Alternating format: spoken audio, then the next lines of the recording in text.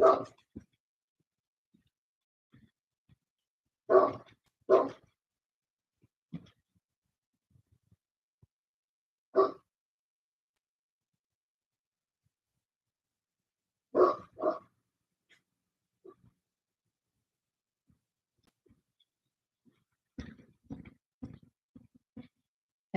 and welcome to Billotine Art. I'm Jess, and I think what we're going to do today is talk about. Sorry, I'm looking for my stool. Give me 1 second. There it is. Talk about why warm-ups are so important in art in general, no matter what type of art you're doing.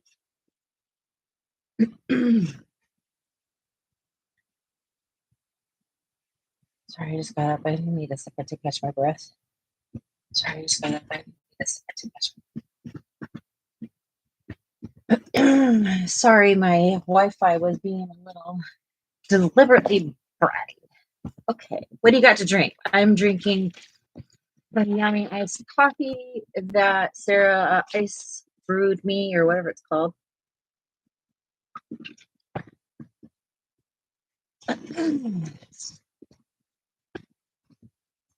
What do you think is so important about doing warm-ups?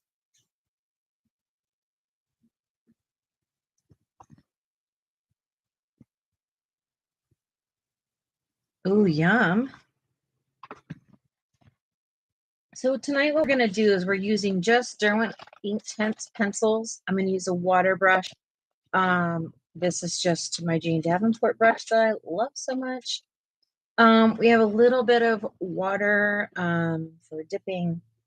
This thing is so cute. It goes on my plein air and has two little things. This is great for plein air or small. And I also use this a lot when I'm going to use my water brush, because I usually have enough in my water brush, enough water for what I'm doing, but sometimes I need to like get it a little bit, I don't know, more saturated, I suppose. Loosen your hands, body, mind. Yes. Hello, Nessa. How are you? Hello, my love. How are you?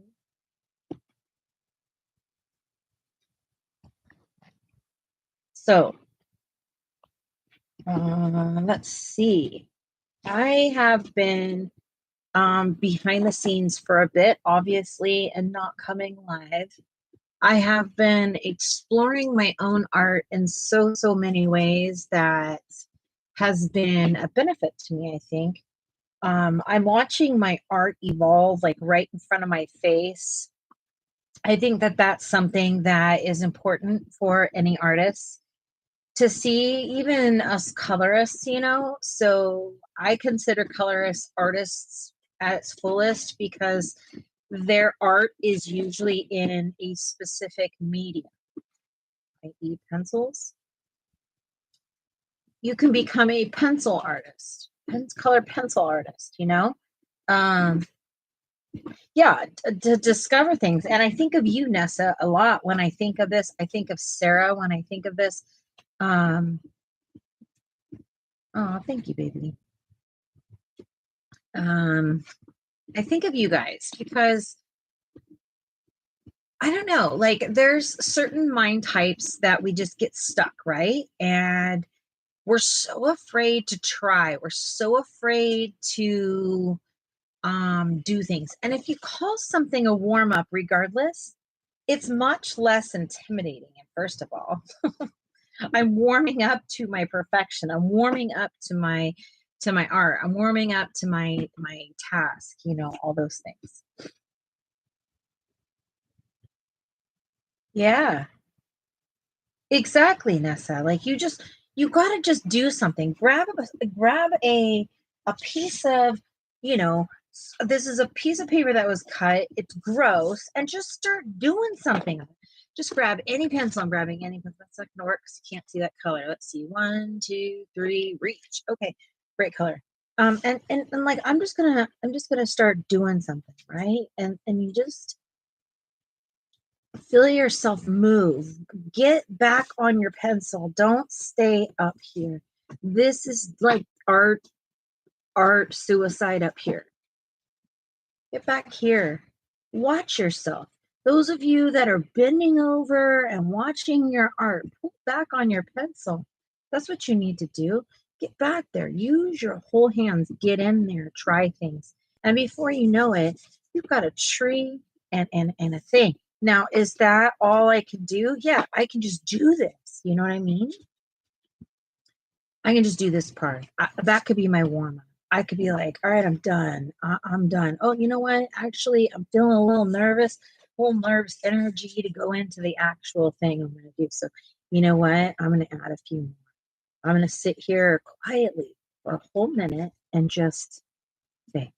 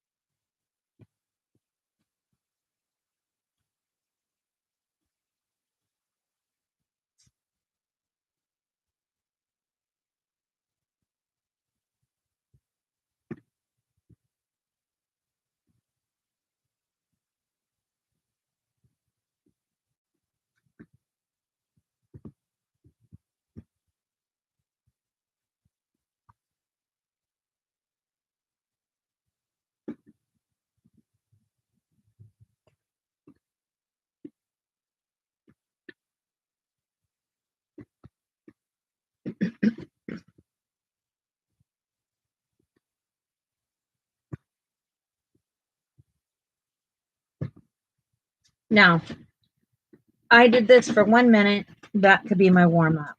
That could be my warm-up. That could be, all right, cool. It could be your inspiration. It could be anything that you wanted to do. I didn't overthink. I pulled a color. I tried it. I wrote something. I did something.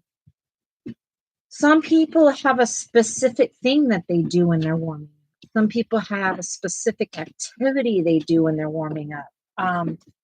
So I wanted to share a little bit about how that process. This is a warm up for me.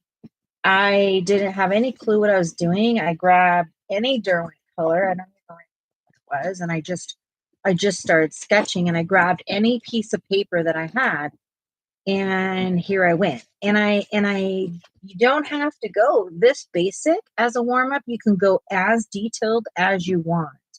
Yes, Nessa. Happy trees. Exactly. That's a good thing too. And maybe perhaps, while you're watching that, just get out a pencil and just start sketching something, or just drawing circles, drawing circles, making your lines match, making your lines connect is the best practice you can do for yourself. The more discipline you have and control that you have in your art, the better your ideas can just flow, because you're not stuck on your technical skills. Does that make sense?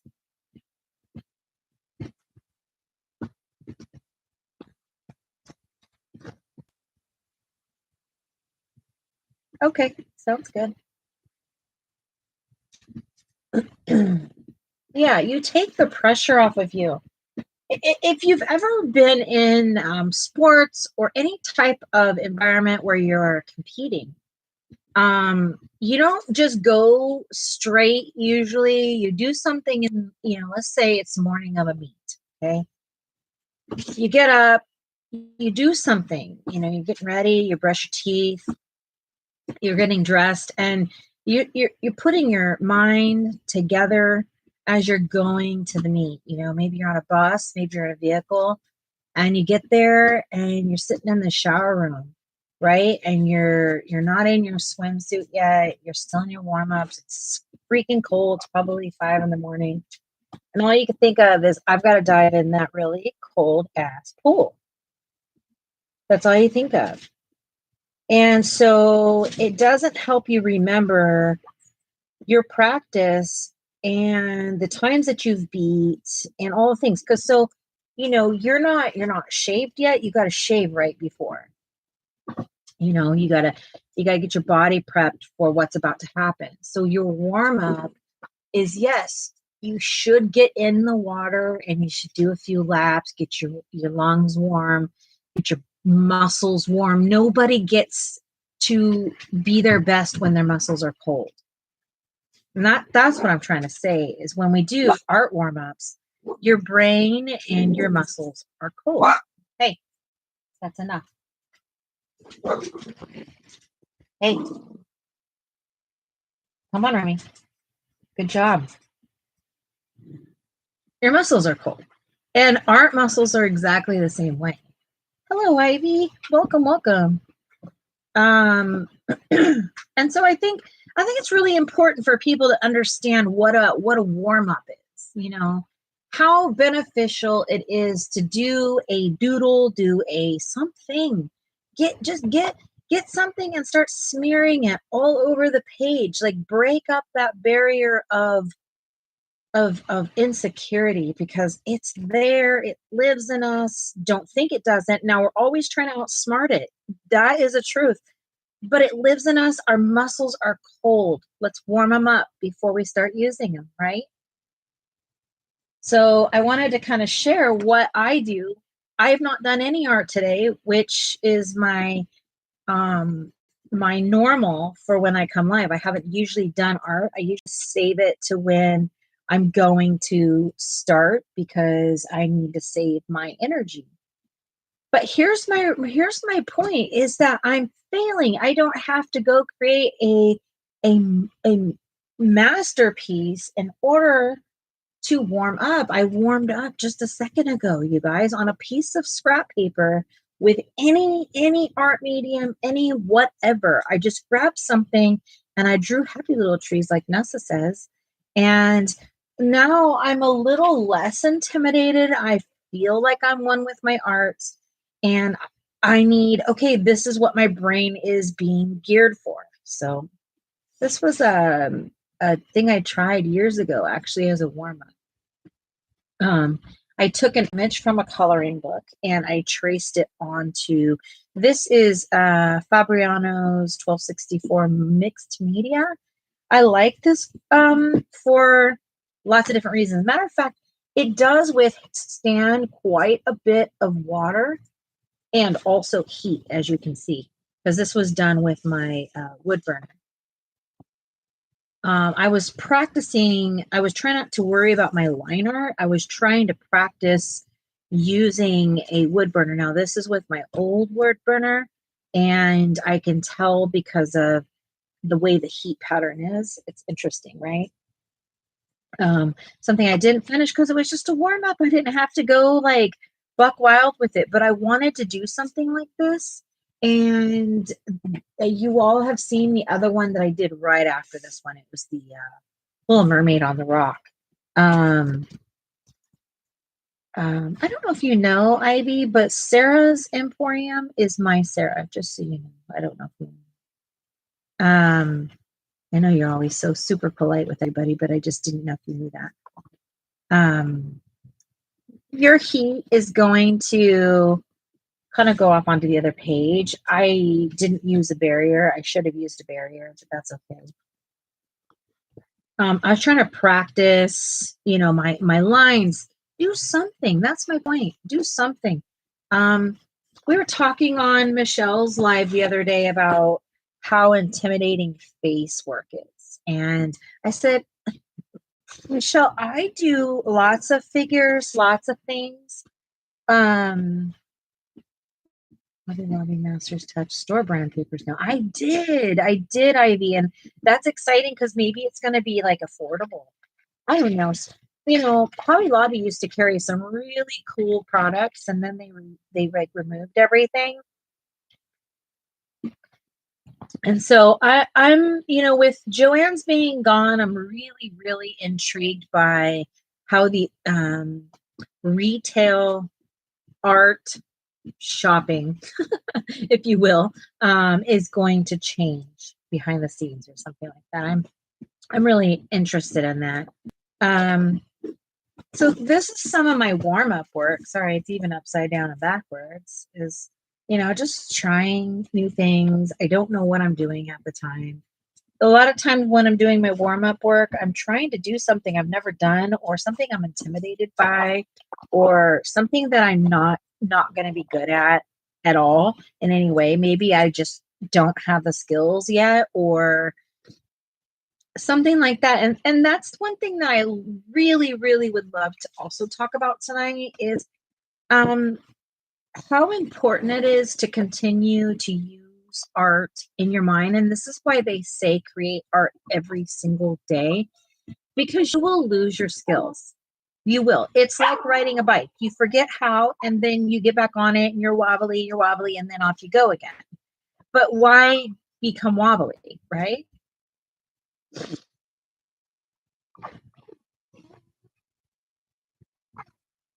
I see that. Sarah and I stepped out and went to Hobby Lobby a few weeks ago, and we were actually able to do some little bit of shopping.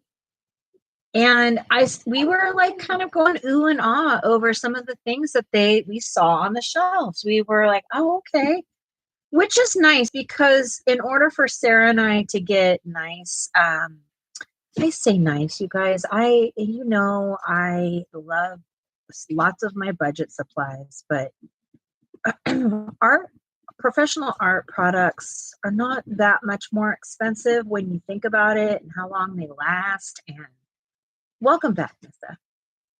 All the things that come up with it. There's such a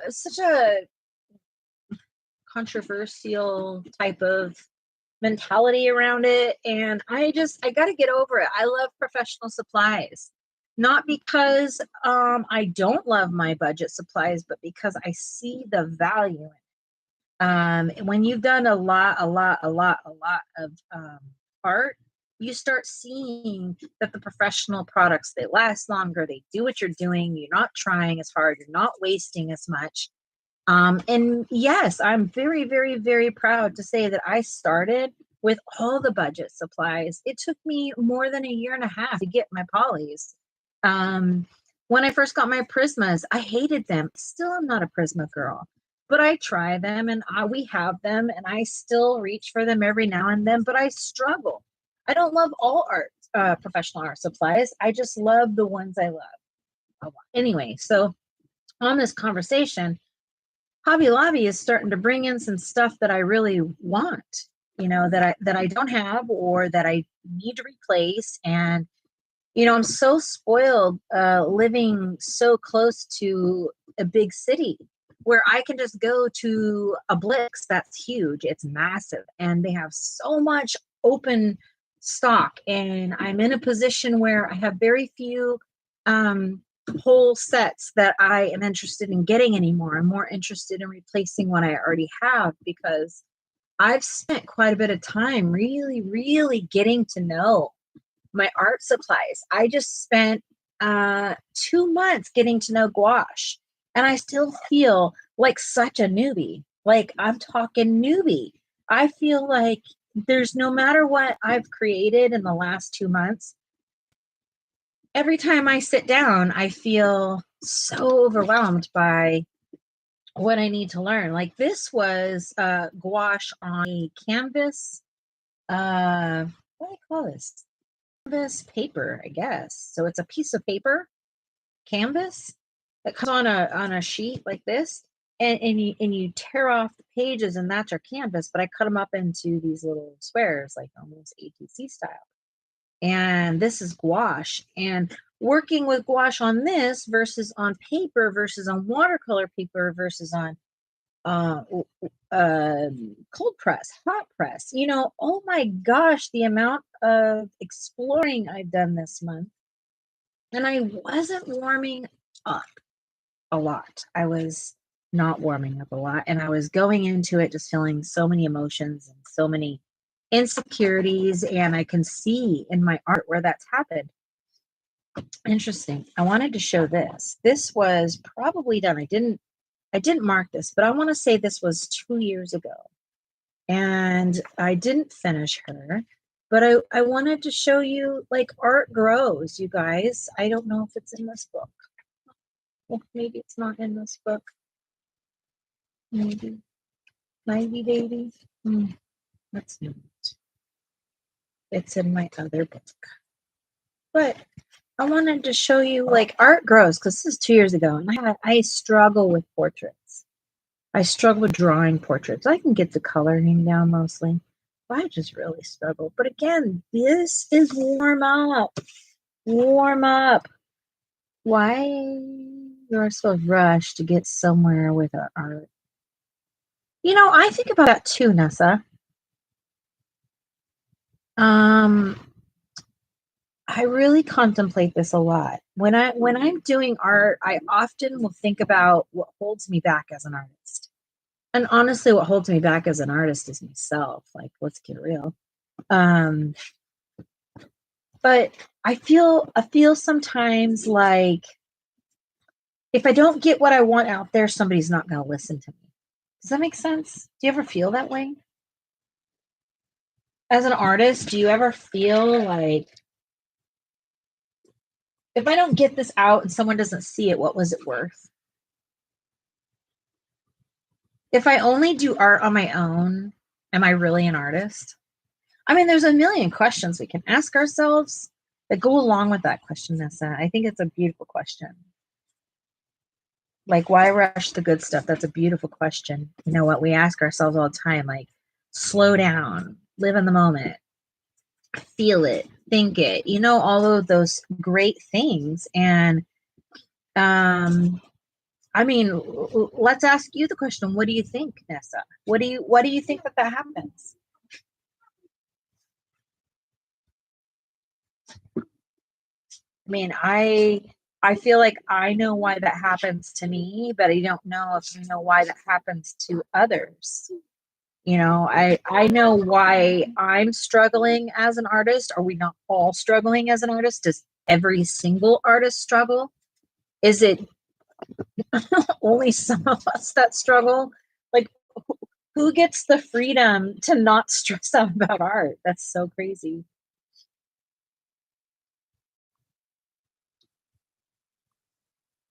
I agree with you. Like, what is that? The customer, the consumer? Yes. We have such a pressure to create a specific type of art that we don't even develop a style of our own. Yeah. Yeah, it's okay to be unsure too. Um, oh, thank you. Thank you, Chrissy. I'm so happy you're here. I am. I'm happy all of you are here. This was a warm up. Hey, Aura. Good girl. This is a warm up. What this funky little face I drew.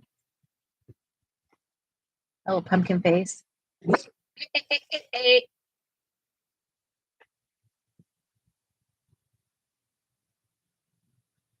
You know what? That's probably a really important thing. No, all done. All done. Go play. Get your brother. Where's Remy?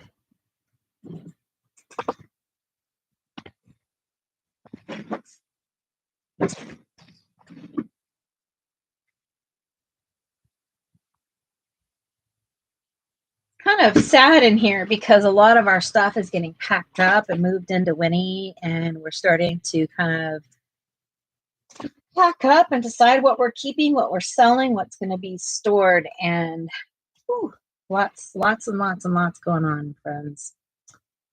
Yeah, Ivy, if you don't know Chrissy, I hope you do. But Chrissy's awesome. She's full of awesomeness and art and inspiration, and she's great. So I hope you all get to meet each other. I'm ready for fall. I'm so ready for fall. So, I don't know. I sometimes stop it, young lady. Leave him alone. He doesn't want to come up there. It's okay. Leave him alone.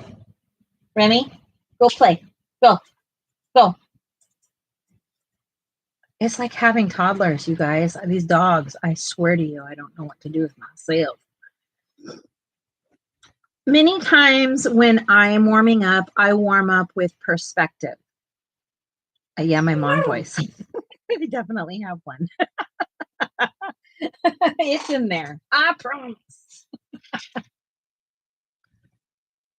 I didn't even really have to like discipline my kids because my mom voice was so serious that my kids would be like, oh. I was okay, tone it down because you're scaring them. I am ready for fall. I'm so ready for this hot heat to go away. I just spent the last 3 days in a full flare, and it has been brutal, and it's because of the heat. This cracks me up because the next couple pages I was practicing with Lori one night. We were talking about doing gems, and I how to do them. And she accuses this page of looking like female, not this next one, but the next couple. She started, because I was taking pictures and sending them to her. I mean, like, what do you think about this one? She's like, that looks like female anatomy. So, hello, Kathleen. How are you, doll? I'm happy to see you here. Yeah.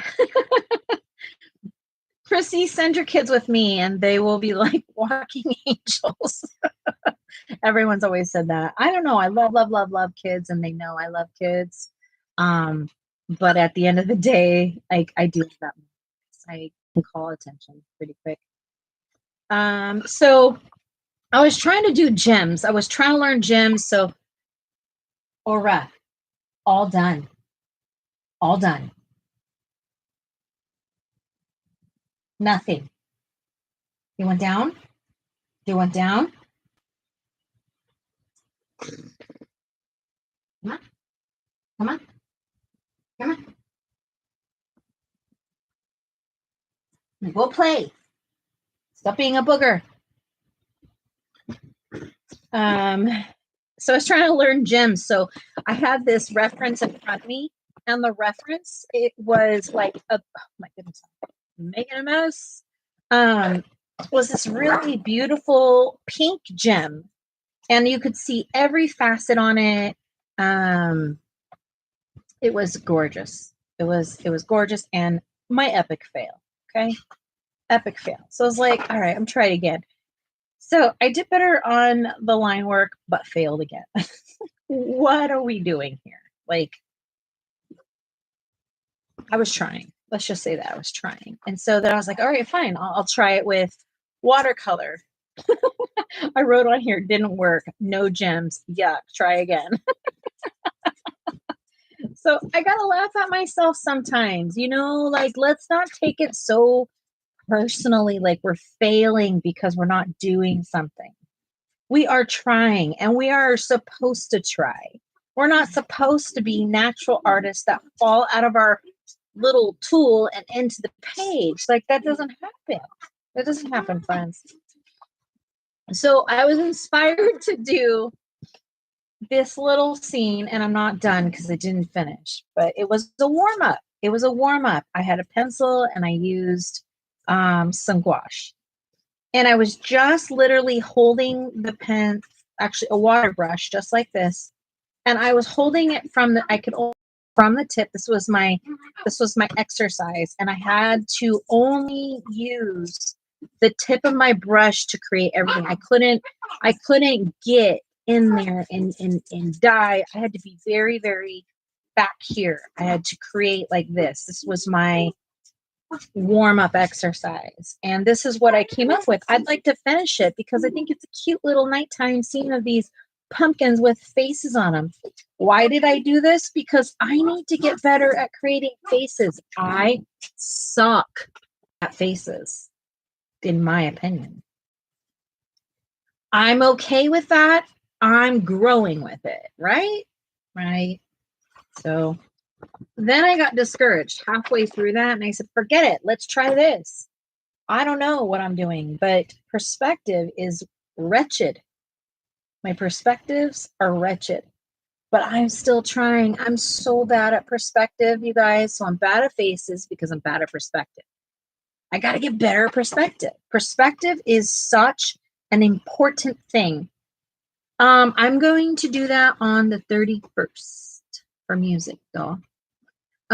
So let's see. I plan 31st is what? Is that Thursday?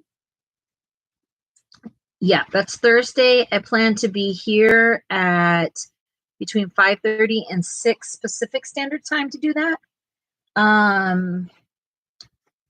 And why don't you, if you're not going to be available for that time, plant yourself into Discord somewhere and let me know that you are signing up so that if you're not able to make it to this live, and I'll post something in Discord and on my community page also. That way, if you are included in it this month, I can get you your person. Okay? Does that help, Kathleen? I hope so. What are y'all drinking? I'm drinking iced coffee. Cold brew iced coffee.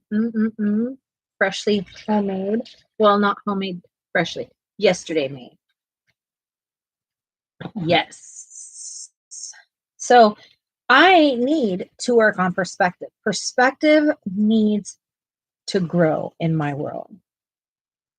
I'm so excited. I have one more card to make. I am failing at this month. I don't know what's wrong with me. I have a very serious art block this month. I know we're not going to talk about it, but all the deals and dudes and dilly bobs that have happened over the last month have had me a little bit paralyzed. And that's just my truth. That's my honesty because I like to be honest with you guys. I have a lot of guilt that whatever has happened has affected other people. And that has stopped me being able to be social. It has stopped me from being able to be artsy, all the things. And I'm working through that. It is something I deal with when things like this happen. It is the way I deal with things. I tend to show up and then shut down. And that's how I deal with things. And I'm working to get myself back, moving on. This was also warm up. A warm up. I had fun with this. I had so much fun with this. This was like super simple. It was a very simple color palette. I started out by just doing these flowers because what I said, we need to connect flowers. We need to make lines connect. We need to practice, practice, practice. These hands don't remember crap if you don't keep using them. You got to keep using them.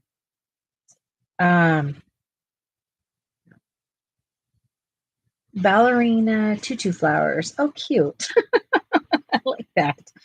And I didn't have any intention of adding these flowers in here, but it just happened, you know? It just happened. And then after that, I tried this. And this was warm up too that turned into like a whole page. And sometimes that happens. Sometimes you're like, you know what? You just keep flowing with it. You just keep flowing with it. You know what I mean? I don't know what I'm doing 99% of the time. But what I wanted to do today is I wanted you guys to help me with my warm-up because I haven't done any art today. I'm going to use Derwent ink tints. I'm going to use this water brush. I will have a winsy bit more water over here. And that's what we're working with today. And I need you all to tell me what I'm going to do today. What am I going to draw today? I started this scene. I've been watching things on Catalina. Do you guys know what Catalina is? It's Catalina Islands. It's actually Washington. I'm sorry, Los Angeles County. Hey, young lady, get down. Get down. Thank you. Good job. Good listening. Catalina Island is off the ocean in LA, and it is Los Angeles County, and it has about 4,000 people that live there. There's lots of history that goes into what Catalina is. Look it up. Hey, no. Puppy training. Sorry, guys. And it's this incredible little town, and they have all these great rules. It's part of Washington, or I keep saying Washington. What the freak? Los Angeles County, and it's incredible. It's beautiful. It's very, like, a lot of rich people go there to get away and stuff like that. So that's what that is. This is also the very, very, very beginning sketches. This was a warm-up also. I did this last night, and just then I wasn't feeling it. I just was like, all right, I'm done. So this is the beginning stages. I have a sky, I have a horizon, there's a hill. They have this building called a casino. It's not a real casino, but they call it a casino, and it's basically like a entertainment venue. And then they have like this boardwalk, and they have up here, and they have all of these boats. They can be rented by the day. You can buy a buoy, and then like it's like $300,000 for a buoy, and you can pull your boat up to it or your yacht up to it any day, any time. So I started doing that. I grew up knowing what Catalina is because I grew up in Ventura County. And I just honestly have never been there. I've never been there, but it's always been on the bucket list, right? The bucket list to learn more, and it's been pretty cool. They have these wild bisons that live there, and I guess they live there because they. What are you doing? They did a movie out there, and they put bison out there, and then I guess they left them there. They used to have like 300 bison out there. Now they have like 80. So I don't know. You ever wonder where your art gets inspired from? You ever have like different ways? I know that most of you are doing coloring books, but have you ever thought of like where your color combinations come from? Like, what have you seen during the day that you all of a sudden are like, gosh, I need to recreate that in my life somehow? I'm thirsty. So then I started doing this line art here. And this is an up close concept of the casino that they have there.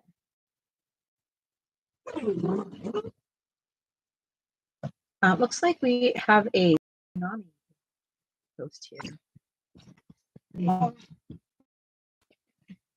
Hey, what do you want? All done. Play.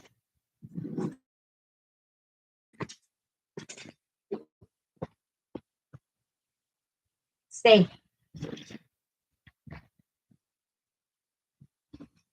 Ooh, hot. So anyway, this is what it looks like up close to the casino in that other picture. This is the hill, and so Catalina has like all these islands. This island that kind of goes horseshoe shape around this like little marina here. So that's really cool. I'm not sure what we're doing today. So what do you want to do? You all want to help me do a warm up, or what would you like to do? How about audience picks art day for me?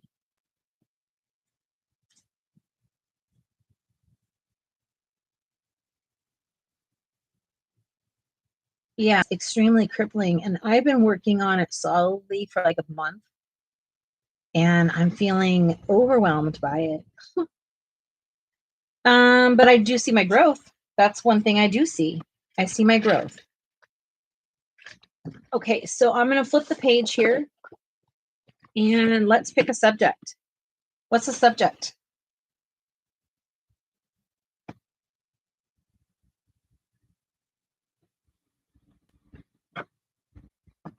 Don't be afraid. Just shout it out.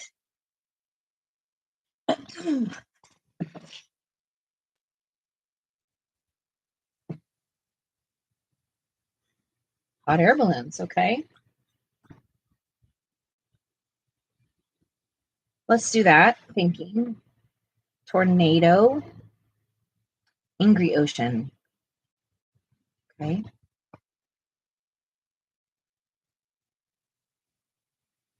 An angry ocean.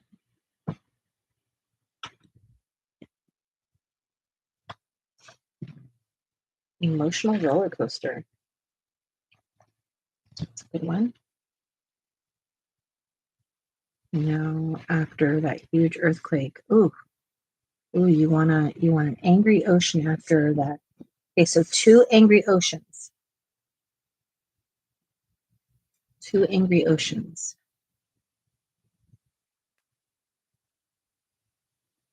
Tsunami warnings from West Coast. Yeah, scary. They've been talking about it for a long time.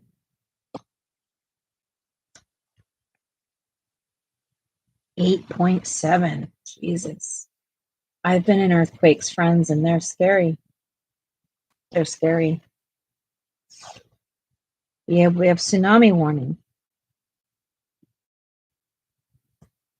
I mean, we're inland, but it still would highly affect everything.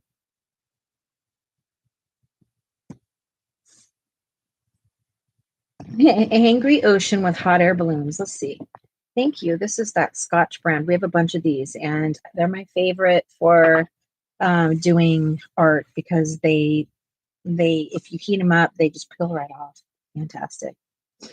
Okay, let's go angry ocean, and we'll see what we add. Okay, so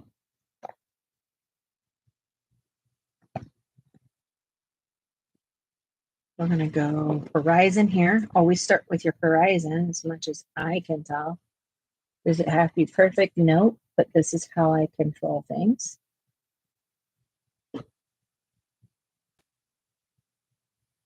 Yeah, that's insane, you guys. There's a horizon, and let's see. Let's do my horizon. It's a little bit more.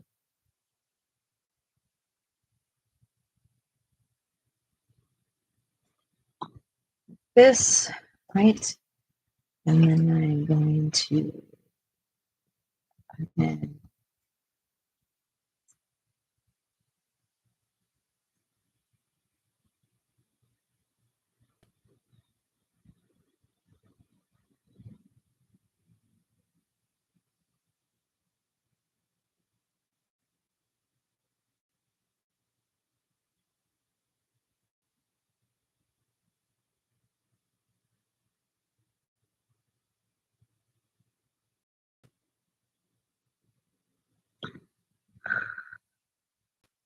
Okay. So, because I need an angry sky with an angry ocean, that's going to change a lot of things. Is there anything else in the scene besides an angry ocean?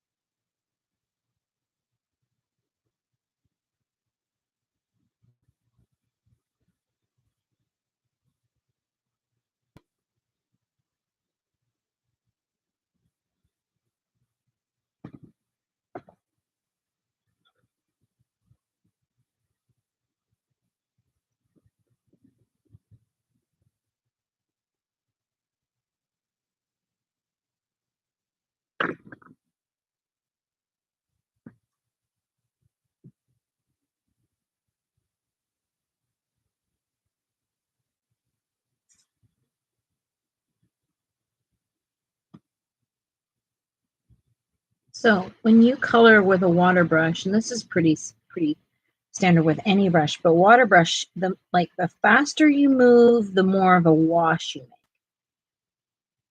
If you move slow, you're going to create lines with the tip, okay? And I'm working with Derwent Inktense, so Anytime I wet this, I'm going to make those lines solid, right? Yes, a light source. I need a light source. And so I'm going to come in here and I'm going to get these lines without having to touch them as much as possible, because I really just want them to activate and stay. So I'm kind of gonna move across the page with my finger, right? Because you can do anything you want. You don't have to just use your tools. You got fingers, they're tools. And as I'm doing this, I'm activating that, and I'm going to keep those lines permanent. They're permanent now. I can't move them. Bye-bye. No change. No choices. You made a decision. Congratulations, Jess. Because we all know making decisions is crippling. Because in art, you can get decision fatigue very easily, especially those of us that are making daily decisions constantly.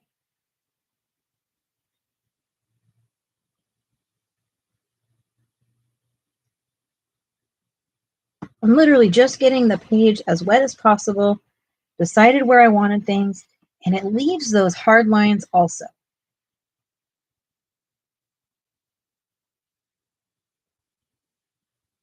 Well, that's good. Thanks for letting us know, Sarah.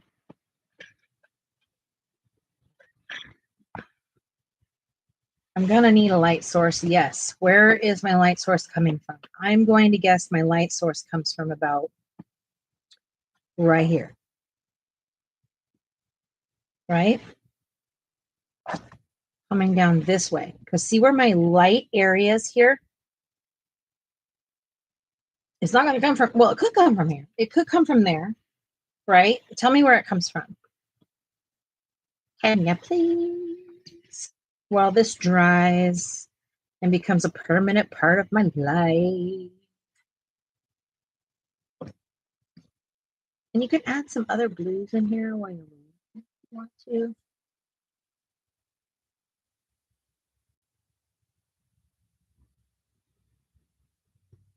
Yeah, I think so. I think so, Chrissy.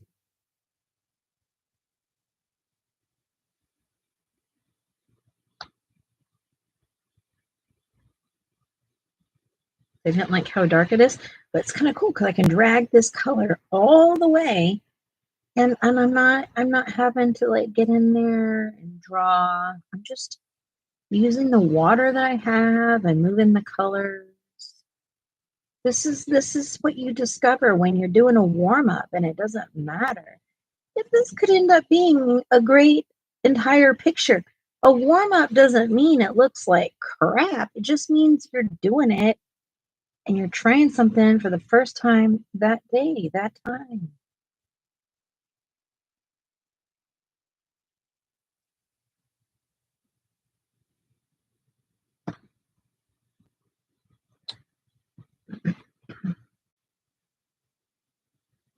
So I got a buddy color with Chrissy I'm excited about. Thank you, Chrissy, for inviting me. It was really nice to have an invitation for that. And I mean that. I mean that.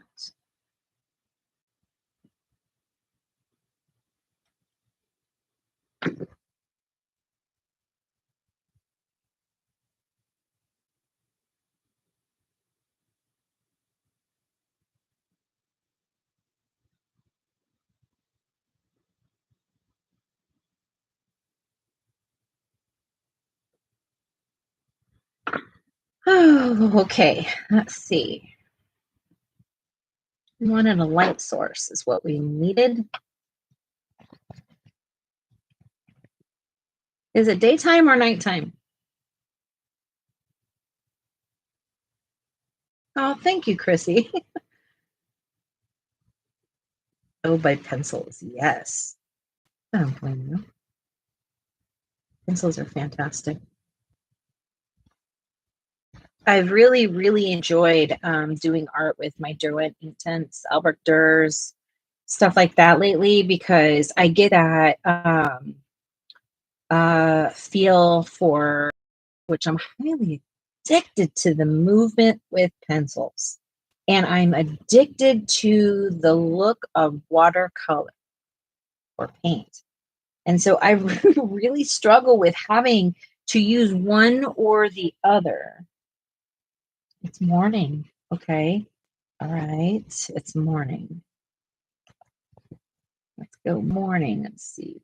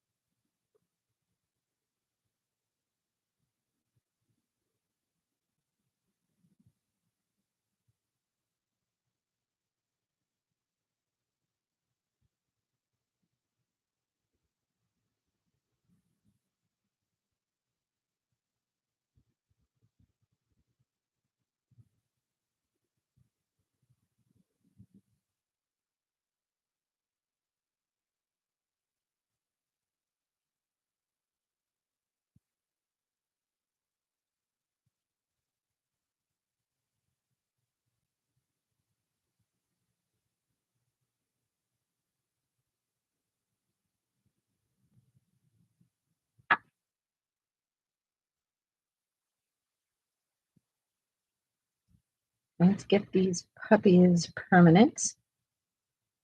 See what we even did, because that's hard to see what I did. It's Lello. So I actually am using just the tip of the brush because I want to concentrate on making permanent marks. Oh, does have a warning. Okay.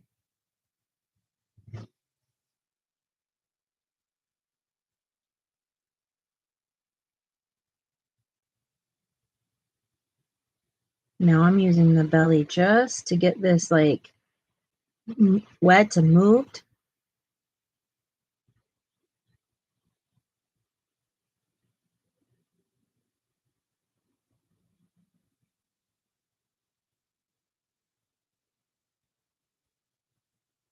And I'm using quite a bit of water.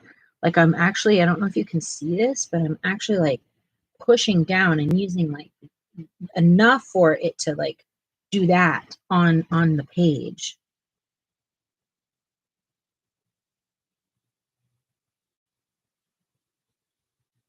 Why seems like they've had so much difficulties lately, and it's really, really scary and sad.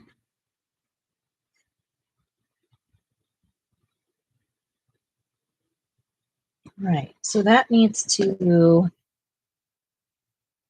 wrap itself up. I'm going to use like it's called crimson. I think it's a little bit, it's probably too dark. Let's go with maybe a lavender. A red violet, it says. Let's see what this does. Um,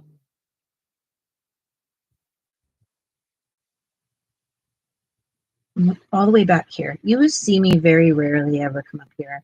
I know I get made fun of a lot because people are like, "How does she do that?" I don't know, because I've disciplined myself to do it. It's important to do it. It your art, your strokes, your intention. One, it allows you to see what the heck you're doing, and then two, like you can be in control of how hard or how light. If you've got to move up there, that's fine, but you can't like start art that way. I mean, you can't never do nothing, my mama always said. So I do know that you can do it. I just, it's not, you're not going to get the same type of, you get such angry strokes that way. Does that make sense? Angry strokes. That's how I look at it. You're seeing the different colors come up brighter and lighter depending on where there's water on the page still. So I like that intention, and I'm coming in here and I'm just placing where I want bits of color or thicknesses of color. My pressure will change depending on where I want. I don't want a lot. I'm kind of just I'm gonna wash this out, but I'm also kind of trying to lay in some more marks.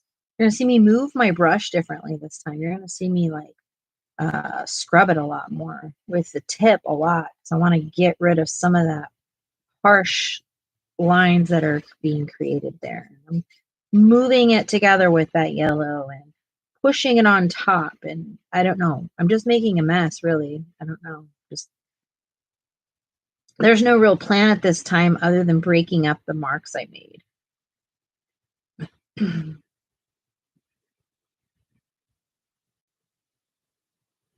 Oh, yeah. How fantastic.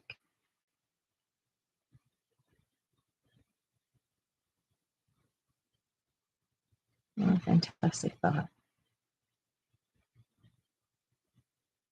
It's very interesting to see how we all grew up and we all expect that everybody grew up the same way we did and have the same understandings that we have, but everybody's half nature, half nurture. And so the nature in us is different than the nurture, but the nurture comes from the nature. And they're the person that nature nurtured you. You know what I mean?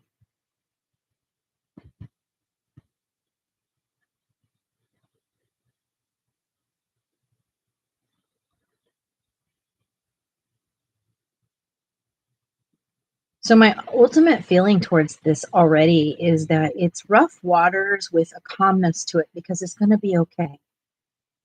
It's going to be okay. You know what? It will be okay. I just have, I don't think this is going to be the end. And we got to stay focused. And the more calm you feel towards crisis, the better outcome you have. So again, I'm just wetting the whole thing, keeping those lines, and I can keep scrubbing out these harsher lines before they set in. Now, it's Derwent, so you're stuck there, right? I'm stuck there now. I'm going to bring in a little bit of this. This is sorry, Shiraz. I really love this color. I think I was telling everybody on Discord the other day, like, I love this color. And I'm going to put a little bit of this right underneath that sun horizon line because good old sun is going to start reflecting back this way, but she's not going to completely reflect yellow. She's going to reflect off that sky, and I'm just kind of following her lead. Where would she be? She would be all over this water, literally, just sun kissing it, just saying, good morning, everybody. I'm here. I'm back. That's what she says. I know, being goober, but I grew up on the beach, and I was very in sync with the water and the life of it, much probably like Nessa. I grew up with my school just blocks from the water, and our rhythm was different because of it. Right? I grew up to many, many, many sunrises on the ocean.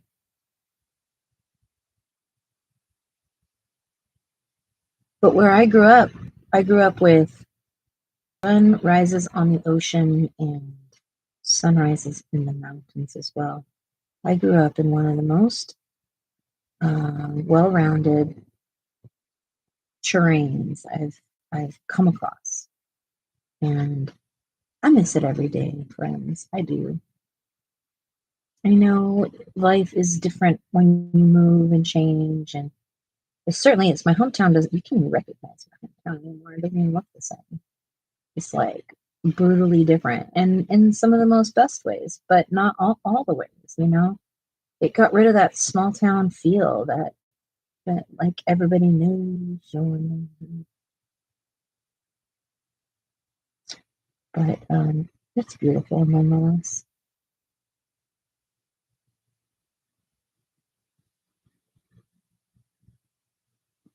So I put some of this red inside of what will be waves.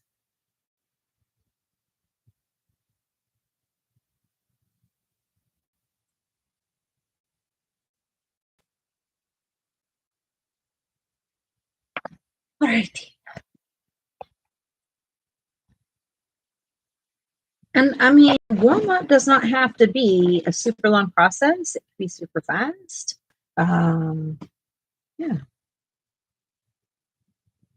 What you doing, Jess? I'm gonna just put in a hot air balloon basket because Kathleen said to put it in both. So I'm doing that. Who knows what it'll look like? I'm not sure. It may completely make it horrible, but that's what warm-ups are about. Using your imagination and just trying. I'm trying. Whatever doesn't work here, I will try to figure out how to make it work another time. I'll take those lessons and go, dang it, Jess. You should have done it. You should have done it, you know?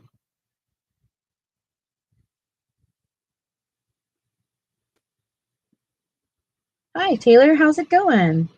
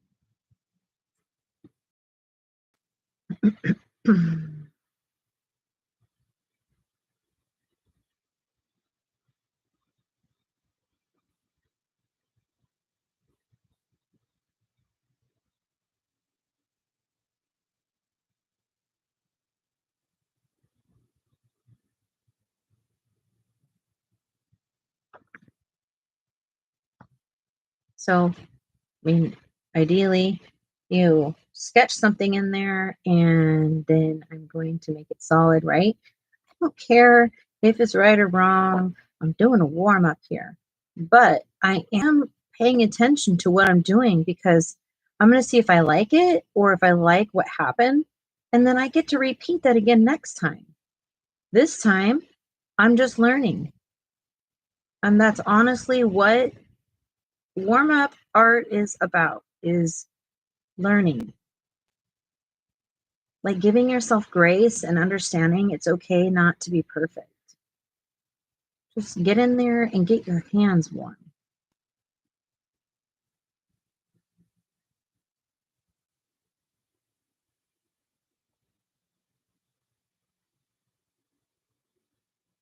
And the great thing is now that these lines have been activated, they're permanent.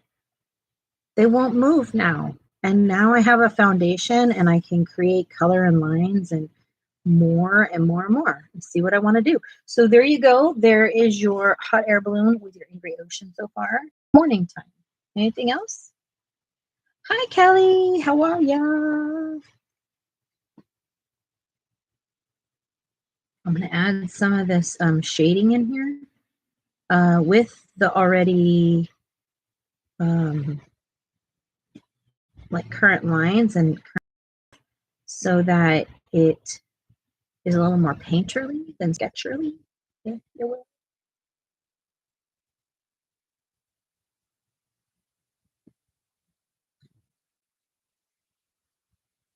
I'm doing all right, doll. How are you?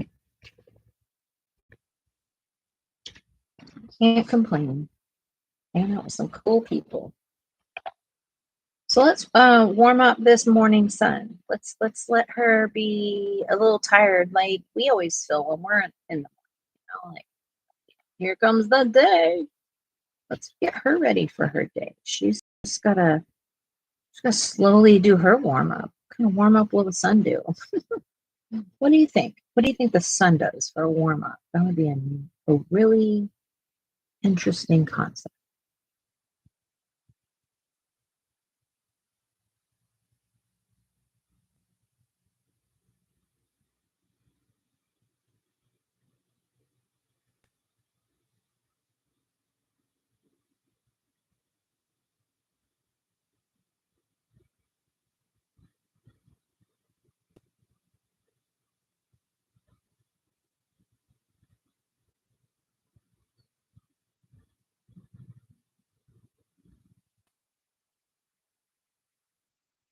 Oh, you are? Yeah, me too. Me too. I was just saying right before you got here that I grew up in Ventura County. Grew up in like Ventura, Santa Barbara area. And I grew up with this. This was my norm, is to see these things in the morning every single morning of my life. Um, is a beautiful scene every day of my life. I would start my day off in the mountain where there's trees and beautiful pines everywhere, and I would spend the entire day being able to see the ocean close. And I had no clue growing up that that is like spoiled. I had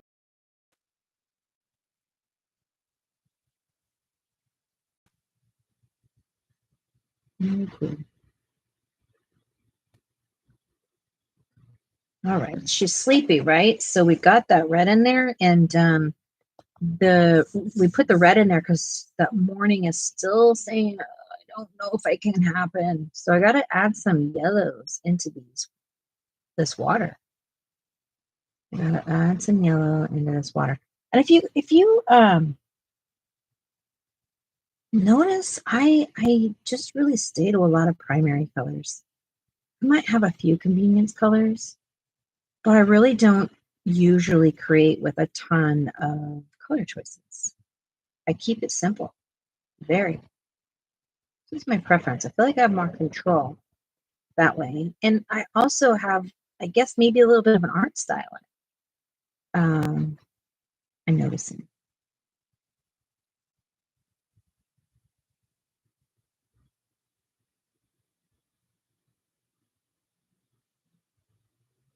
Okay. See you back, Kelly.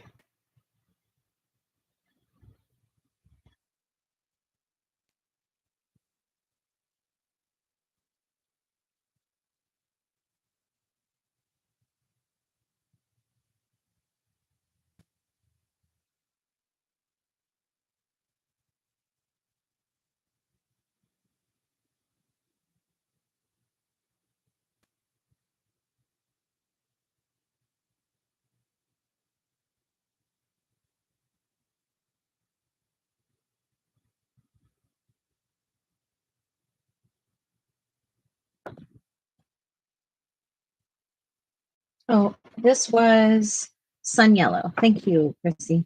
I appreciate that.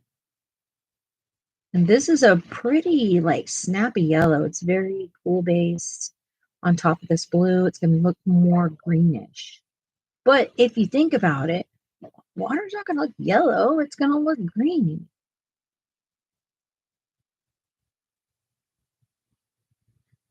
Hello, Robin. I was just thinking about you.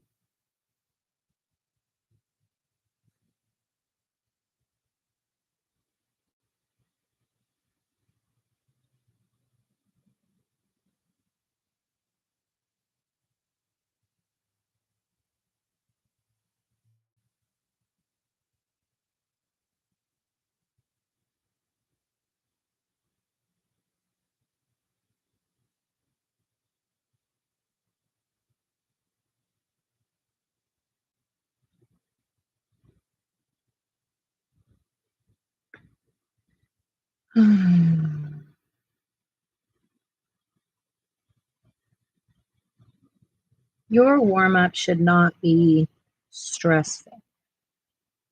If that means you grab a piece of paper and you scribble on a piece of paper with the colors you're about to use on your page, then do that. You don't have to create anything to do a warm-up. I mean, it's better if you do, because then your mind is exercising. I want to like let you guys in on something I've noticed. This is like I noticed. And I'm going to notice these things because I've created my own art supplies in the past. So knowing like there's only so many things that go into everything to create something. What, Jess? So every pencil is going to have some kind of general concept of how it's made because they're creating the same damn thing. I don't know this because I can't microscopically see up close, right? But when you get to scrubbing with these, it creates a bit of a bubble. So that means it has some sort of cleaning agent or something in it. Interesting to me.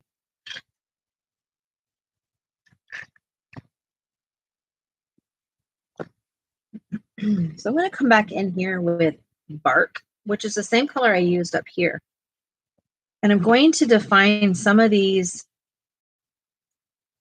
It's damp, right? My just damp, and I want some of these darker shades underneath these waves to kind of have a bit more of a presence or an attitude here. I don't want them to be so like subtle. So I'm coming in and I'm going to sketch these areas I want to be a bit more, I don't know, maybe attitude like, hello, I'm first, not you. Kind of an attitude. Like, nobody knows I'm here. Somebody's got to know I'm here. This is a huge deal over here. Like, kind of an attitude, you know?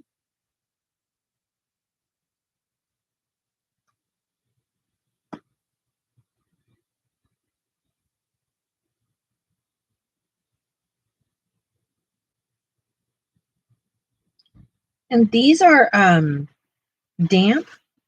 Like I said, they're damp. So they're going to show up darker than if it was just with like dry paper. And I also start to come in here and I'll shade some of the top of these and start creating a little bit more shading. And the thing is about the stage y'all start your coloring, right? When you come in there and you start putting your marks where you're going to do it, and then next thing you know, you start blending those marks in or layering, whatever you decide to do. But when you do your own art, it's like you've created your own coloring book. So now I get to come in and color my own book. Not, I don't know, that's how I think of it. How do you think of it if you do your own art? What does it feel like to you?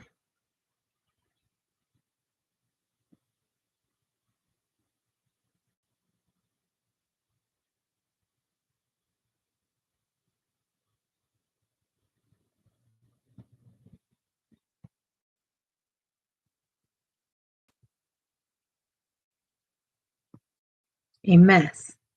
Me too. That makes a mess too. I like the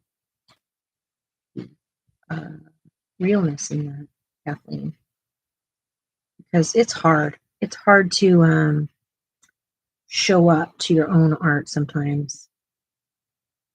And I'm the first person to say I struggle with confidence in my art, no matter how many times someone says, "Oh, I like that," or "That's cool," or blah blah.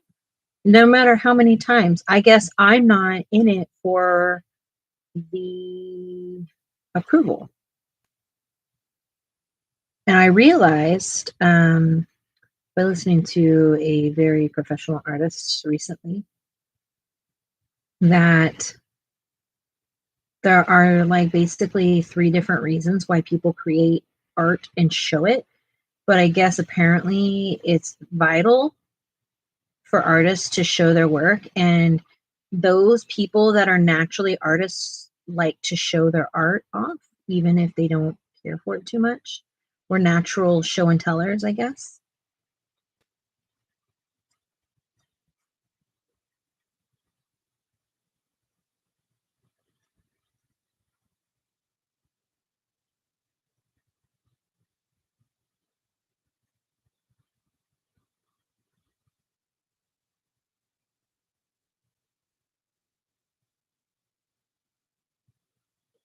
And so through this, you can start to see my natural style come out. I don't even mean to do it, it just happens.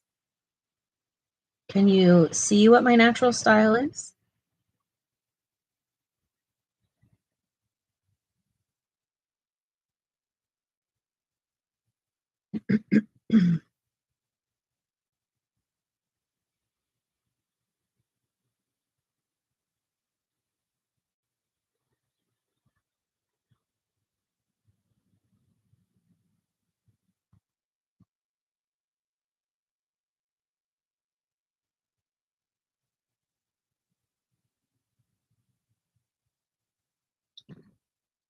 So I'm going to move back on to my deep indigo.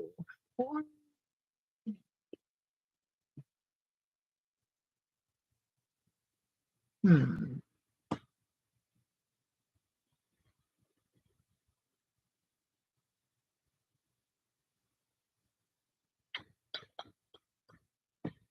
I think I'm going to add some white into here. I'm going to put some white into these areas here.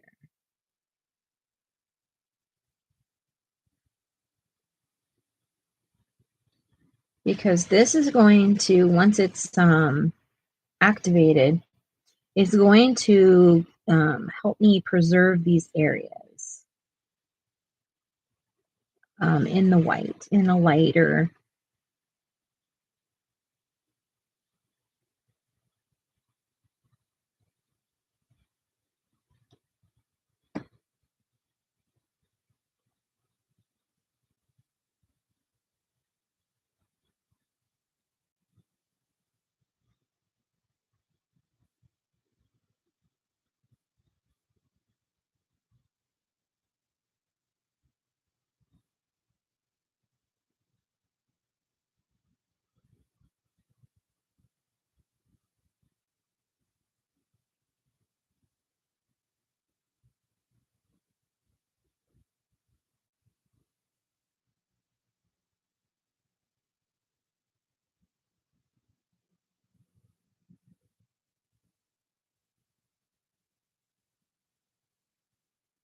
So a lot of artists do thumbnails as warm-ups. Just very simple sketches. I feel like at where I'm at in my art journey, I need a little bit more than that because I'm not that disciplined yet.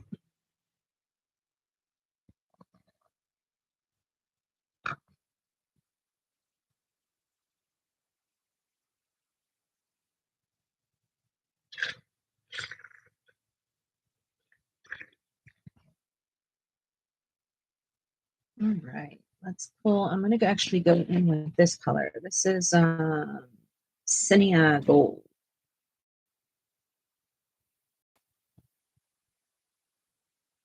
And when you're using Derwent, make sure you use the same practices as you would with watercolor, like soft pressure, like when you're coloring. Use all of the same rules because those lines, when you activate them, are going to show up in the way that you use them. So if you're just scribbling, you're going to see scribble lines. And to many, many people, that is so beautiful. So go for it if that's what you're looking for. But if you're not looking for that, then just pay mind to that, okay?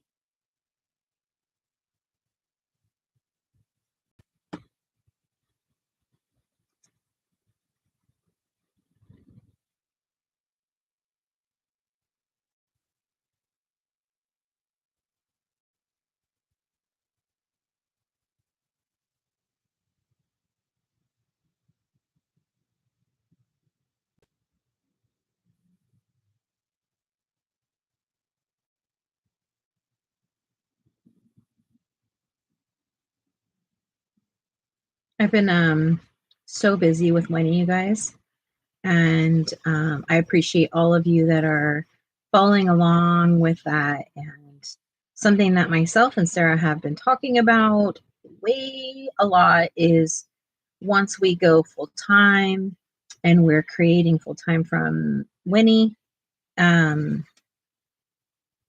do we call this channel now?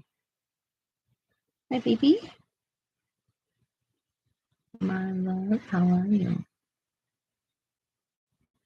What do we name this channel? Like, I'm gonna keep asking that because I'm a little bit stuck on it. Bellatini is the name of mine and Sarah's business. So does Bellatini fall in line with that, or we will be creating from the road and building our business from the road, but I don't know how fast we'll be doing that, or it's like for us yet.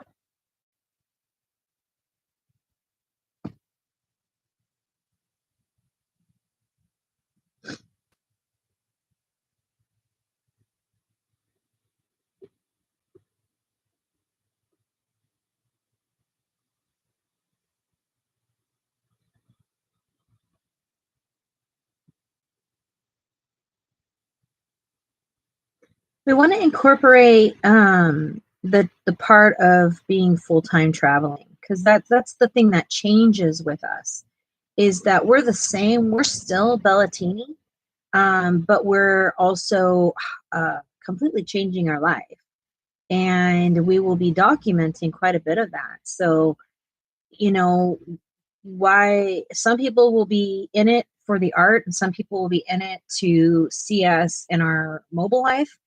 And yeah, I don't know if I want to use that same one, doll. It kind of makes me feel scared to be using the same one that we've been using. I don't know why I feel stuck by it. I like the journey with, but journey with who? Journey with what? Journey with how?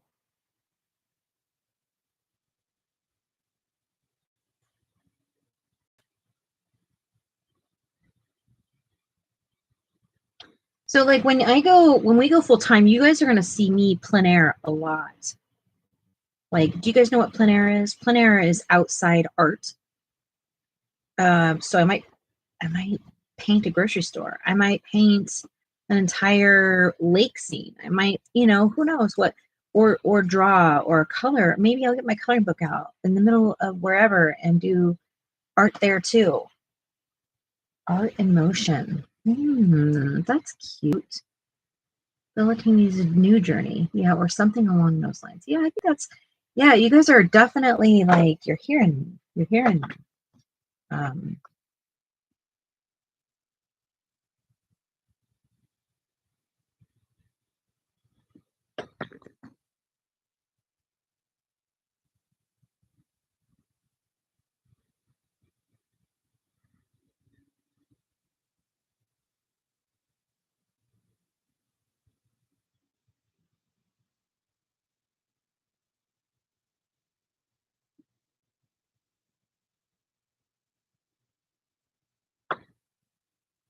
Winnie does art. That's so cute.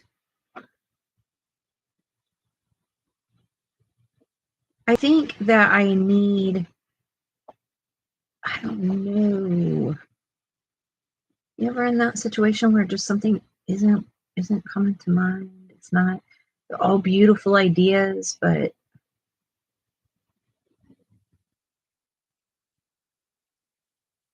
so here's the thing is because like Sarah and I may or may not be doing like markets and stuff like that in the future.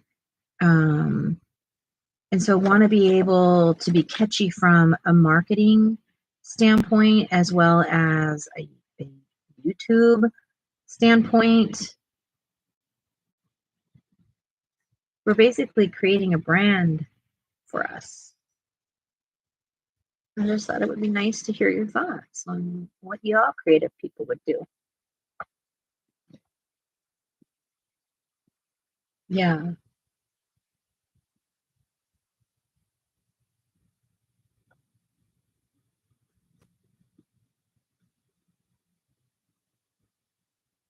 think so, Nessa. Hands dancing.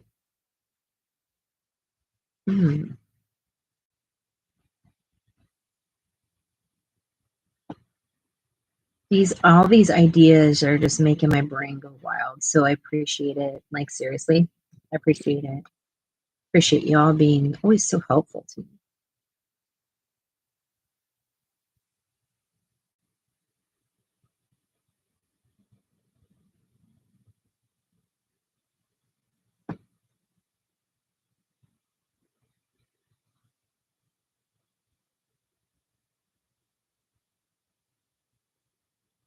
So some of you know that I got treatment not too long ago, and I really have been struggling.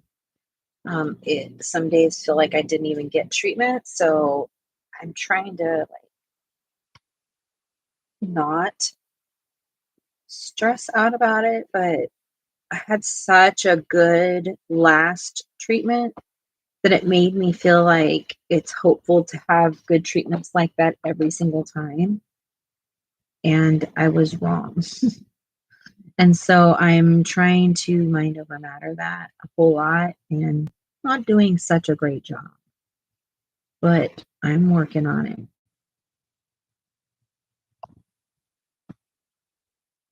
Winnie and the Wandering Artist. Oh my God, that's cute.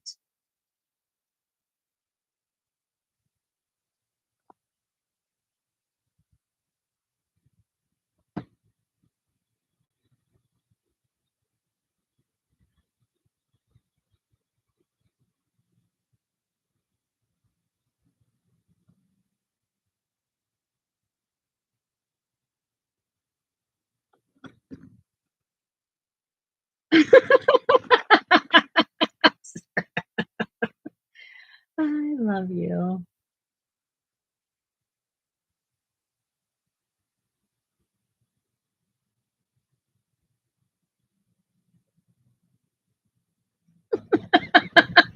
Keely, hi. Hello, doll. How are you? I'm obviously laughing hysterically because my wife is hilarious.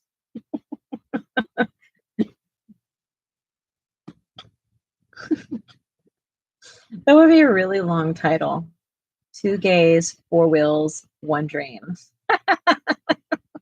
Every time, welcome to 2 gays, 4 wheels, and 1 dream. Every single time. It could be kind of like our mantra.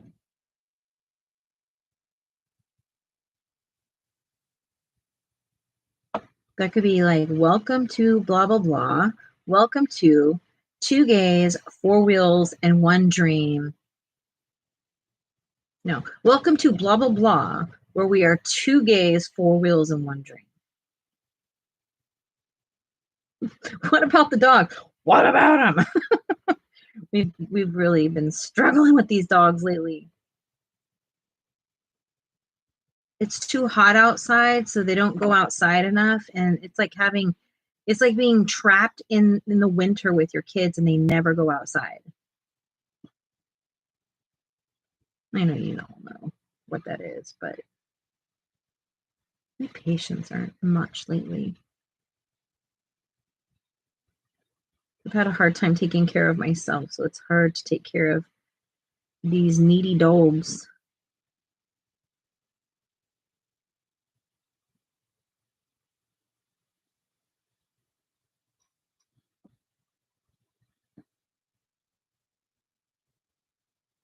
Two beans and two wings. We've talked about that so many times. Oh, Sarah, I love you.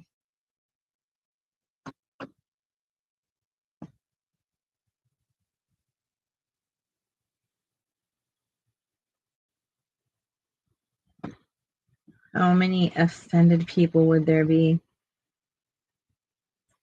You really give people something to talk about after that. Chrissy. How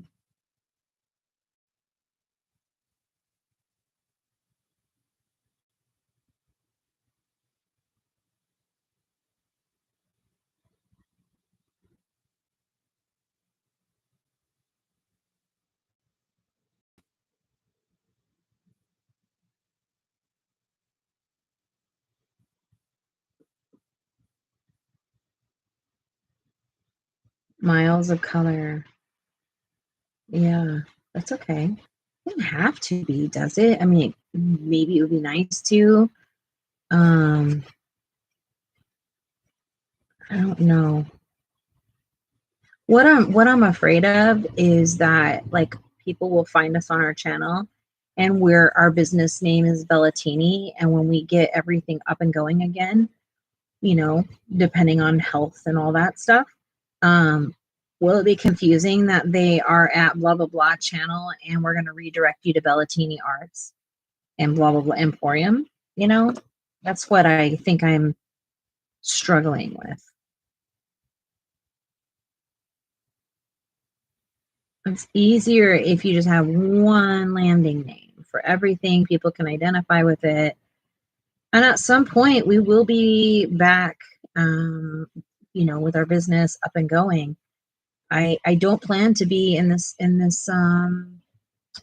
health health problem forever.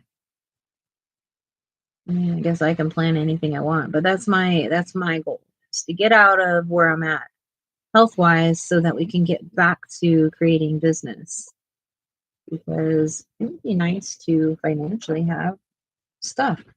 Let's see, Bellatini's Artful Path or Bellatini's Artistic Excursion. These are cute. I'm storing everything everyone says. And then that way Sarah and I can come up with what it is. Sarah Bellatini's Unbound. How important is it to have the word art in it? I mean, do you understand? Like, do we need to tell people that? Bellatini's gone wild. Yeah. Oh, Sarah, I love you.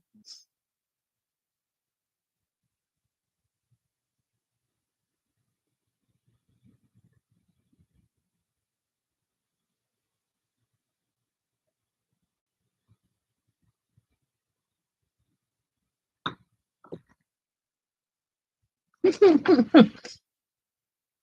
we had a van, a gay Van Gogh.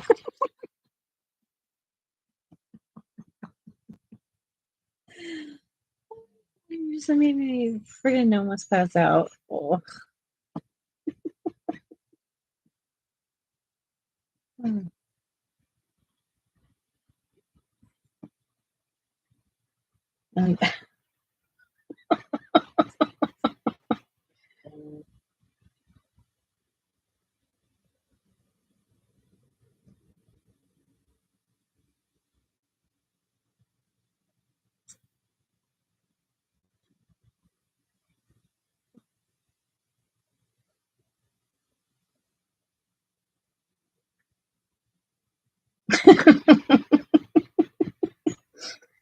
oh, sugar.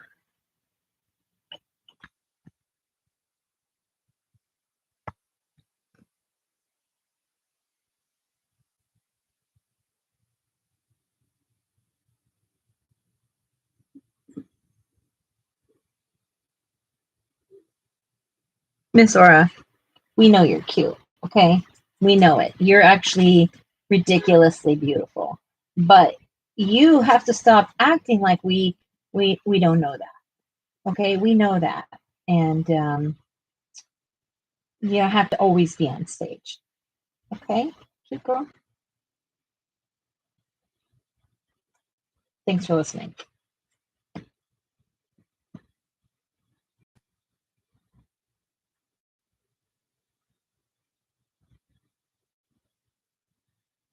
Yeah. We've had a lot of fun coming up with some names.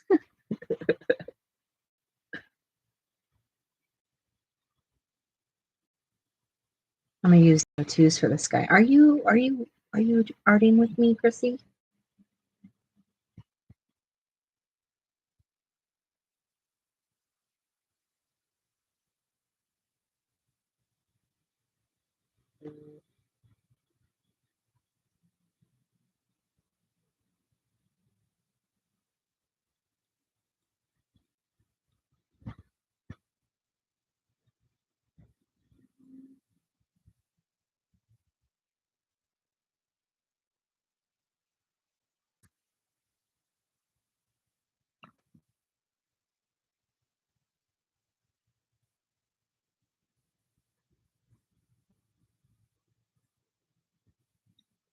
So I guess if I want to do a little bit more detail work, that's where I come in closer to the tip of the brush.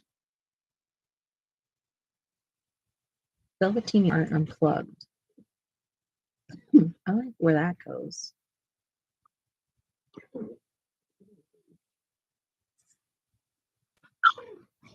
Hey, young lady, you're so mouthy. You're so mouthy. He says, I gotta tell everybody how cute I am. Yeah.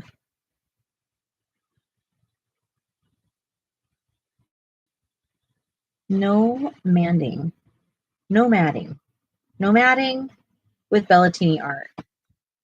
It's cute. I get where you're going with it. I like that too. Sarah, you're so smart.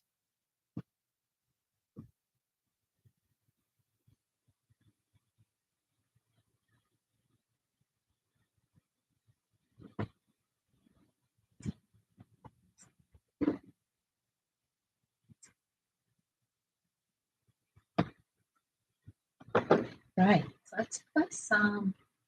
I don't have my other gouache in here at all. So I'm going to put a little bit in this. Nope, I'm going to put one.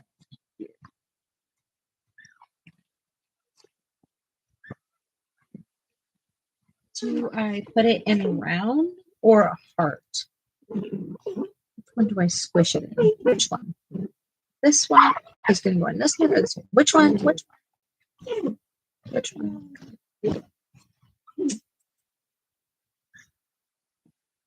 On the go. It makes me so happy to see BPE here. Bellatini Paint Emporium. Sorry, my brain broke. You're done for now? Okay, I'm going to put it in this one so I can get more in it. And that's just white gouache. Gouache. In other countries they call it gouache. And here in America we call it gouache.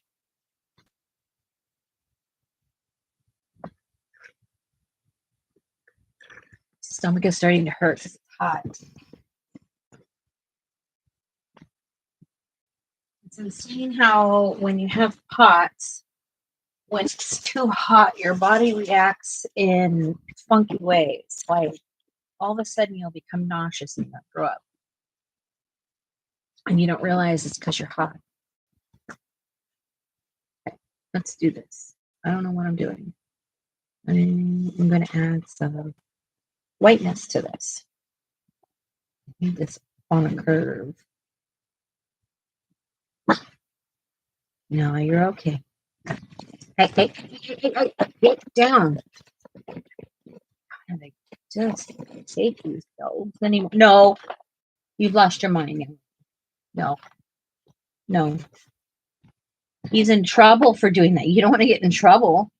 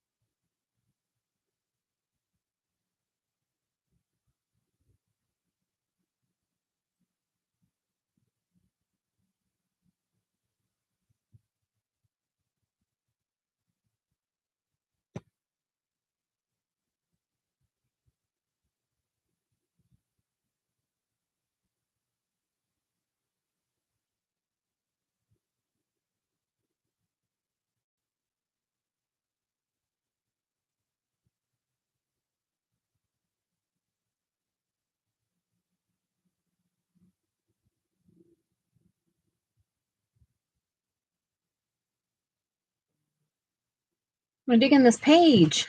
Thank you. Thanks.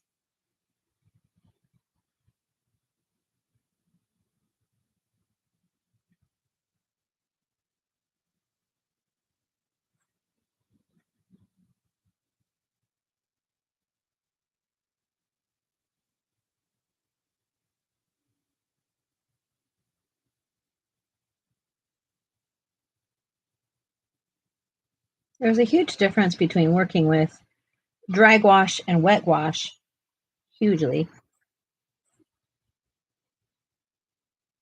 And the opaqueness is completely different and almost like you're working with different mediums. Aura, you're restless today. Pretty baby. Why are you so pretty? Hear the wind? What's that? Is that wind? Yeah. She's so intrigued by everything.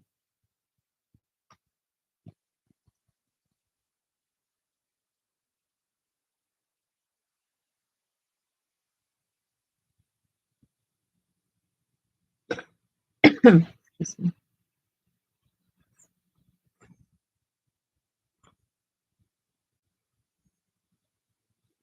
Miss Aura.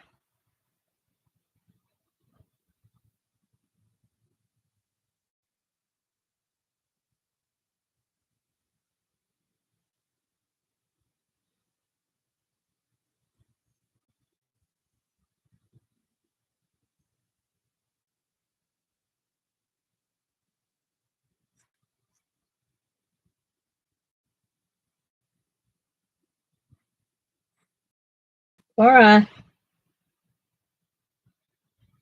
Anybody want some dogs? I know I'm trying to give them away all the time.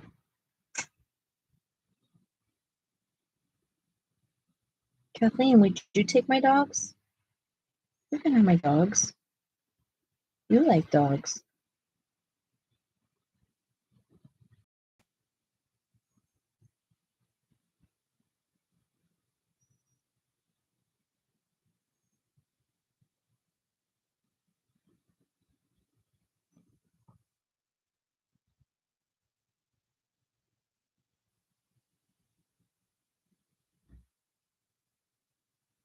Okay.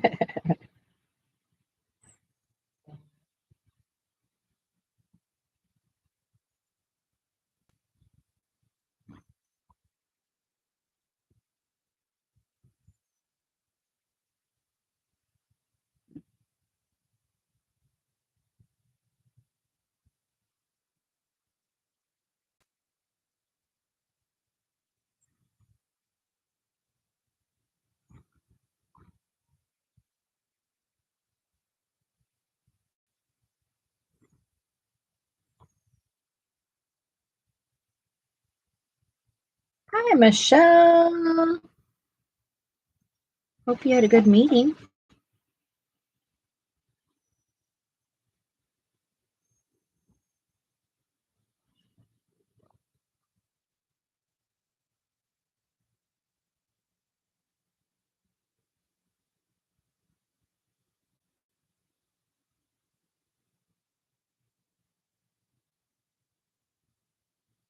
Okay, what should I do next? What's next? Michelle came right on time. She's good at helping me with this.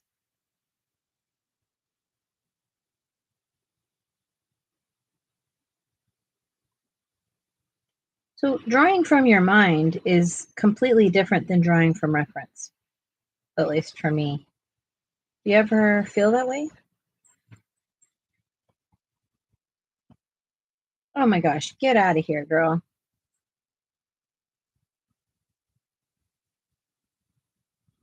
I don't even know how to do a dolphin. I'd have to go get a whole reference for that.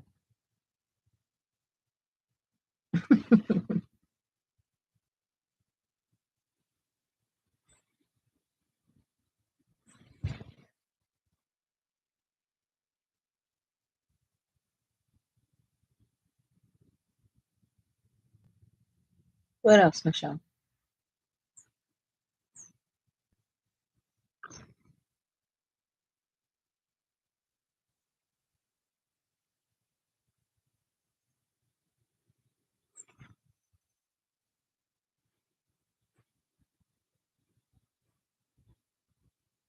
What does this page need? Does this page need anything?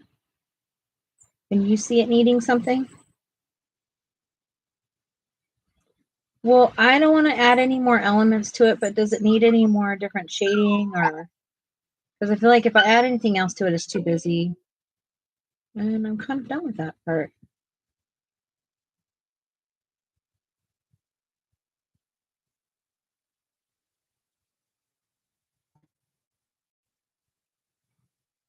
Earlier, Laura grabbed onto my face with her hands, and she used her nails and scratched the log nut out of my lip.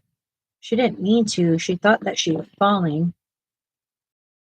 Really nervous if she doesn't think that she's secure, and overreacted and grabbed onto my face. Clearly, she wasn't that far away from me if she can grab onto my face. It's crazy talk. But she did, and it hurt.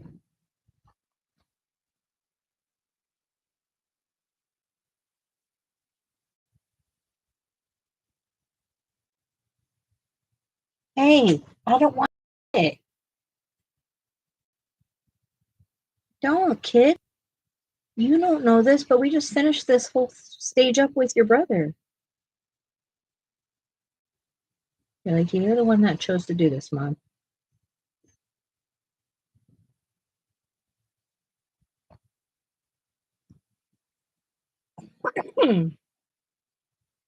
All right.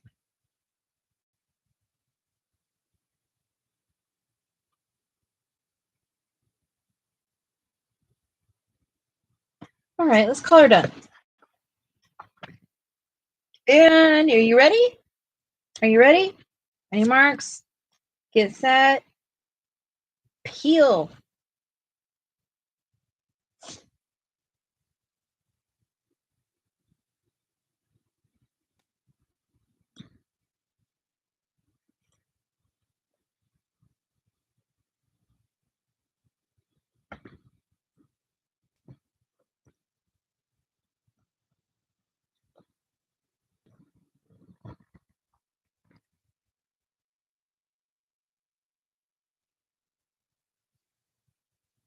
Yes, it's so satisfying. There you go.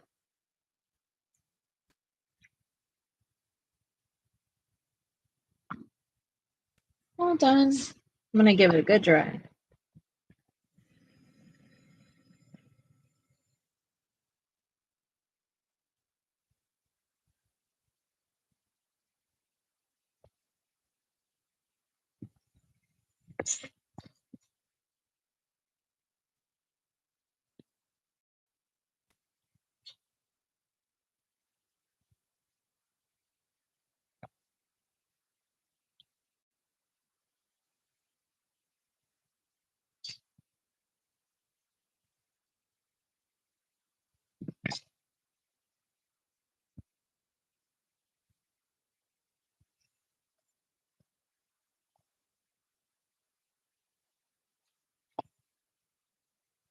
Okay, there you are. That's a warm-up.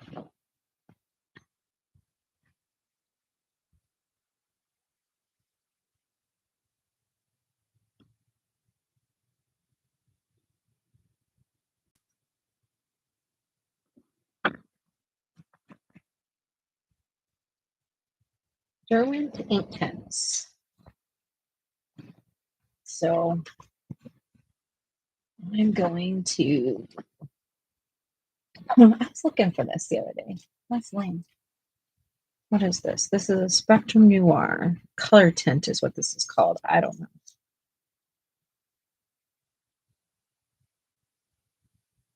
Derwent ink tints. What is today? The 29th? Yeah.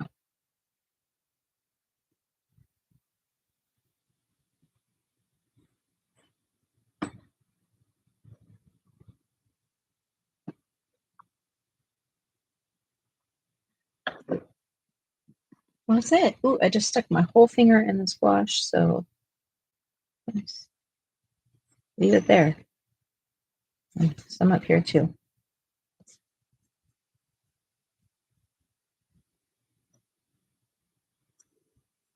There. Yikes. Just stick your finger and wash. There you go. Tell me your thoughts. Let me know. Art is to be talked about. I know. I know. That's scary to me. How did it go so fast? Right? How does it always go so fast? When did it start going so fast? You know? Thank you. Thank you. All right. So besides it's beautiful or I like it, is there any feedback on it? You can feel the motion in the ocean. Nice.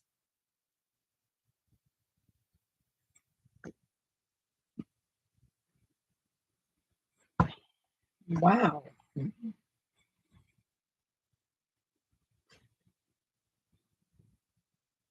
Thank you. What would you have done differently?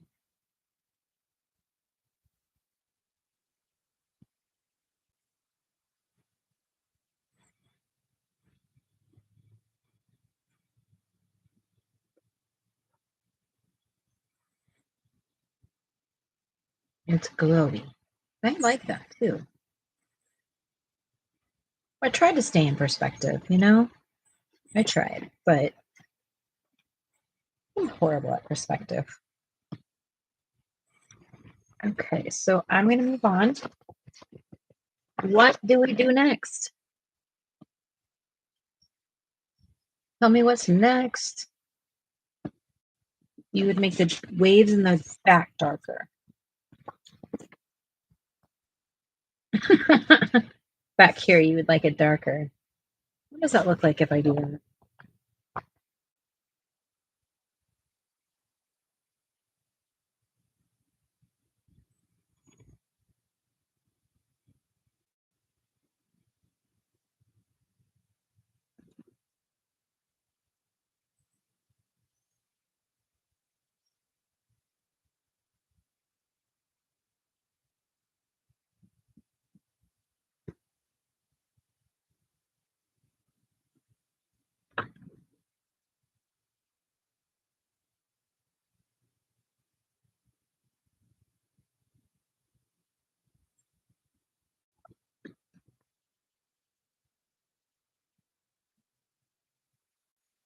You don't have to be an artist to know what you like to see, you know, what you think things should be seen like. And you are an artist, Callie. You do art all the time. Every time you color in one of those books, you are doing art.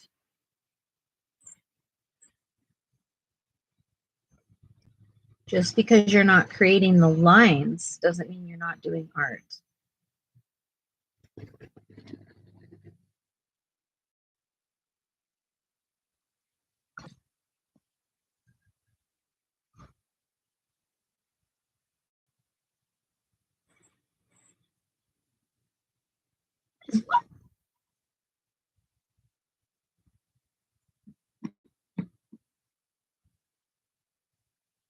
You sure care about your coloring books like as if they were your art. You care what they look like. You care what goes into them. You care all these things. There. Is that better?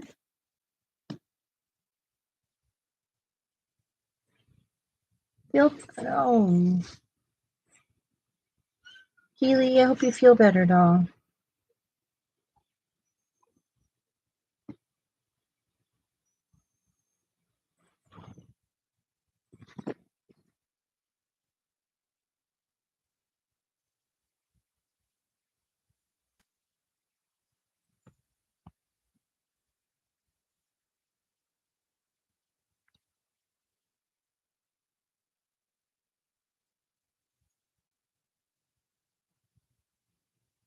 And more pink in the sky.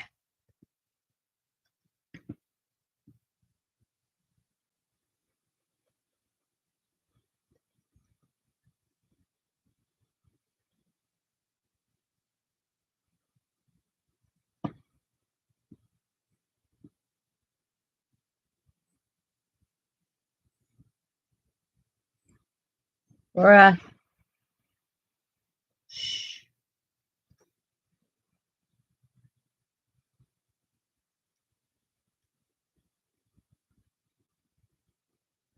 Maybe she's tripping because I'm talking.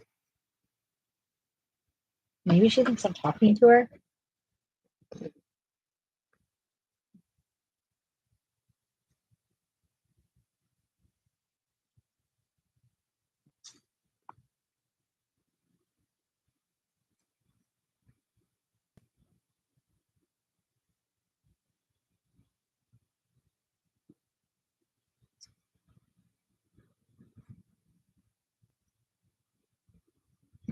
So for Callie, she envisioned it earlier in the morning, I think, where it's more pink.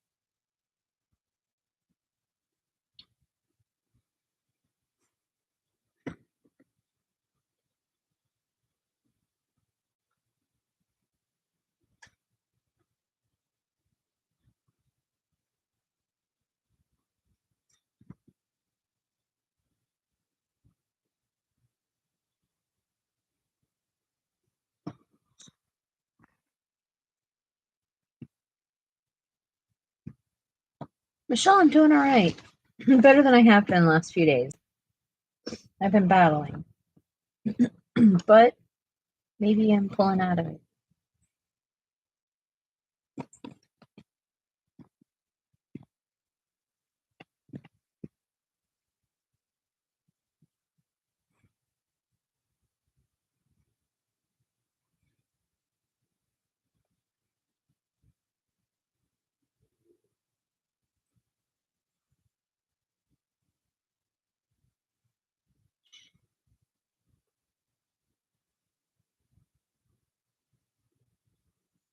You're okay, Pup.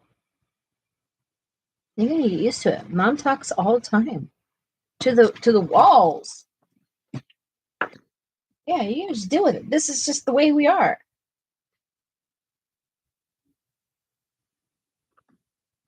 Yeah, it's tough. Oh, Callie, the flu. Yuck. Yuckaroo. I'm sorry to hear.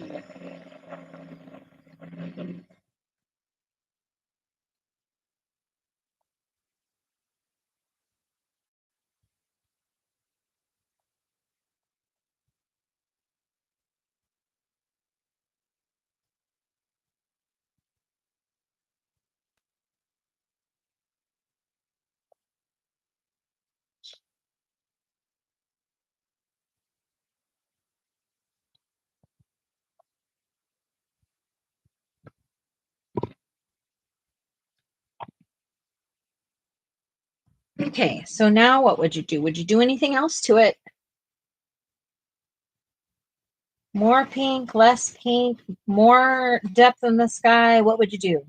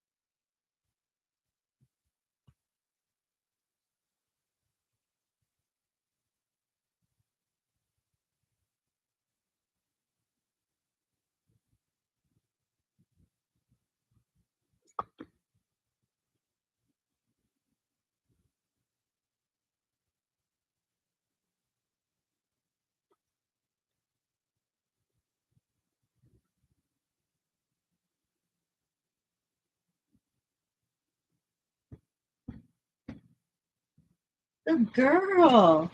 Good girl waiting.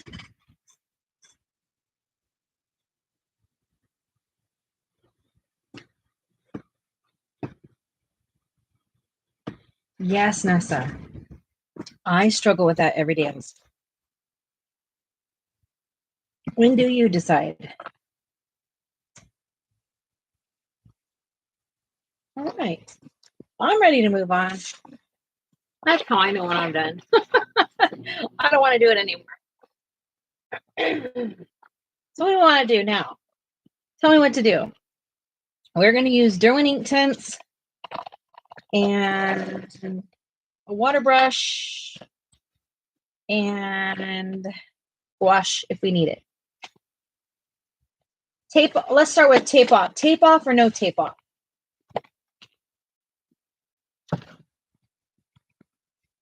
Tape off, no tape off. Sit down. Sit down. Get off my computer. Dang dog.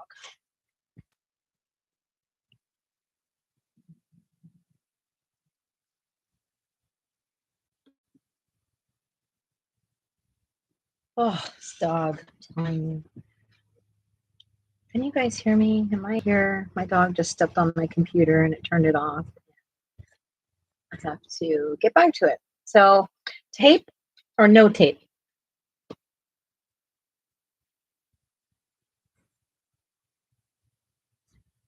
My throat.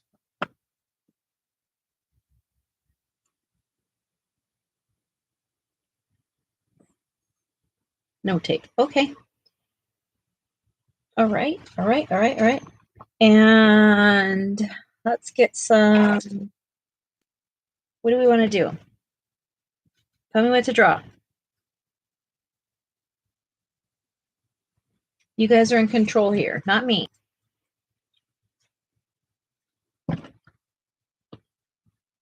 Winnie. Ugh. Let's pick anything but Winnie, okay? Because I don't have a reference picture in front of me and I can't visualize that. Stop. No.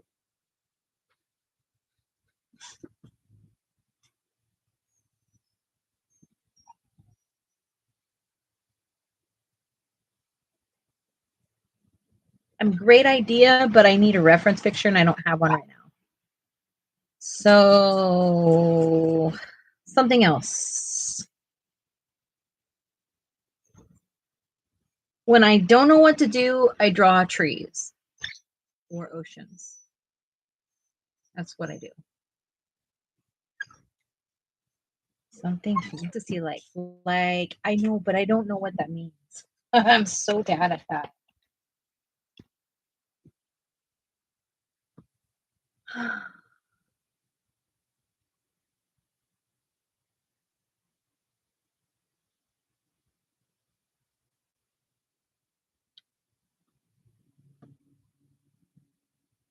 You want a tree?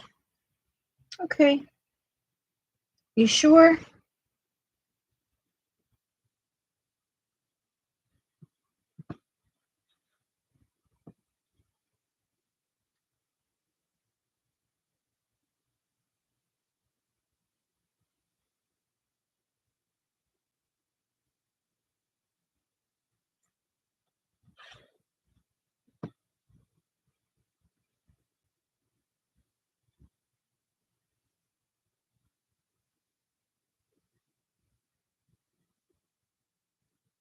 I'll just try to do a tree, but I'll see if I can make it fantasy-like.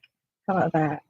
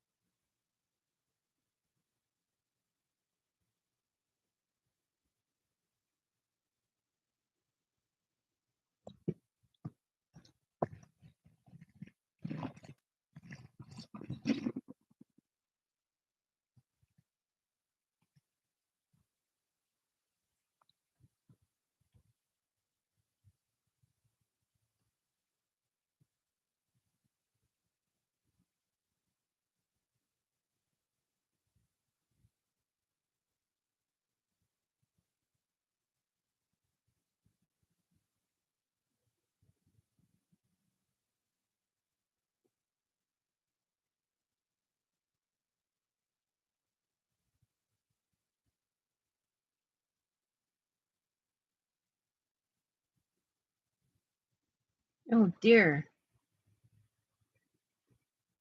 I love all your ideas. You guys are gonna give me so many ideas. These feel like ATC ideas.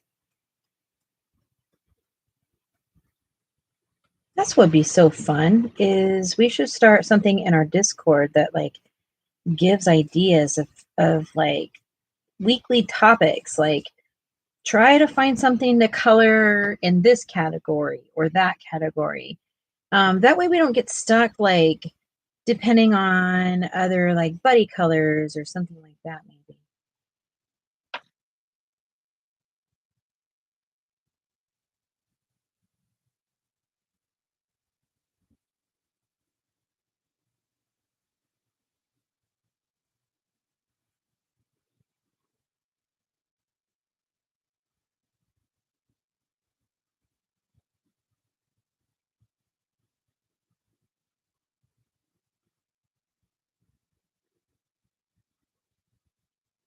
I tell you, Derwents are my favorite pencil. You can be so dang creative with them if you let yourself open up to them. You got to understand them though. They're a very bossy pencil. You let them be in charge, but you just like use them if that makes sense.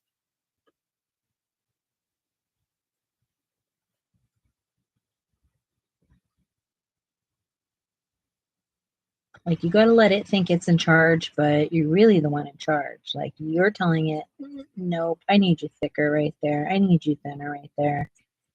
Yeah, you went down and you're in charge and you're stuck where I'm going to do it, but this is my picture, not yours, Derwent. You got to do that with the Derwent. Anybody ever told you artists are weird? We are. We're weird. So what? Right?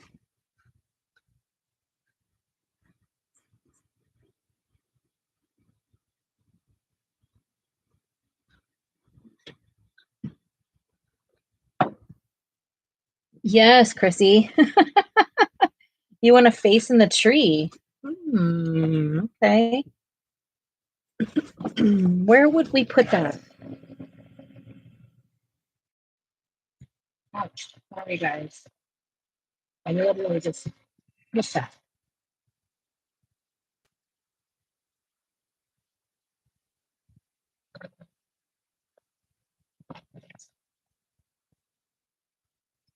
I have not cleaned.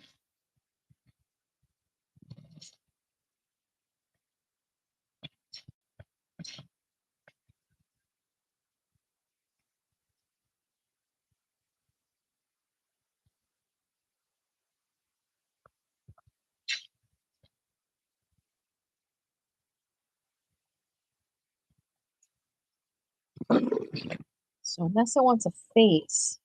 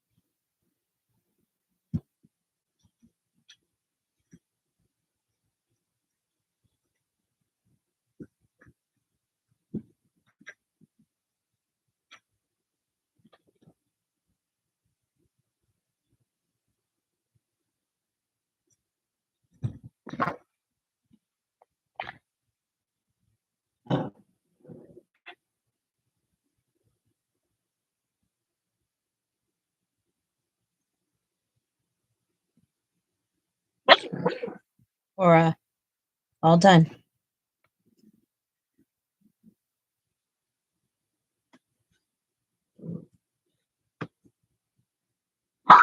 Or go play. Go play.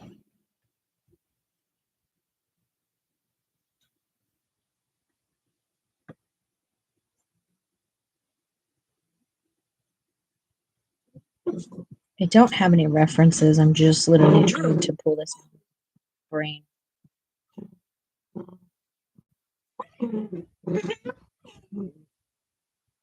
Can you guys still hear me?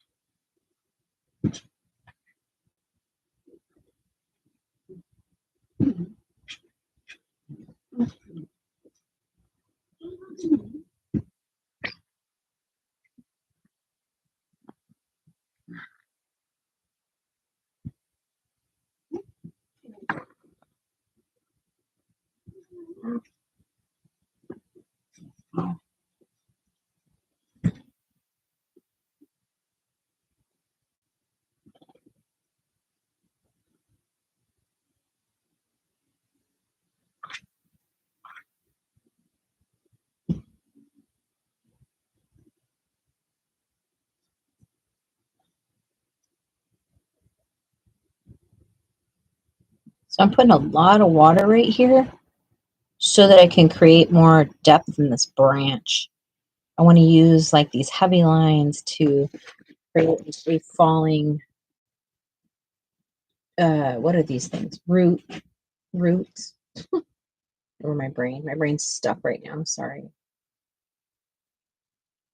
As you can see, it kind of paralyzes me in some sort of way, and I can't really snap out of it very easily.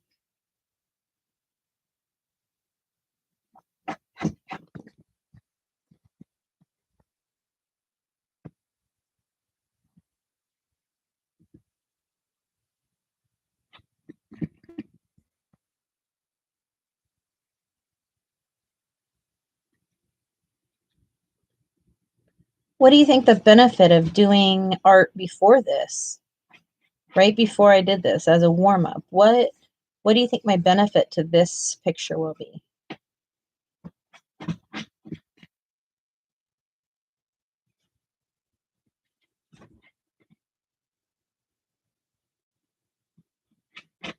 Nessa kind of brought it up earlier.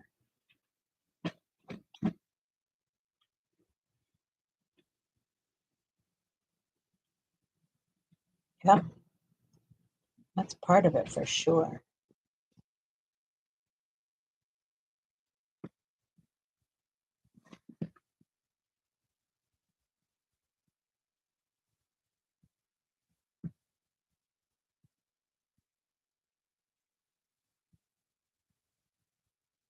Mm-hmm.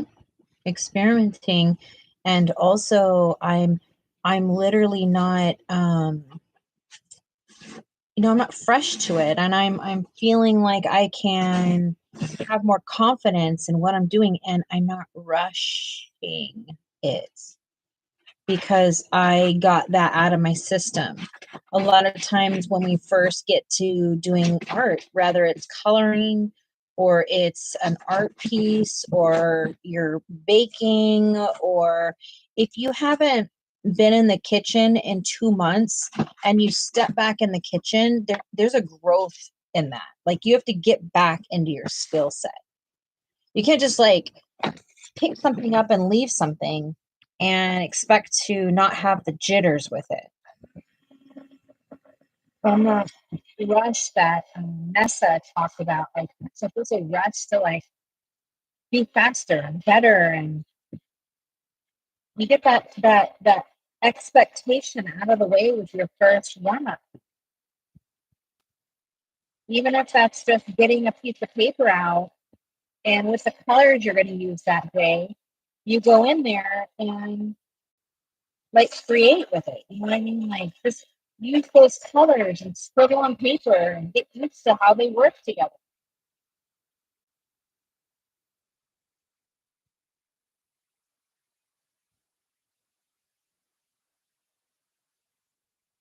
I haven't had any of that.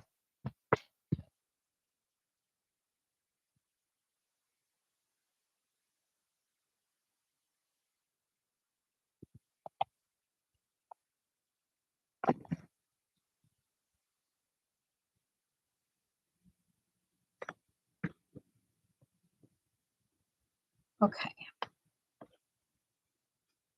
So I'm going to come back in. I'm going to just kind of drop in where I want these trees to kind of take over this area. Don't be so precious with your lines. Heard Nessa say the other day, like, have ruler. And I couldn't agree more. However, structure does. A crime for some Popeye chicken, beans, taters, and biscuits. Oh, we can't have it. We can have everything in there but the biscuit.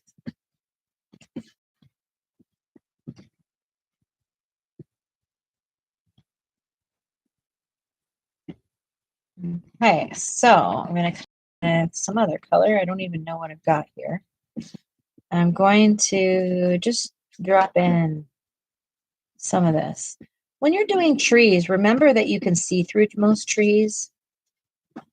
Don't forget to leave room for the sky to peek through or add in, depending on your medium. Um, you know?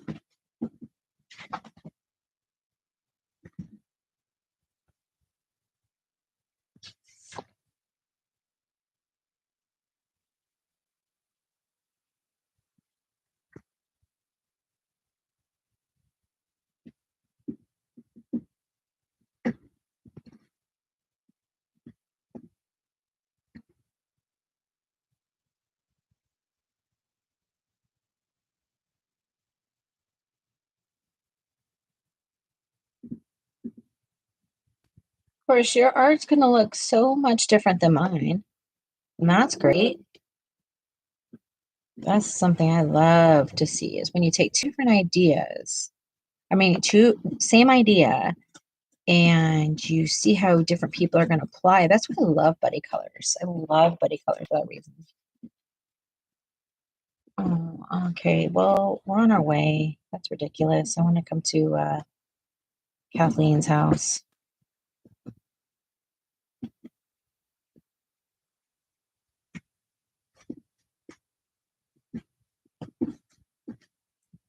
So I posted in Discord the other day, supplies in the supply section, that the Grabby watercolors, I like them, guys. They're not bad. I mean, they're budget. They're not like Daniel Smith or anything, but if you're just wanting to dabble and you're just in sketchbooks or in your coloring books, they have like all of their sets on sale right now. I think there's 5 of them or 4 sets, and they're like 30 or 40 bucks.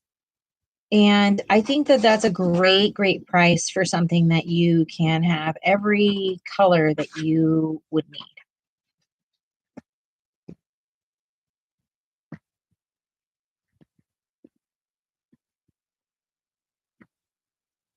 If you're looking for budget watercolors, I really, really enjoy them.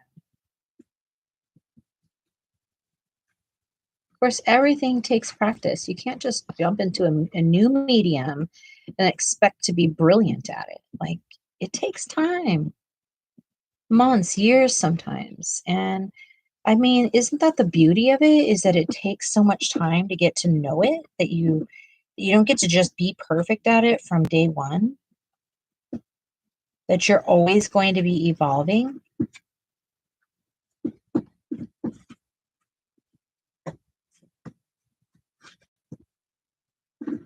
Oh, so hard when that happens. I think that happened to Sarah and I the other night. We were like hungry and we ate whatever we had for dinner, and then we literally just were so hungry again after that, and it was almost like, you know, this is sepia ink. I'm not going in with the face yet. I'm leaving that right now because I need to get some of this other areas kind of concentrated before I put detail.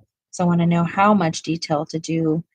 And sometimes you got to make sure your background is stable before you can move on to your forefront. And you're like, what did you just say? Feel free to ask.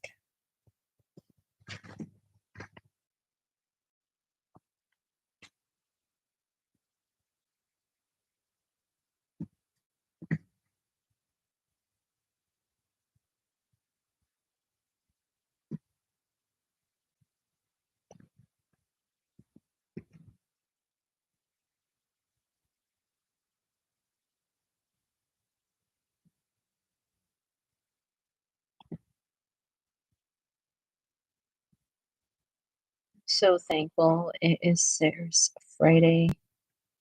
We get to get some things done in Winnie and share some time together. When she's at work, her work week, her work stretch, we see each other, but there's really like no real like togetherness or communication, because it is literally just moving from one day to the next, preparing for her to be gone for so long and getting her ready, and just focusing on that being our priority, her work life, that we just really focus on that and make that our priority, because it takes a lot out of her, and it would take a lot out of anybody, not just Sarah. And so we make that our priority, is to both of us deal with it, both of us prioritize that, so that she's not alone in it. She does a whole heck of a lot for us, and it's nice to have somebody to do that with. And there's a million and one ways I can't support Sarah, but there's a million and one ways I can, and that's one way that I do, is by making that my priority when it's her priority.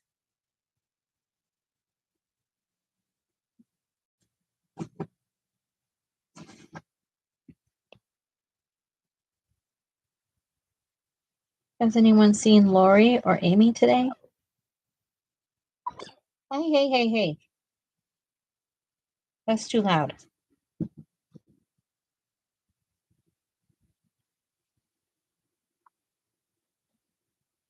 Oh, that would be fantastic. We'll have to make that a priority, Kathleen. We were just saying, more so Mia, maybe. I was saying how nice it would be to have a friend that lives, a distance so that it's right up the road when we are, just wanting to step out and get away and go be around like minded people. And it would be incredible to have that with you. I would love to have that with you, Kathleen.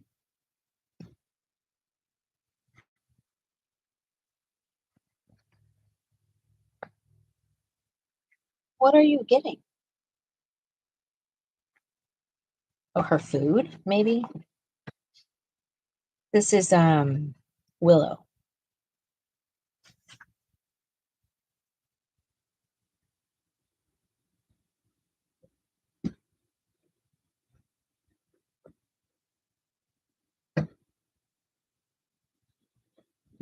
Oh, sounds good. You know what? I don't have the taste for unhealthy food the way I used to. It's very interesting what's changing to my palate's changing, my choices are changing. Maybe it's because I realize like healthy food is a better body for me, a better, I'm not in a flare as much.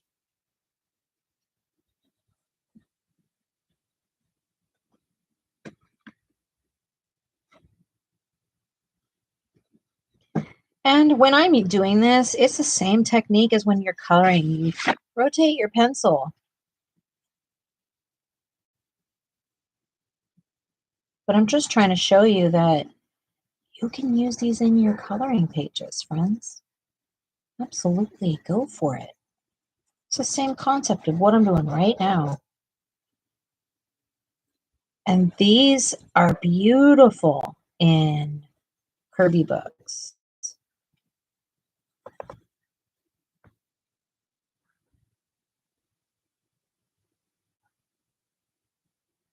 I mean, I have told you, Derwent are my favorite.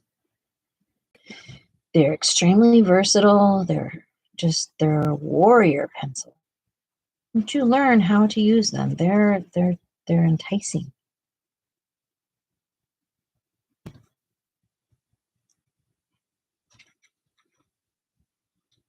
You don't have to be so precious.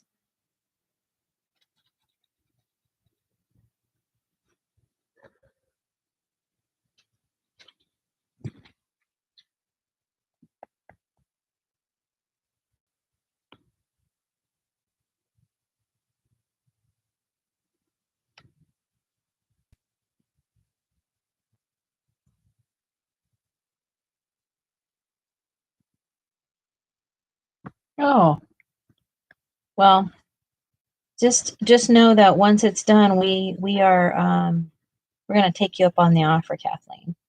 For real. That would be so nice.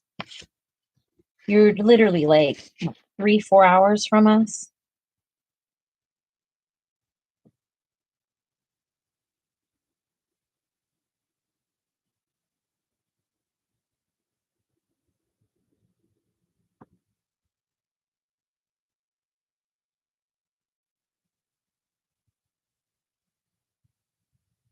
We can do a whole series on Winnie. Maybe we can do a whole series of meeting our creative friends online, like a whole going and seeing them series. It'll be fun.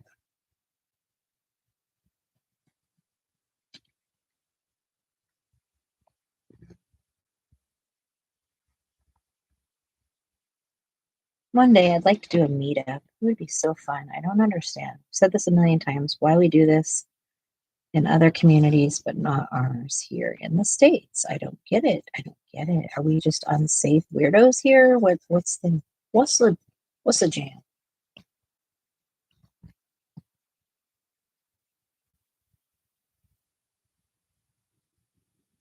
So underneath what I just put down are the other colors, right?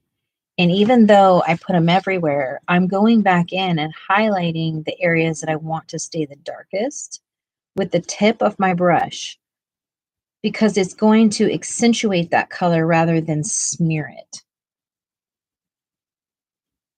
Yeah, like definitely under 6 hours.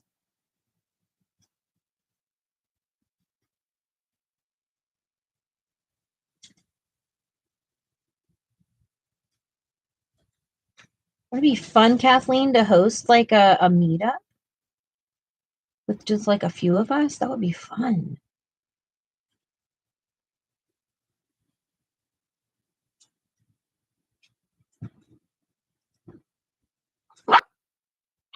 Laura, it's too loud.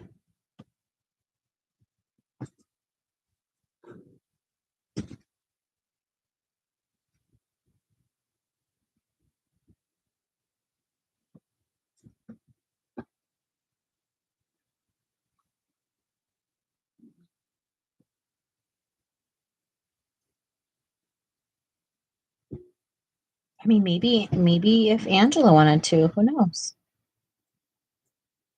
That'd be cool. It'd be so fun.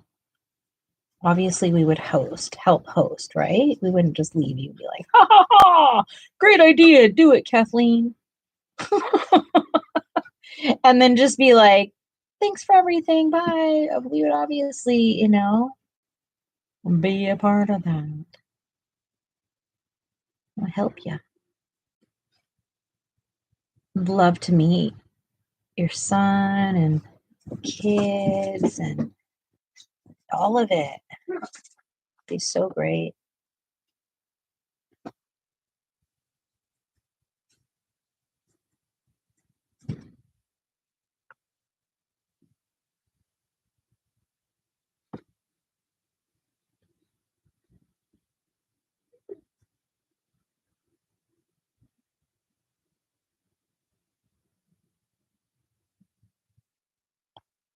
If I wanted to, I could, stop at any time I want with this. This is my discretion as to how deep or detailed or what I'm looking for in this. And a lot of times I like a Ghibli style art. And it's very bold and dark and kind of like more in your face type of art. Like it's brighter. It's done usually with gouache or markers or something like that. And I could use my Derwents to start my lines because I like that sketchy watercolor feel to it. I'll never like step away from that. I love it. But it allows me to come in with the gouache and define the areas that I really want to bring alive. Because you can only get so deep with a watercolor base, even though this is ink. It's ink. It's not. You ever used acrylic ink or I guess acrylic ink's probably the best. I'm running out of water. I've used a lot of water. Probably need to get some more water. My brush. So I'm softening this so then I'll come back in, and my next layer is probably going to be with a dark blue. Because blue and orange are opposites, and they create a brown mud. And that's what I'm looking for. Did you pick names out of that? What? Oh, meaning for? I'm not sure yet. So where this orange is, if I go over it with blue, it's going to give it more of a grayish, brownish tone. And I tend to shade with brown and blue a lot, or purple and green, or purple and yellows. I don't shade with grays or browns typically. I'll create like structure with them, but I don't shade with them.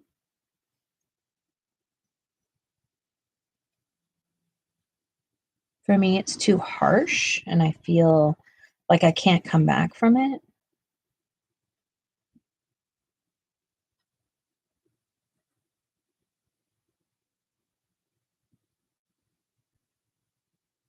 Oh no, we're gonna do that on Thursday. Thursday between 5:30 and 6, we will do that.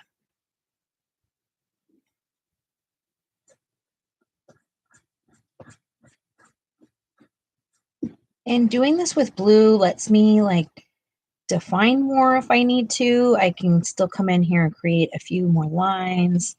I can create definition in my stuff. I don't know, all the things.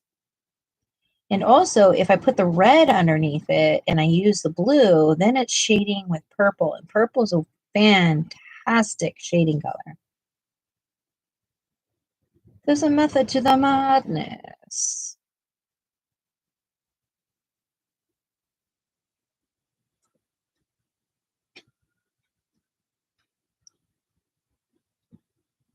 Yeah, Pacific Standard Time.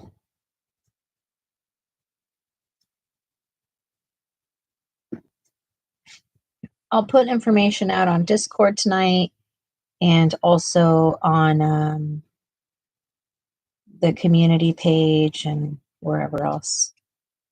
I won't leave you hanging, I promise. It's just as important to me as it is to anyone else. I have really, really, really enjoyed the ATC exchange. Like, thank you to everyone that is putting an effort towards that. It's been amazing, and I'm sure that Kathleen will get hers any day now. Yeah.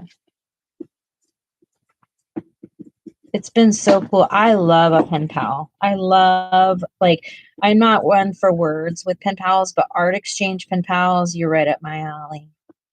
Love it.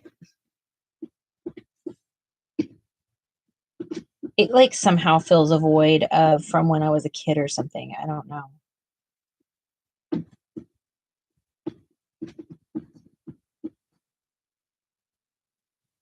If she doesn't get it this time, I don't know.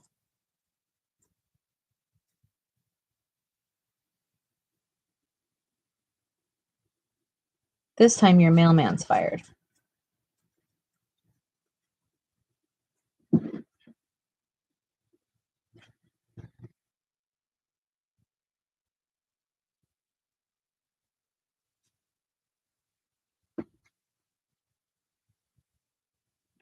For those of you that don't know what we're talking about, we have an ATC exchange, artist trading card exchange here. And a couple people exchanged, and I think because of the way they, maybe the way the envelope was written, it didn't get to them. So, of course, we are going to honor that and redo work and send it out again, which is tough. But thank you, Michelle, for playing nicely and doing things the right way, and making sure that your exchange buddy was not left out.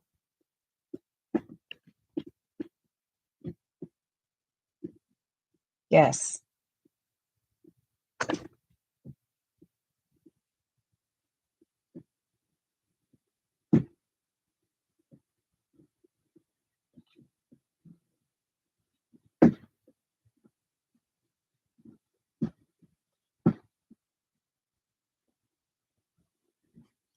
So the exchange idea this month came from Bubble Studio, and the theme is music. And on her channel, they are, I think, mostly showing their work. They're not exchanging their work, but we are exchanging work over here. or just showing off too. It's okay. Whichever one you want to be a part of is whatever you want to do. But the point is we're trying to do something different on the channel where we can use those creative skills. Because yes, most people here are here for coloring, but there are people that have expressed that they do want to step out and try new things, and maybe they don't want to have to do art the way I'm doing art, but the ATCs have allowed people to do art in their own way, and it has been so fun to see.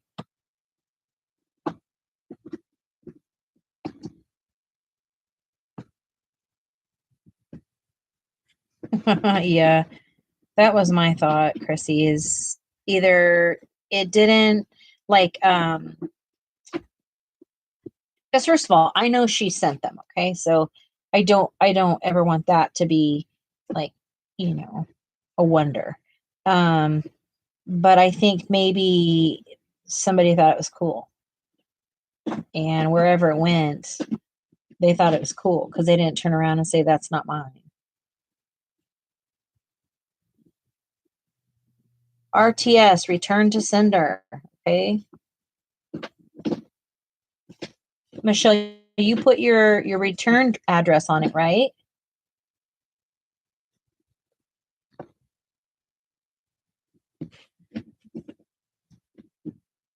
Yeah, it should have come back to you, doll.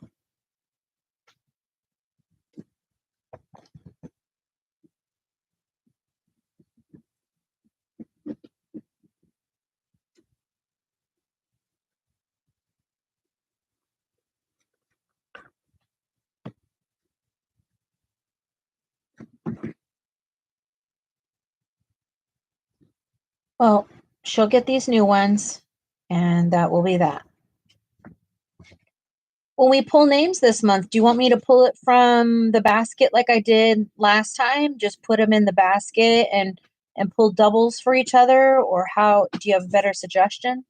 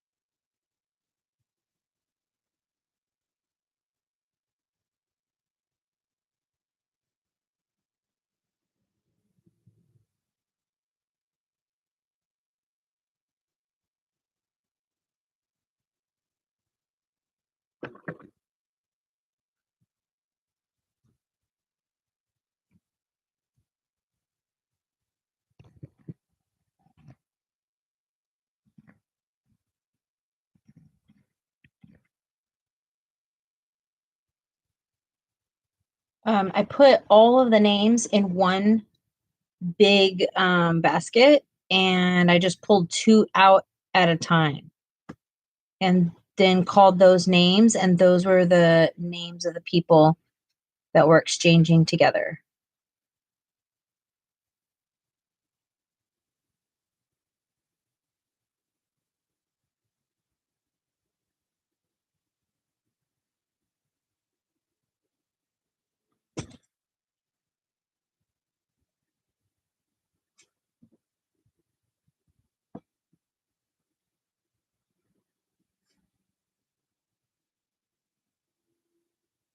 Maybe somebody else wants to pull the names.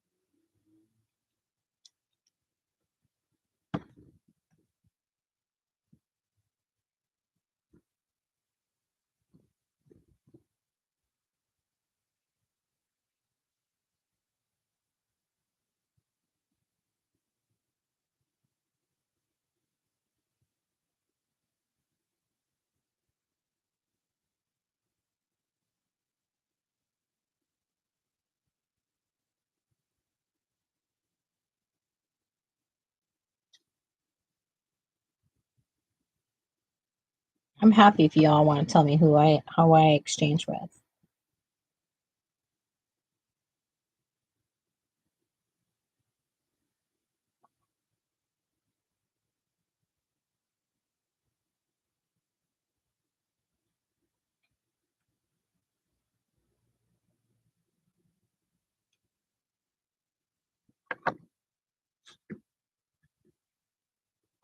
Yeah, it's been warm today too. It's like almost 90 here.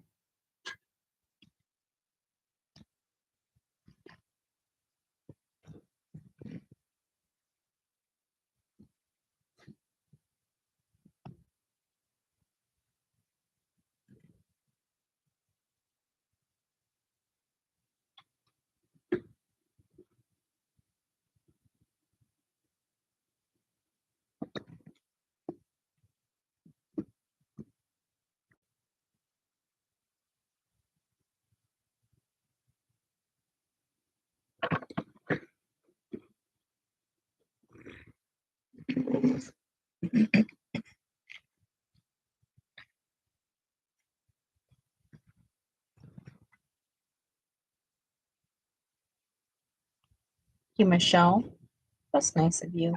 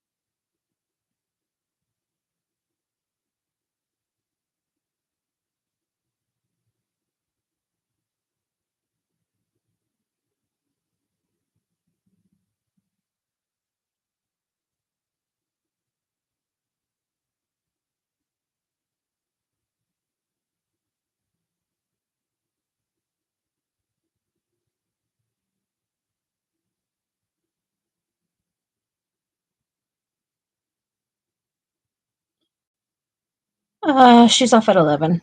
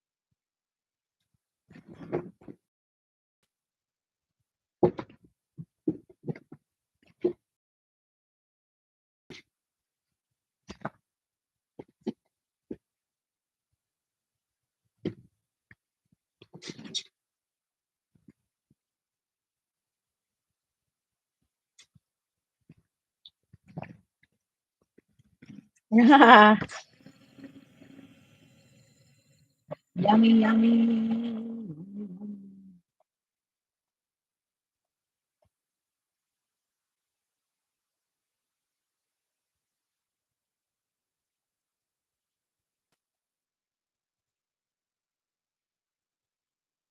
That is 100%. You shouldn't do anything that you don't feel like you can do. 100%. And there is absolutely no pressure in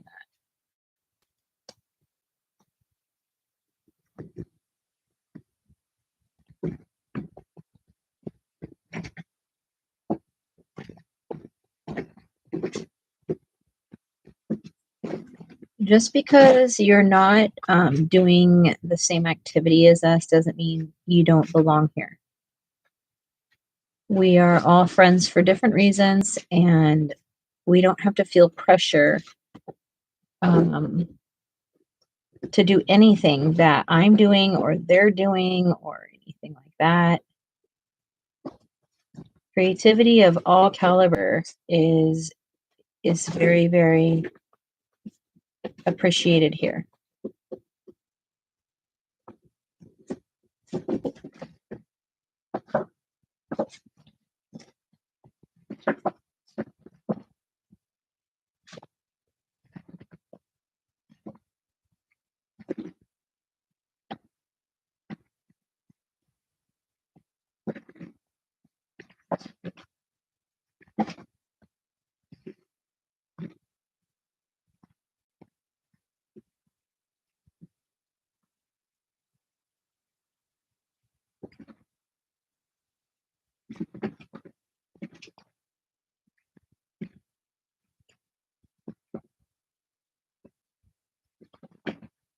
Sometimes I decide how something's gonna turn out based on like what I'm doing. Sometimes I just like using the supply that's in my hand so much that I'll just keep using it throughout my art, and it'll change the entire process, and I just have to be okay with that. And that's just how it happens for me. I it's like I can't be told stay in the lines because I won't. I'll step out of the line on purpose.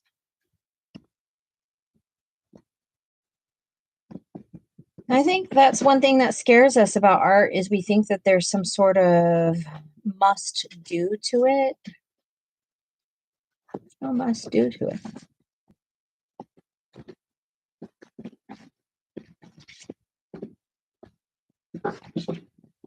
Always, Robin. I'm hoping by now you know that I don't have any expectation of you being here, being my mod has nothing to do with you being in an art way these days or not. I just appreciate your company and I appreciate you, Robin. And you being here is more than enough for me. So thank you.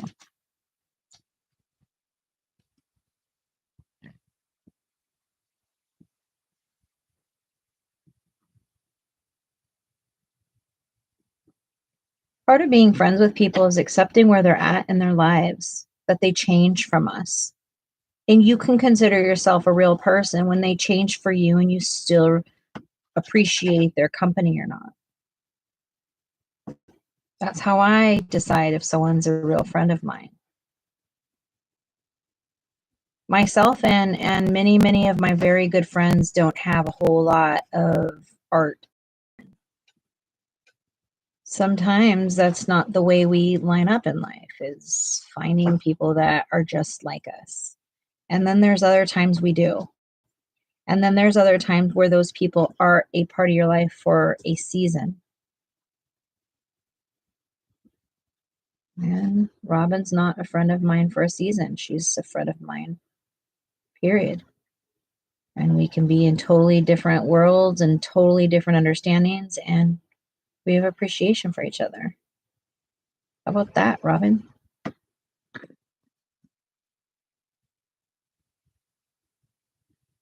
Yeah, exactly. I'm not someone that just makes friends and lets time decide if you're my friend or not. You're either my friend or you're not. And we accept that our lives change and that people come and they have to go. And if they go, that means they're living their life. And that means that we aren't in control of it. So we have to accept other people for how they are and where they're at in their lives. We don't just accept people because they're like us. That's a little bit of bad behavior on your part. So I don't know. You make friends how you make friends, but that's who I am. That's who I be. And if I get the sense that you're not like a longevity friend, it doesn't mean that we can't be. Cool. Just means that, the emphasis is different, I guess. I don't know. I don't know what it means. Do you know what it means? I don't.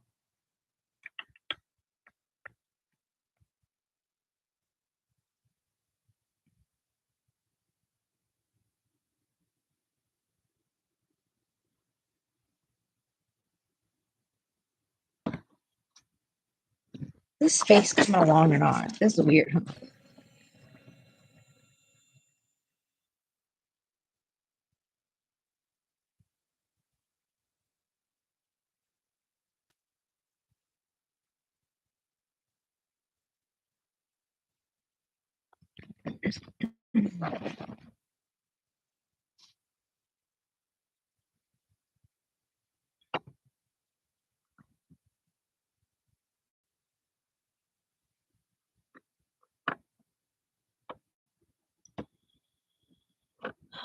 What to do?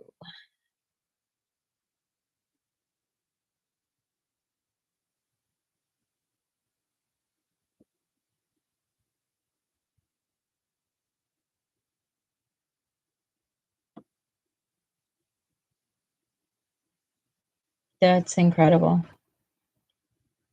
That's incredible.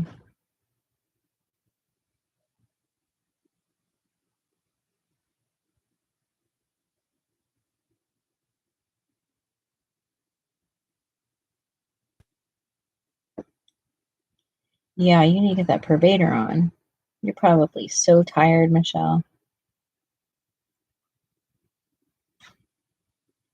I feel like it's time for you to talk to your doctor about your sleeping so that you can get some good sleep. I know I ain't your mama, but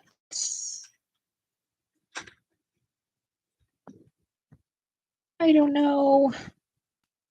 What are the options, love?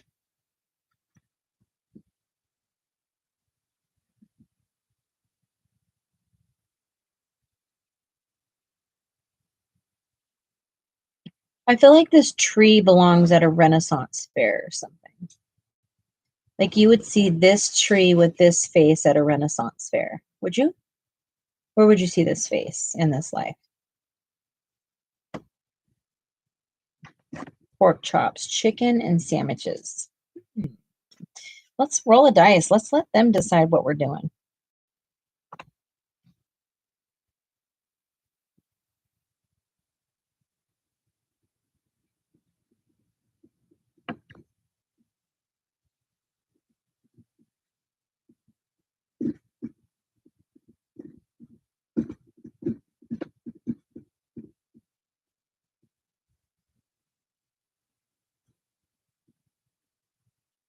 Do you ever, when you're doing a coloring page or when you're doing art, do you ever like wonder like what it would be like to be in that scene? I do.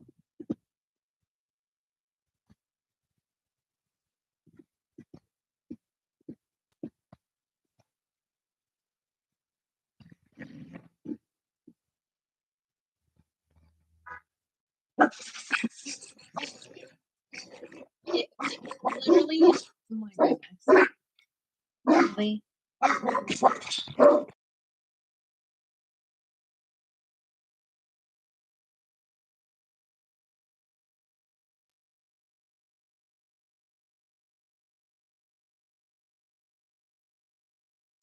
I'll be right back. I'm gonna go put some water in my little brush.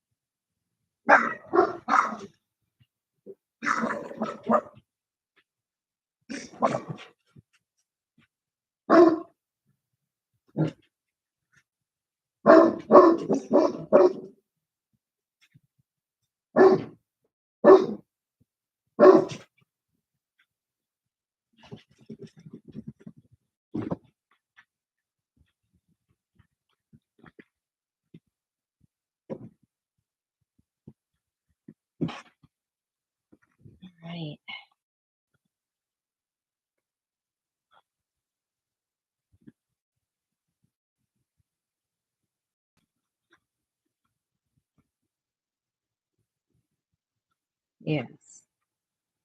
Go night. It's time for night. Late for you.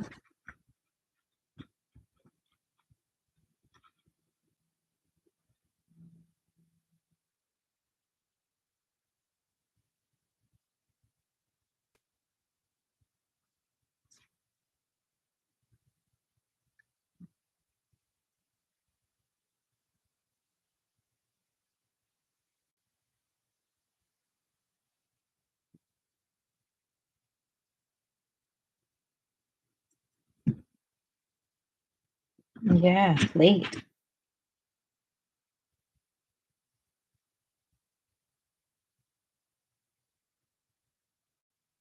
You go night, and I'll talk to you tomorrow. How about that?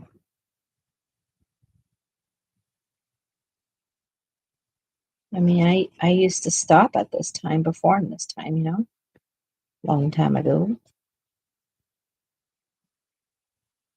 Well, you can watch more. I'm still here. People have to go to sleep when they have to go to sleep. That's like the life.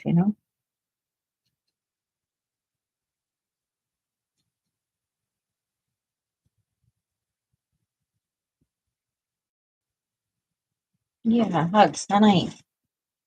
I'll talk to you tomorrow, okay? Bye.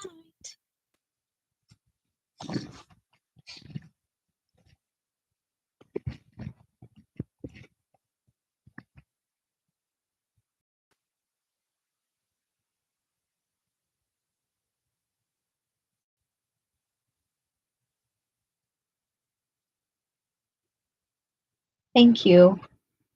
Thank you for being here, Nessa. Thanks for always being here.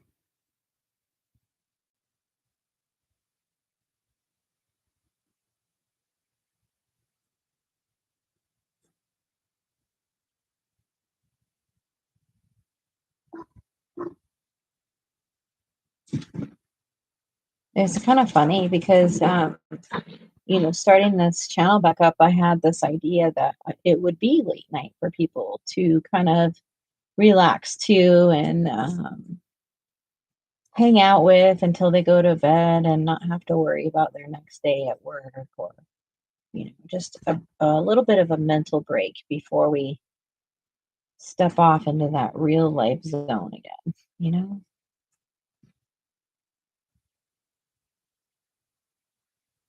It didn't really have to be about art per se, just a relaxing hangout session is what it was supposed to be.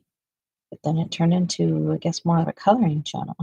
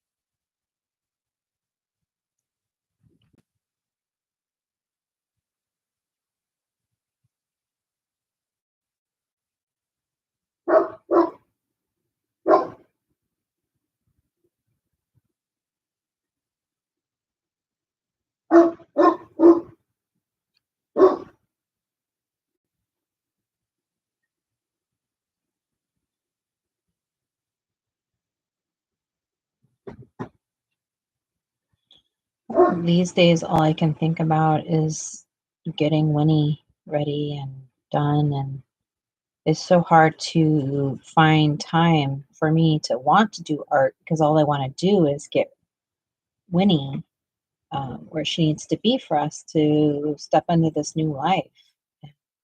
So much work has to be done in order for this to happen for Sarah and I. Um, a lot. And it's been, a slow moving process, but we've been slow moving. We've been at this for over a year. Not the building process, but like setting ourselves up for what looks like it could be, success. And so many things have been like, oh yeah, we could do this now, and then something comes up and that doesn't work or this doesn't work, and it's so easy to like look at that as it's like a bad omen or don't do it or but there's so many things that are happening for it that wouldn't happen if this wasn't what we should be doing right now. And it isn't a permanent forever stage. We don't have a timeline on it. But our next goal after this is to create an area in this life where we can possibly have art retreats and um, like maybe RV spots for people to come and have um, art retreats. Stop, Aura. No, no.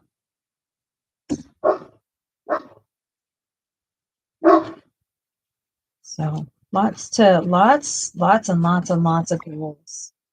We really, really wanted to like buy some sort of old storefront that has some sort of apartment. Okay. No.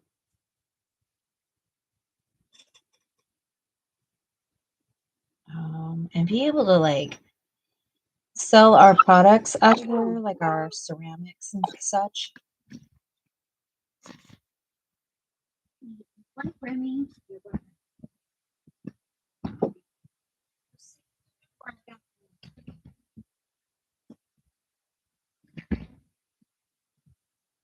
Nope, nope, nope. Out. Come on. Come on. You gotta come out here. You don't want to you want to be that front.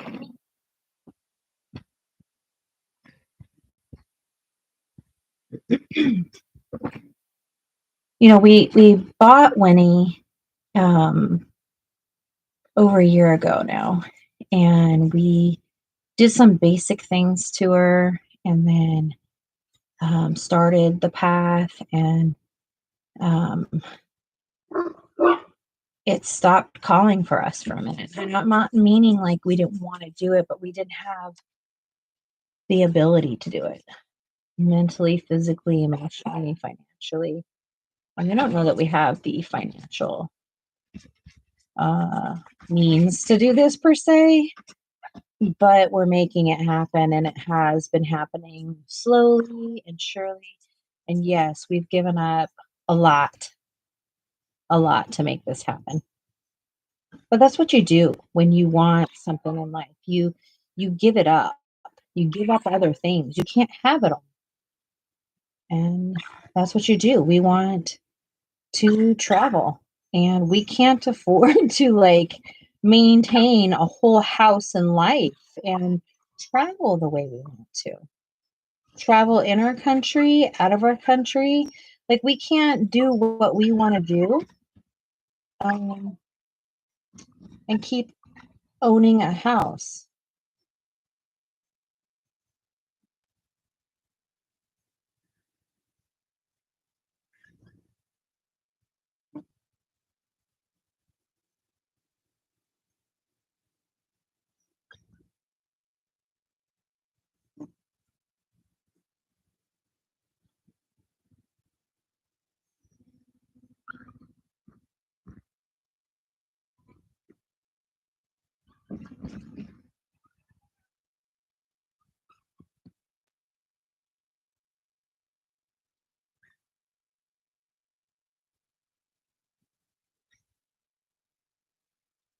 And I guess these days, you really have to choose. You can't have it all. The days in the 80s when you can own a home and go on vacation, I don't know. Does that really exist anymore? Not not not today. Maybe it does exist for people. I'm not saying it doesn't exist for people, but like it's a very expensive world. And so, we've done and owned homes. And we realize that our passion is not in a sticks and bricks, a house, a one foundation. It's not what we need for us. And so I know there's been a lot of people, I can't do that, or I would never be able to do that. Well, and you probably don't have the personality to do it. You probably aren't someone that is meant to do that. Um, because it takes a specific type of personality to outside. I wouldn't expect that everybody could do it. It would be weird if everybody could do it.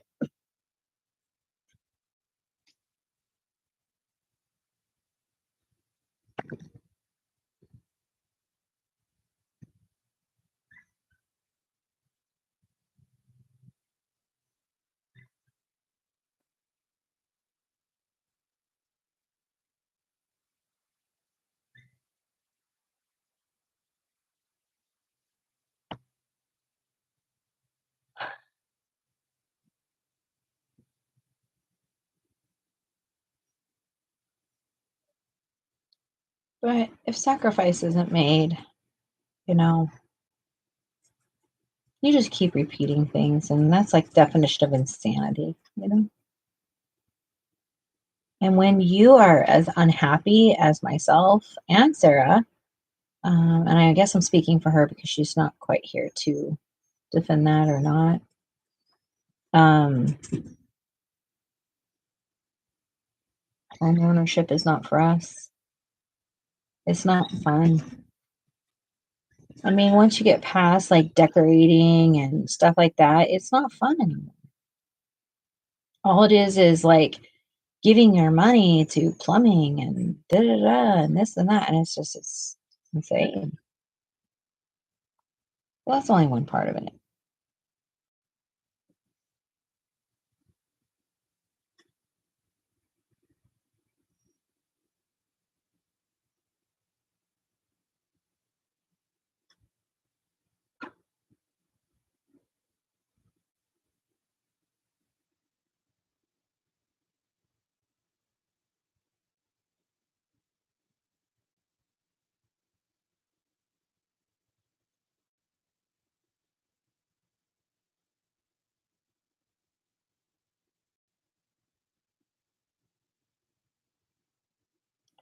Do any of you ever have anything like that where you want to do something really bad in your life, but you feel like you can't?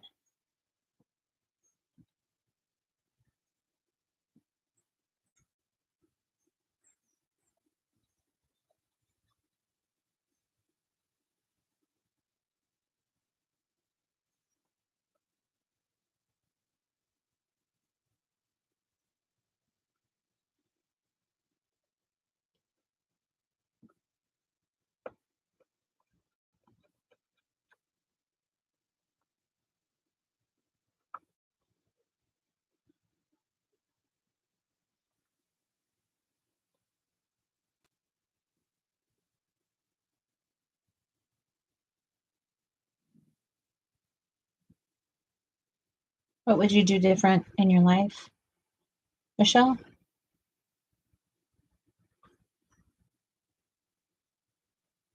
Where would you go? What would you do? And what would you have to do to give up for it?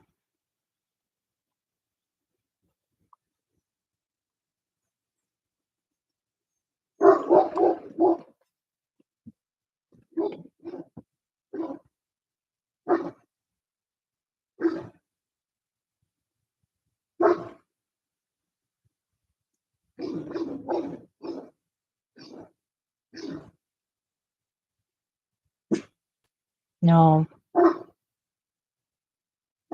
Good job, Ren. Good job.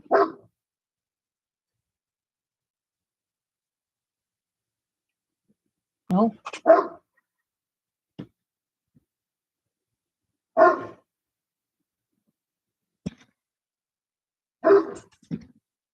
Hmm.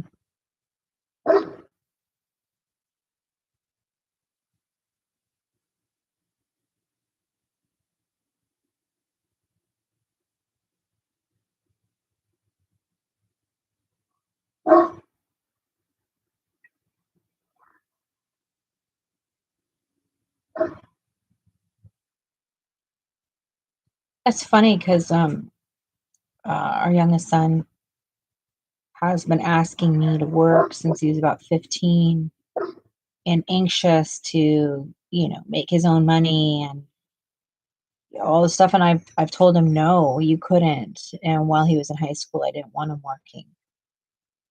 I didn't have a choice but to work in high school. I had to. And it was so distracting on my education that it just seemed unreal.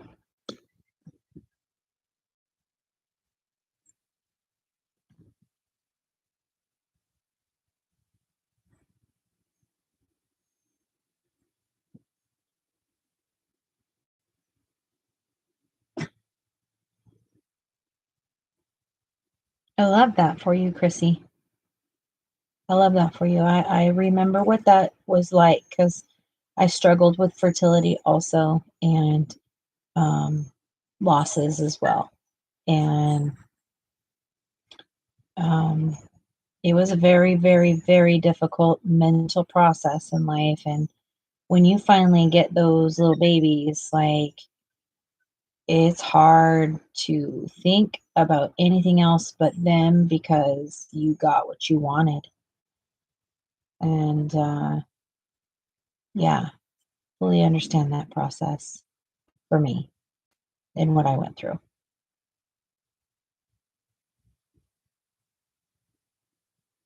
It wasn't easy. And it's weird because now they're grown. And all that desire and all that need is, I mean, they're always my children, don't get me wrong, but all that desire and need to nourish these young humans, it's over.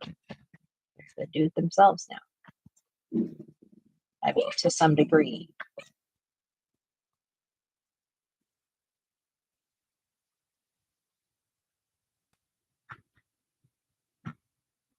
Yeah, I struggled. I struggled mentally by not being able to conceive.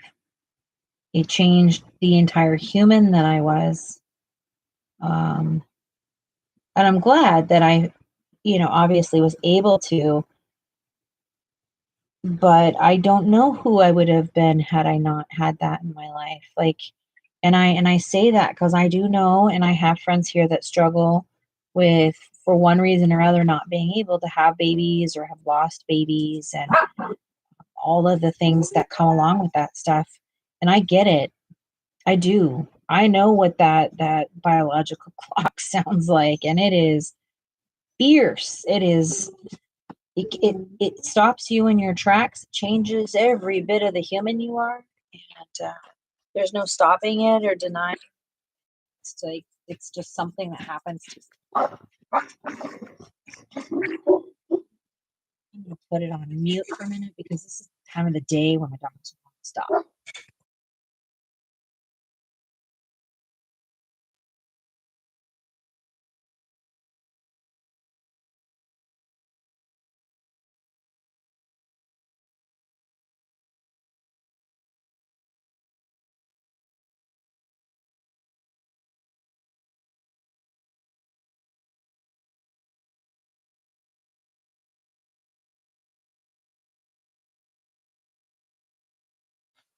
Yeah, I do know that it's not just hard on a mom, it's hard on the daddy too. Because when they go or another mommy, however your situation is, like they go through not being able to give back to you, feeling like they can't, and their entire reason for marrying you was to make you happy. And when you cannot be happy because it is a biological issue, um, They feel like failures, and it changes who they are. I've had the luxury of being best friends with the boy's dad, and at points in our lives, we've been, closer and than not, and neither here nor there, but we have always co-parented with every aspect of who we are as parents and respecting that. Stop. No. You want a kennel? You want to go to bed? It's not nighttime.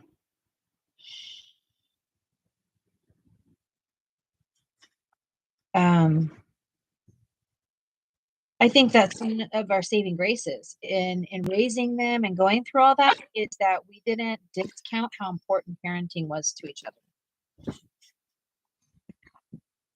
Come here. Come here. Be careful, okay? Shh.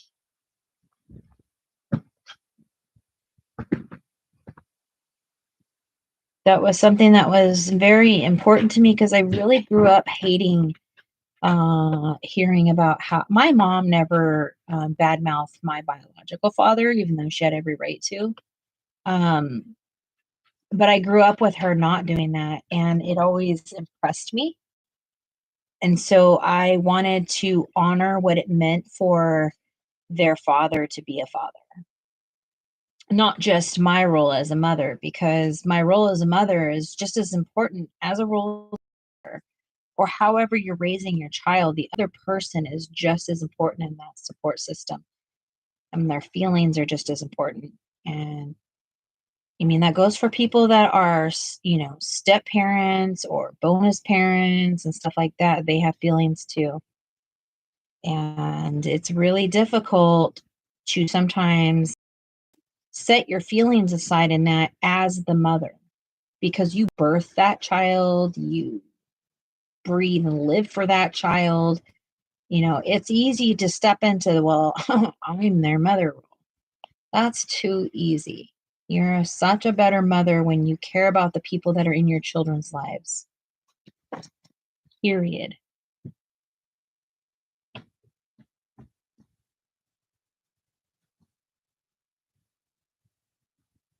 I have had to humble myself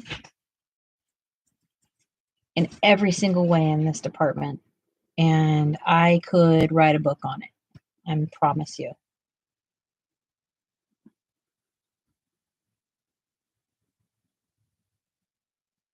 Letting a child establish a relationship with other people besides their parents, it's vital. It's vital. They are going to spend their entire adult life without you up their rear, making every decision for them. So if you do that now, good luck when they're, old enough to go make their own decisions, learning how to make those decisions. And children are going to learn from so much, including the other people in their lives. You don't care if they go to school and learn from a teacher. Why are you mad that they're going to learn from another step parent or bonus parent or whatever, or their father or their mother? You gotta respect the child first, not you. Respecting the other partner in the parenting is very important. And teach your children how to agree to disagree. And teach your children how to show up for different personalities and accept that there are many. And you're not going to always like the one that's in front of you. And how do you deal with that?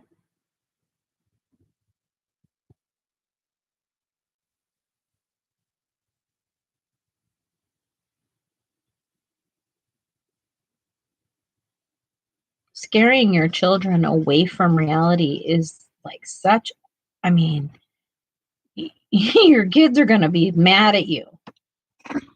We don't want to expose our children to everything that's not safe, but there is a healthy amount of exposure that a child needs. I grew up with such naive kids because their parents helicoptered the holy shit out of them. And I'm not saying let your kids just run wild. This world's way too wild for that. But sheltering them from it too much, all you're doing is teaching them that they want to know more about it. They're going to do it regardless. Remember that. At least they're going to think about it. So I don't know. I don't know all the tricks to parenting. But I'm done with this phase of my life, and it has taught me so much to raise children with disabilities in this world and how to function like as if they don't.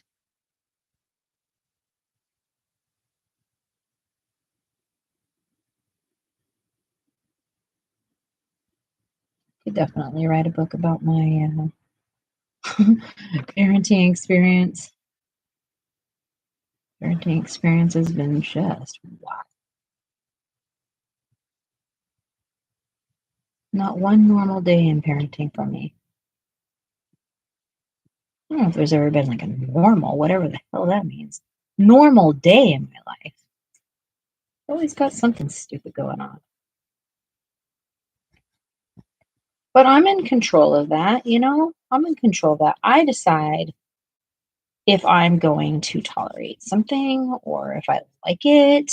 Boundaries are absolutely impeccable.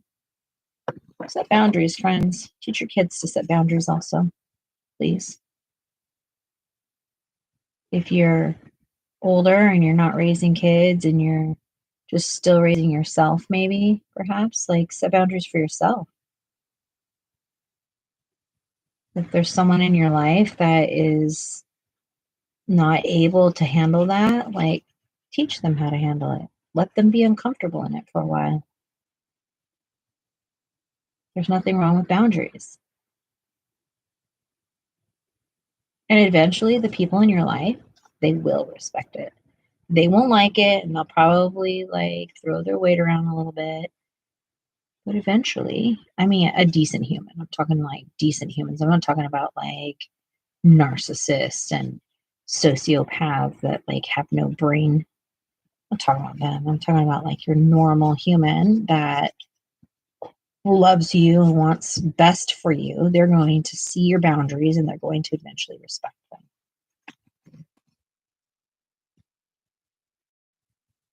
In a in a decent world. So yeah, that's it.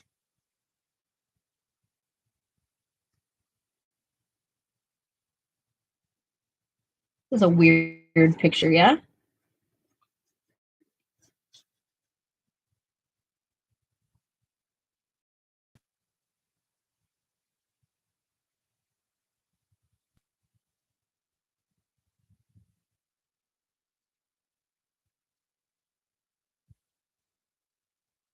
Yeah, I'm happy to talk about them. It's important. I mean, I may not be in the phase of raising toddlers, friend, but I definitely know what it was like raising two children with disabilities as a single mother. The steps I took, the choices I had to make, the understandings I had created, and boy, am I not perfect, but I definitely worked damn hard at being exactly what I was a mother of two children with disabilities.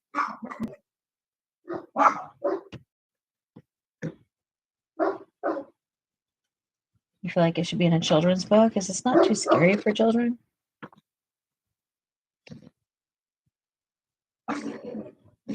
Remy? Shh.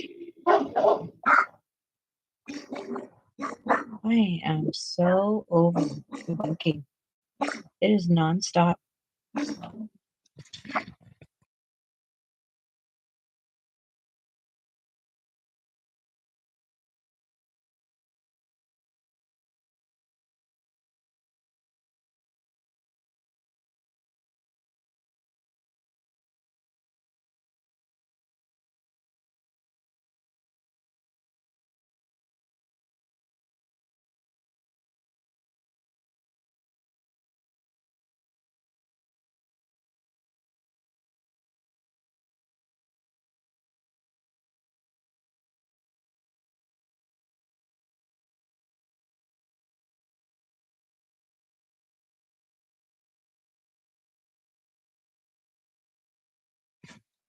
Maybe it's safe right now.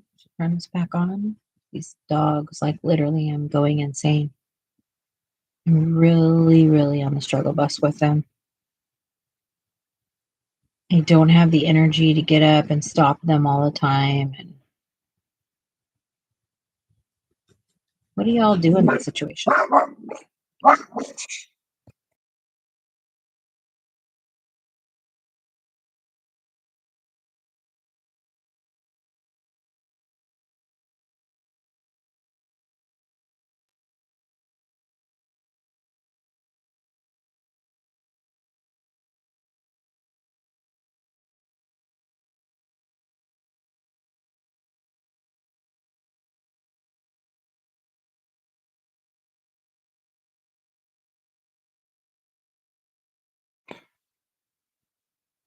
It's nice to know people that are different than us, right?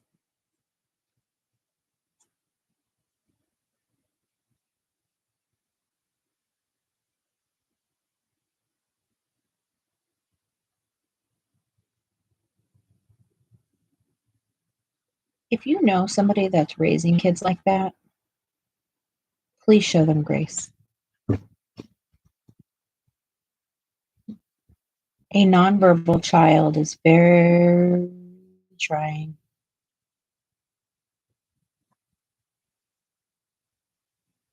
Their discomfort is unreal.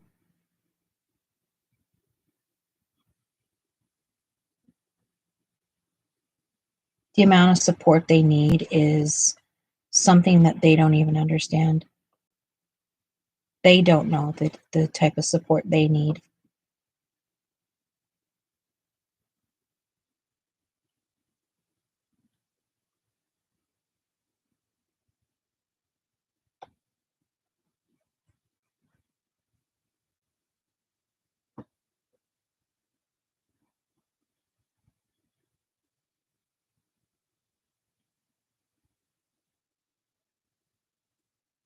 It's not really the children that need the support because the parent will take care of that. The parent needs the support so they can continue to take care of them.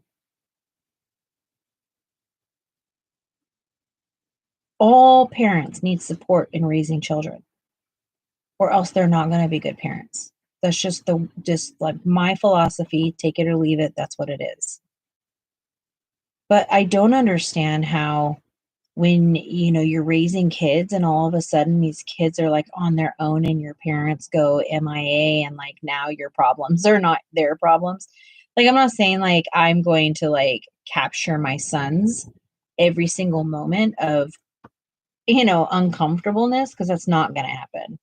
But I'm always and forever involved with whatever they want me to be involved in, even if I don't like it. Parenting doesn't stop because your kids grew up. Matter of fact, that's when it barely starts. The hard part about having older kids is you get to actually see the parenting you did, and it's a little shocking sometimes, like seeing how your kids react and how they grew up and like their motivations and blah blah. You get to see a glimpse of who you are within them. You may not like that. You may not like the parent that you actually were by seeing your adult children.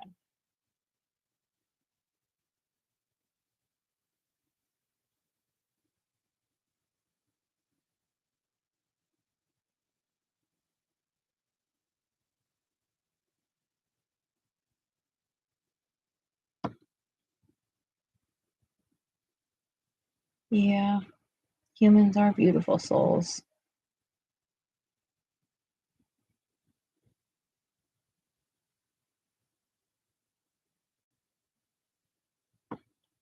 One of the things that my children, my youngest child, has expressed is how he doesn't want to feel special.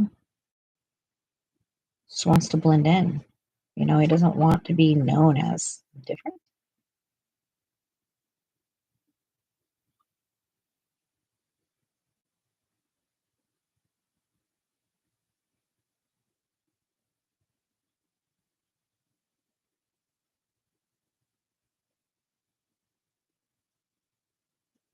Raising a child with severe disabilities is a hell of a lot easier than raising an adult child with disabilities. So there's just different phases to it. Your child that is that extreme will never be able to do things on their own, really. And so you're forever a parent of a toddler, forever. You don't ever get to experience the different phases with that child that you should be able to, because that's the natural progression of it. But, you know, nobody likes to talk about that stuff because it's depressing.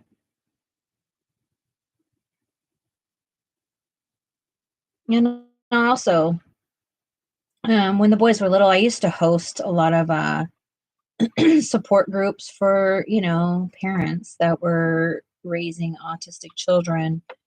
And I had to stop because there were too many excuses for why people allowed their children to do what they did, and too many theories on how it should or shouldn't be. And I'm like, they're kids. Like, I don't get it. I don't get it. Yeah, they're going to take 75 million more times to show them how to do something. But you don't just stop because you think they can't, or because they're autistic. No, it has nothing to do with what they can or can't do. Everybody has their own skill set, regardless of what their abilities are. Maybe they wouldn't be able to do that if they weren't autistic, Like, don't blame things on because somebody's autistic. Just like you're not allowed to blame things on bad behavior because you're autistic. I will not tolerate that. My children are not allowed to have bad behavior because they don't get something. There's appropriate behavior when you don't understand something to figure it out. So ask questions, show up to it, do something to be different than what you did and understand it. All the things. All of them, all of them.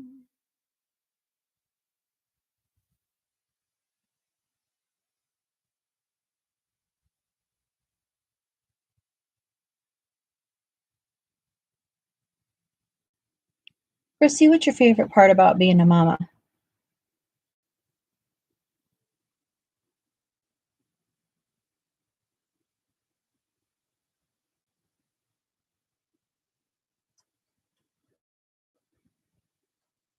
What was any of your favorite parts about being a mama, or are? What do you think your favorite part about being a parent would be?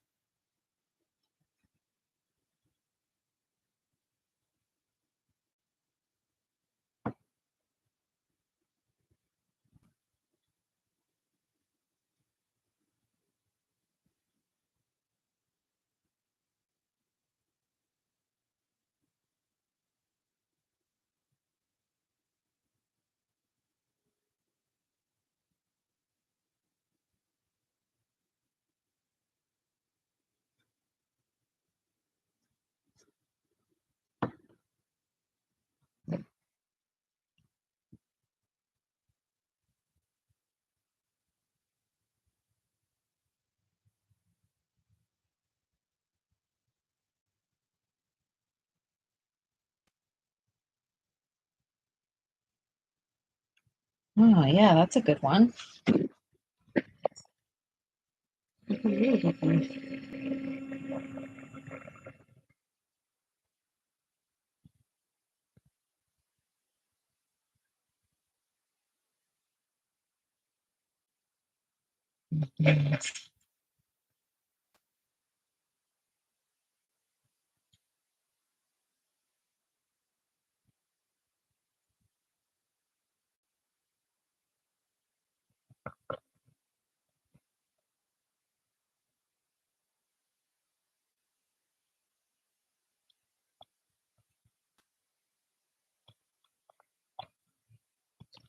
I think I should have been a sociologist. I think that's what I should.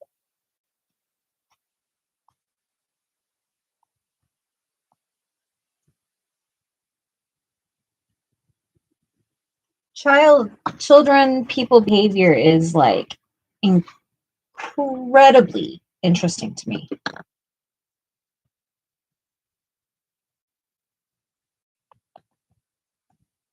The yeah, I think that that's the thing. Like Sarah hasn't been a parent very long, but she's even talked about how crazy it is to go from one stage to the other. Because when she met the boys, they were like preteens,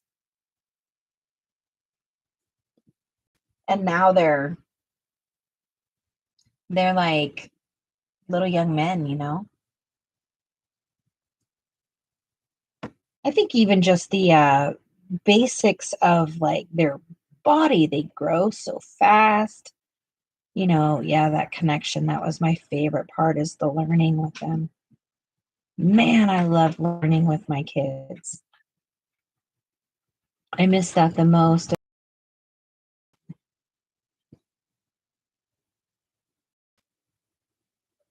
Seeing things.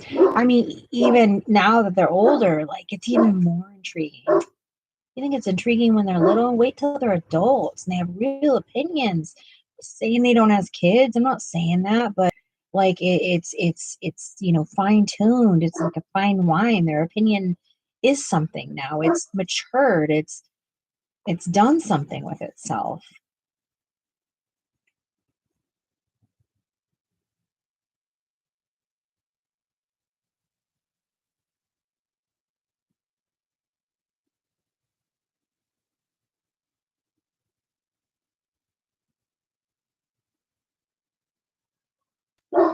I believe that. I used to tell Lucas when he was little that the reason I became a mother is to become a grandmother. And he took me seriously. That's a whole nother story. Um, but I really, on some level, like, maybe it's true. Like, I couldn't wait. I love being an auntie. Um, yeah, I did. But there's different phases to life, I suppose. It doesn't always get to be the way you want it.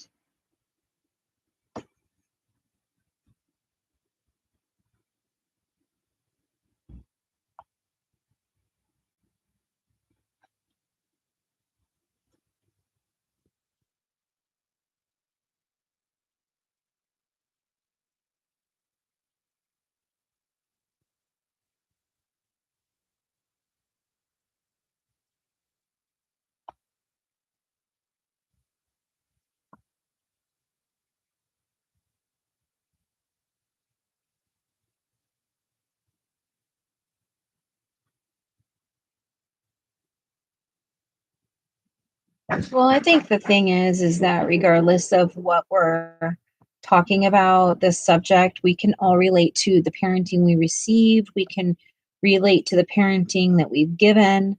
It's not a conversation for just people with children.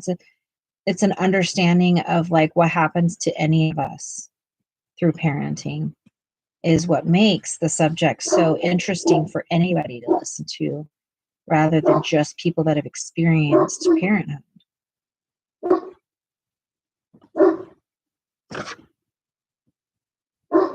Wow, that's incredible.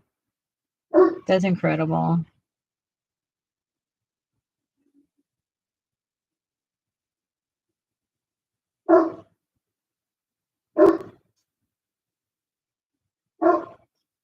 Yeah, I think that when you're spending time with a child that's nonverbal, and I'm sure Sarah can speak to that too. Um,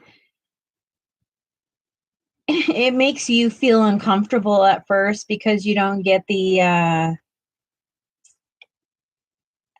affirmation in it. You can't be told or shown that they like what's happening.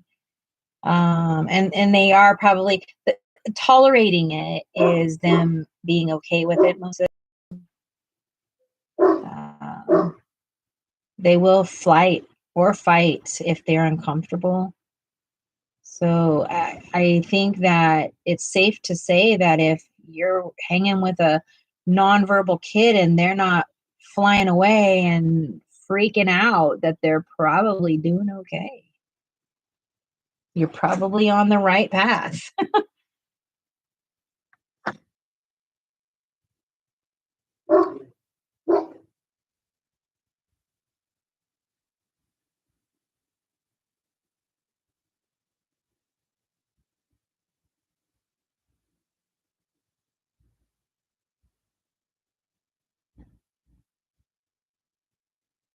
Oh, I love that for you, Robin. And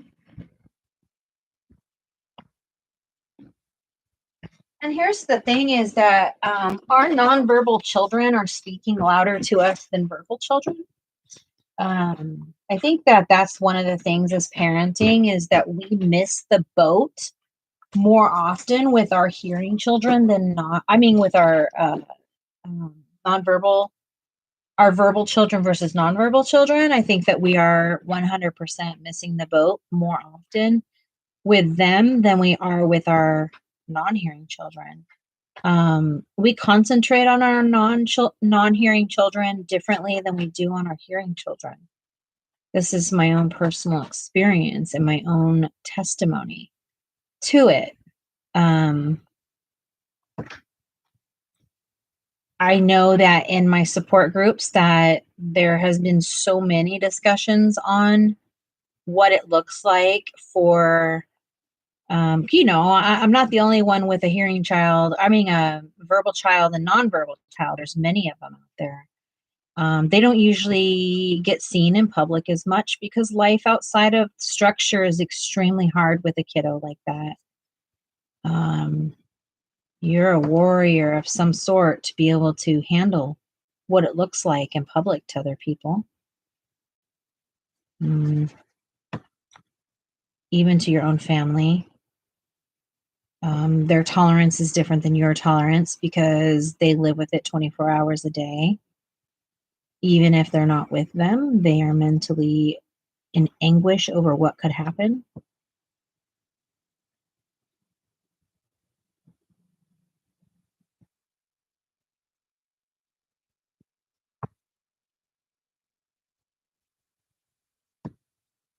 Nice. I love that for you, Robin.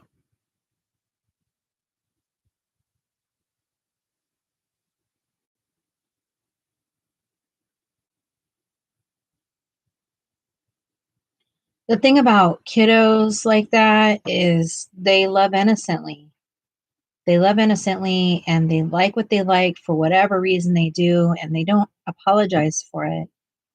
And that has taught me to have confidence. And there's also this mission I have in life to present life a way that I would want Mason to express, because I've gotten to know that child so well through his nonverbal life that I have a very good understanding as to who he is and what he would want me to say if he was able to say, hey, mom, say this about what it's like, or it's difficult. Mason is he's also aggressive. He's not just nonverbal. He has 6 different diagnoses. So being just autistic is different and nonverbal is different than having all of those other things going on for you. So I don't know, it's difficult. I don't know. Yeah, I'm sure he is smart.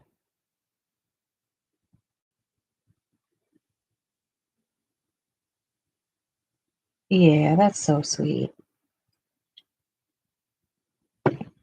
Mason has certain things that he likes. People. He loves the color red. Everything. His shoes are always red.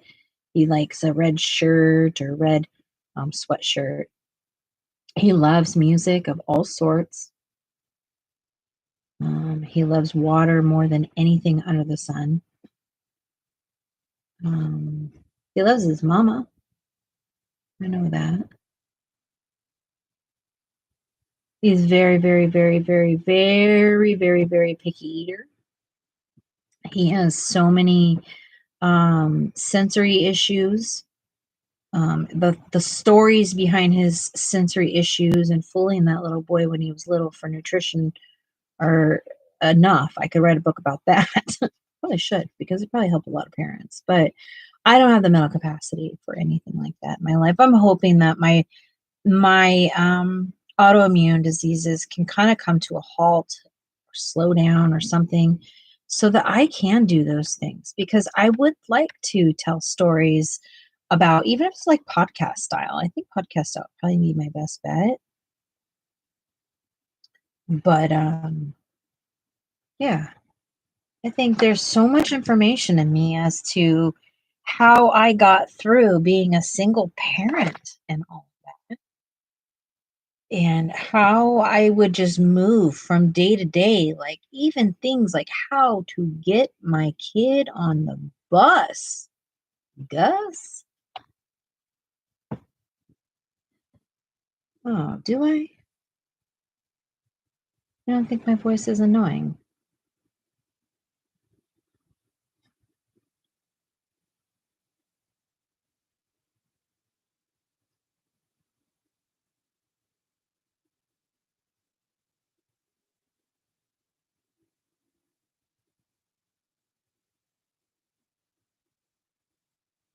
Hmm. I don't even know how to start a podcast. What do you do? Like, I'm so old that I don't know about those things anymore, like a podcast or whatever.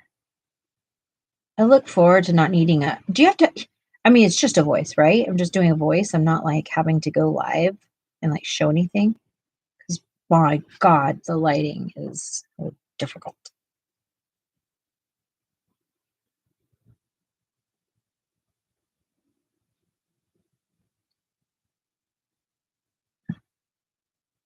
Oh, he does? What does he chat about?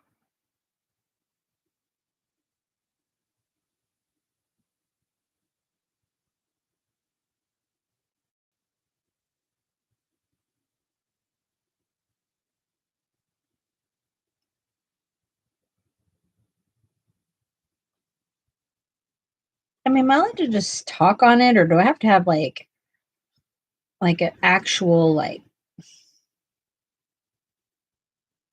want to have to create a business plan in it? You know what I mean? Like my brain's not set up for that. Maybe I could just talk, but I can't really like make a lesson plan, if you will. I don't know what that's called in the chat world. In the what is it called?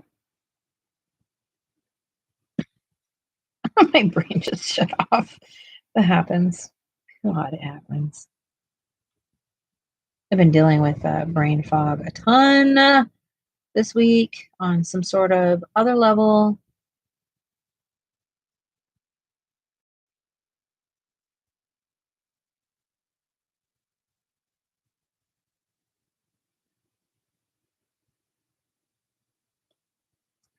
That's one thing. Like, my mission for YouTube is completely different than most colorists or artists. I want to talk about things that people don't talk about.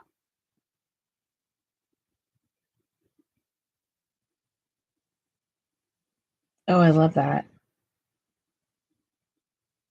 I would love to listen to that if that's a thing. If you'd be okay with that, Chrissy.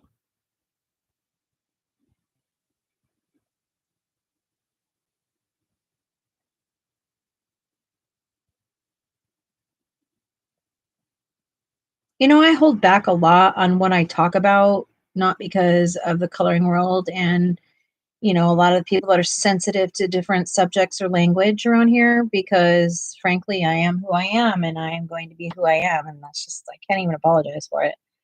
Um, but I think that language doesn't decide if we love God or not. And sometimes the emphasis on what we say looks different from one person to another. And I want to talk about real things on this channel. I don't want to talk about um, just coloring supplies. Uh, and sometimes, I mean, no, most of the time.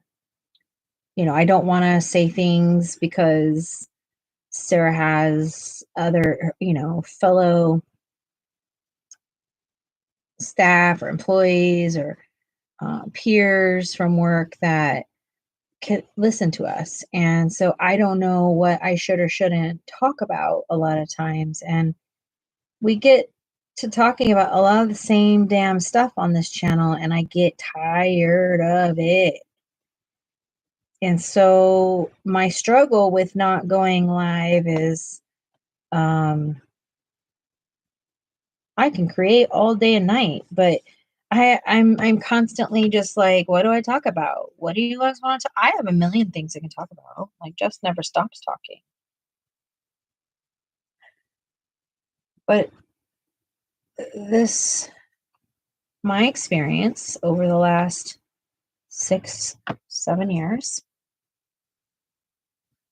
is a very sensitive community, and if it doesn't line up with their faith or their whatever, it can't be talked about, even with class and dignity. And I just don't agree. Like, I'm not here to appease, and I got to step out of that. I don't know how. I don't know how. I appreciate it, Chrissy. That'd be so cool.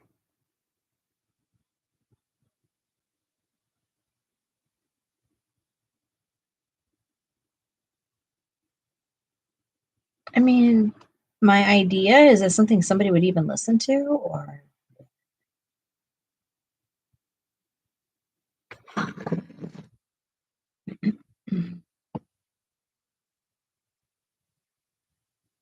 I mean, because I like the idea of like an artsy podcast. I like doing art while I just talk about crazy stuff that most humans can relate to on some level.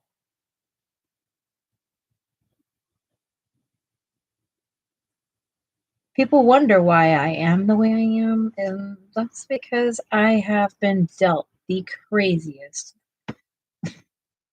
story, and I don't like it. It's a very difficult life I've lived, but I did, and this is where I'm at with it, and this is where I made it to. This is my landing spot right now, and like, dang, I want to tell people about it because other people are going through it too, and you're going to be okay. You're going to be okay.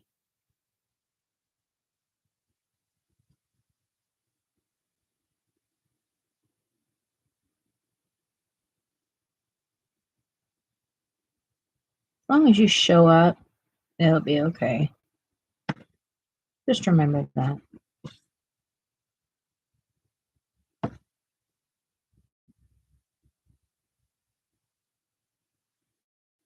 It can feel like that. Yes, it does feel like that. It feels like I have to hold hands with adults because I might say something that offends them, and they want to control what I'm saying so that they're comfortable and want to keep coming back. But the reality is, if I'm speaking about things you don't agree with, don't try to control what I'm saying. Just go find someone else to listen to. Or perhaps you don't always disagree with me and you can check in every now and then. But I mean, right off the top, being gay is, people don't want to be on this channel, around this channel, just because I'm gay, and they don't want to be associated with that. I've lost a lot of friends when I came forward with who I am and how I live my life and who this human is. Like, I've lost a lot of people in my life, and toodles, that's what I have to say. Because y'all liked me before. You're all okay with me before when you thought I was heterosexual. And here I am. Not. You can't get more gay than I am. I'm married to a woman. Like, you can't get any more gay than that. Okay? It's as gay as it gets. So, here to stay. This isn't fake. Surprise, surprise. And honestly, Chrissy, since you're listening to me, there's a lot of people in this world that met me heterosexual and had no idea that I was who I am. And I probably made them feel some sort of way about that because I wasn't truthful. But the reality is, I wasn't being truthful with myself. So why is it so personal to you? Like, get off your high horse, Like, we don't have to live for other people, and that's exactly what being in the closet does to people is we live for other people. A million conversations I can have, friend. Lots of subjects.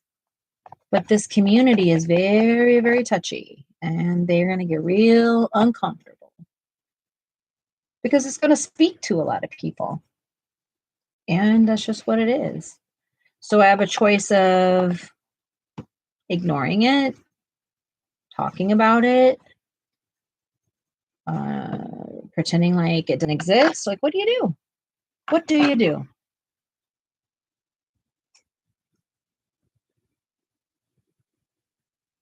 Yeah, I feel in my own personal world, if you don't like me because I have a physical relationship with my wife, you're a freaking pervert.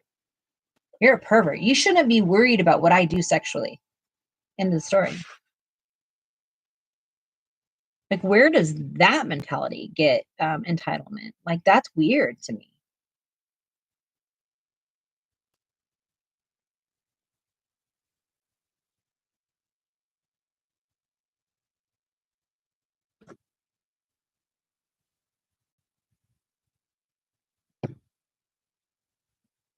And I also know there are many people out there that never engage with gay people.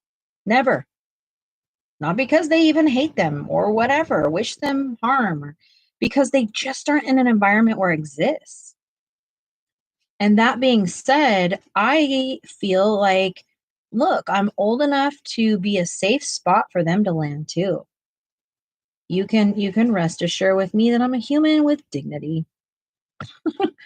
I have respect for you not knowing either, but I also don't ask you to make me change. And that's been my dilemma with being live lately. Is I need to fit in if I want to be here, and I don't fit in. I don't belong with the mentality of a lot of people in this community. And I have to find my way in that if I want to be here. But I'm also not in a rush to get appreciation from people that can't just appreciate. I mean, it doesn't even have to be about me being gay. It's just like as a human, as an artist, as a woman, what? It is wild. It's wild. It's wild. It's 2025 and a half, and we are still that damn wild.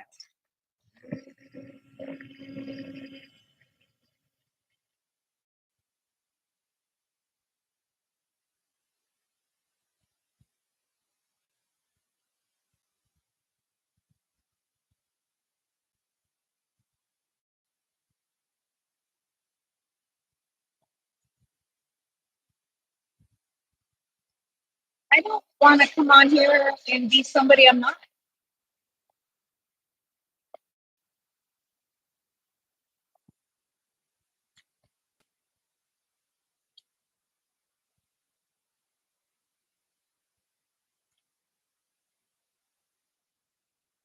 But it feels like I have to be, or else somebody gets their feelings in a bunch and they're going to say something about me or blah, blah, blah, because people don't understand me.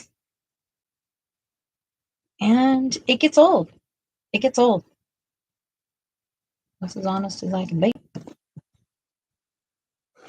So when I go missing in action, besides having a flare, it's probably my honest truth. Why I go missing.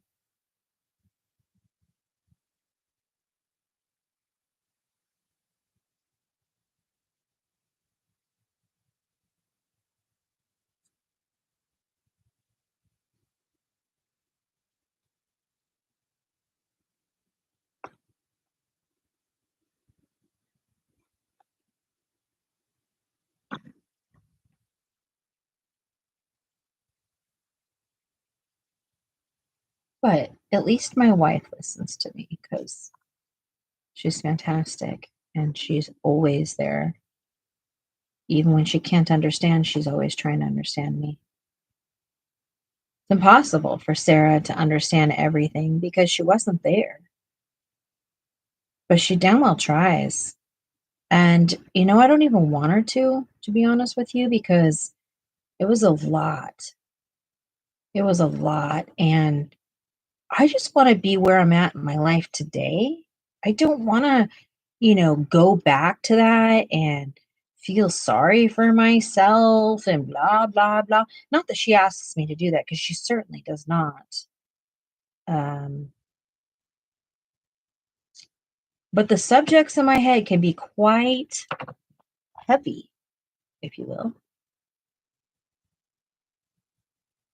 And, not everybody's in the mood for it. And so I don't always want to come to this channel and, sit on a soapbox and yada yada. And so I think, does that mean that I need a different platform for it? Like, what do I do about this? What would you do, Chrissy? What would you do?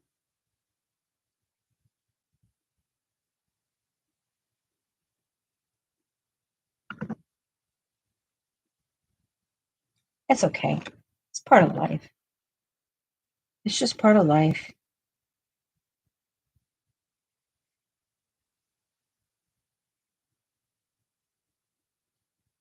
If I'm going to be honest, if things were more secure closer to home, I think Sarah and I would have a much easier time not giving a shit.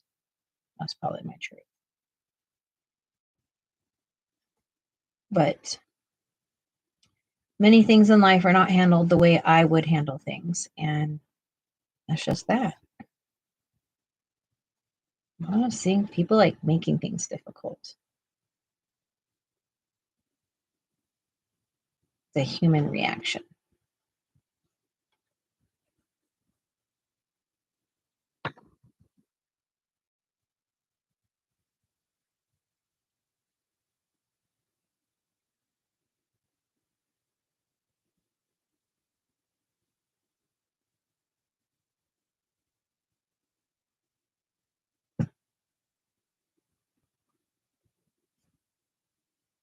Yeah. Thank you for that, Chrissy. Thank you for that reminder. And permission to be myself.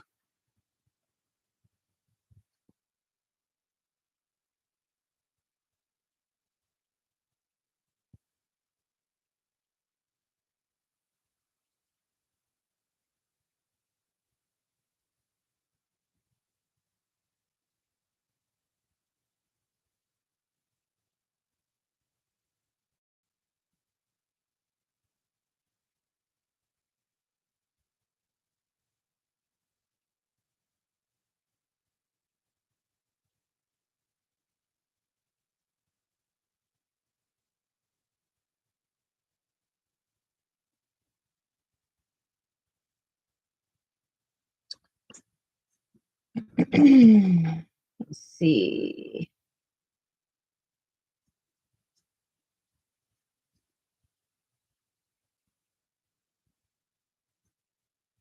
I think I'm done with this one. Am I done with this one? I mean, I could go on with the face probably, but let's give him some greenery of some sort. I probably could have added some sort of branch to his face. That's down the road. If I want to develop this, then I guess that's what we're going to do.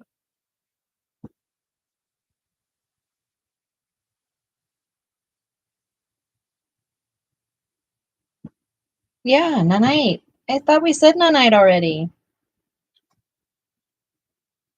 I thought we were saying goodnight when Nesta was going to sleep. Toodles, lady. Go night. There's something you want to listen to, you can catch it on the replay, right? No stress.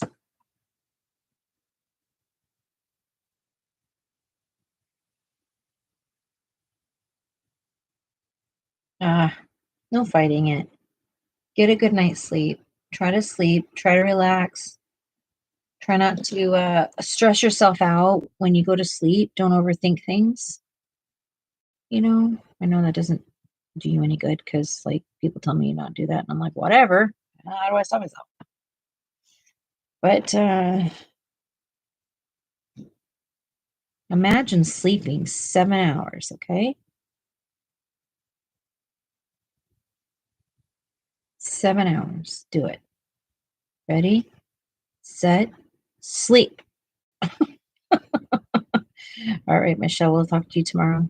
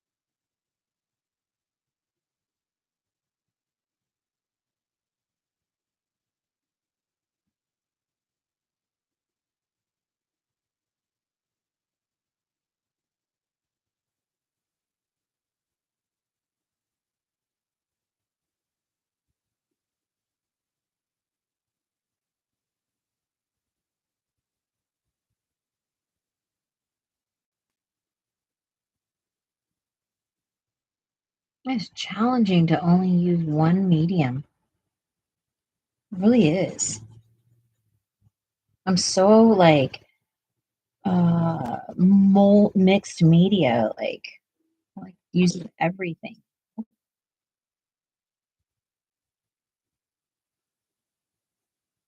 I love Derwent.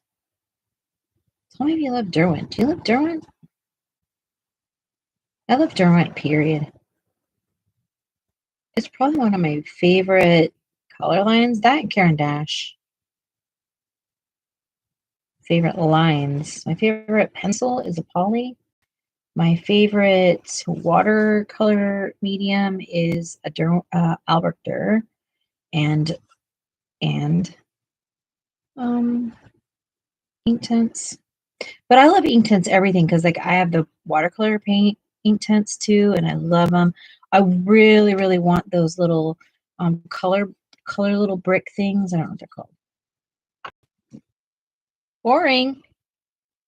What was boring? Sorry if I'm boring.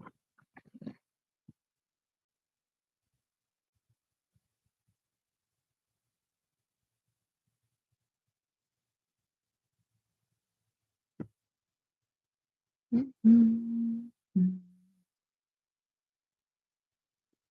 Mm-mm. Mm.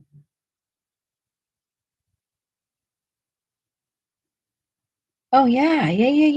I am struggle bus.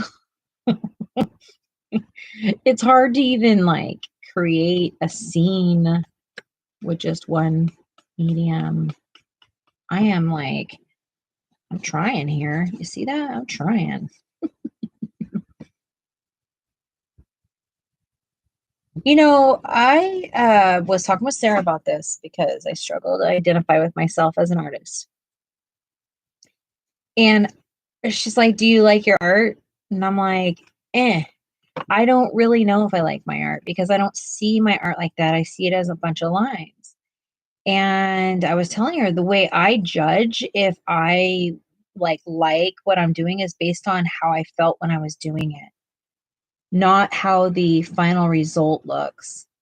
So a lot of times I'm not even caring about what it looks like. I'm just literally creating.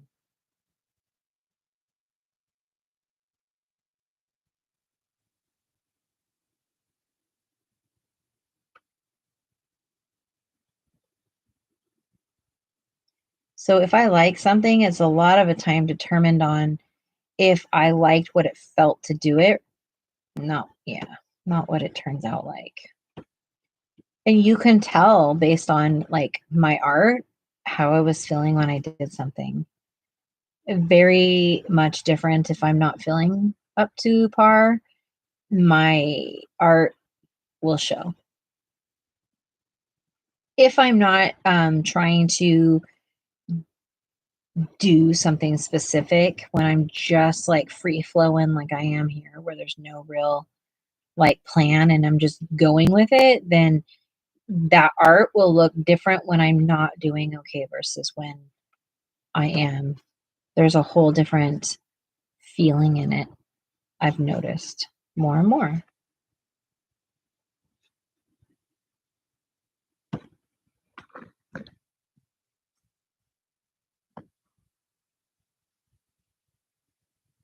Genuinely, huh?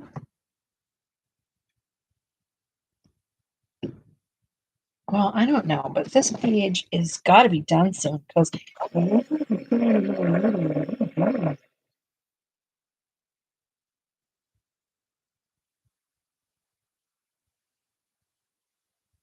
just like Master was saying earlier, how do you know you're done? For me, I know I'm done. I'm tired of using whatever I'm doing,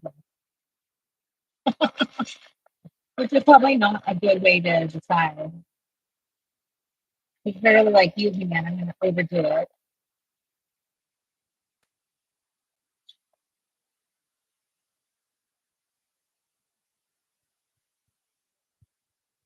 Those are set top. Jeez.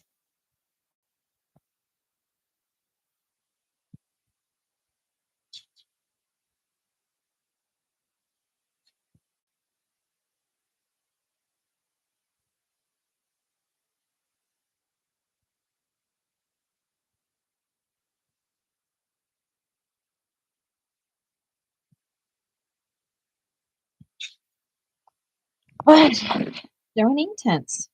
That's what that is. Derwin ink tents. What do you think about it? Think it's good? I mean, not the art, but like, do you think that you would use Derwin ink tents? Do you use Derwin ink tents? Tell me.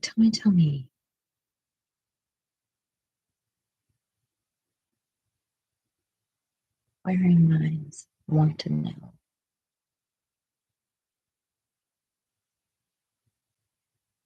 Yes. Chrissy says, hell yeah. Ink tents are my buddy. My buddy.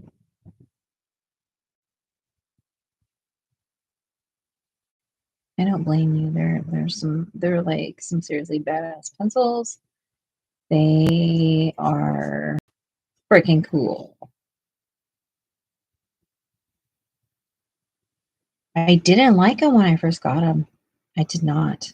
I was maybe petrified of them on how they worked. I didn't know. I didn't understand. I was like, what do you mean ink? Ink that doesn't move. What? But I've grown to love and appreciate them.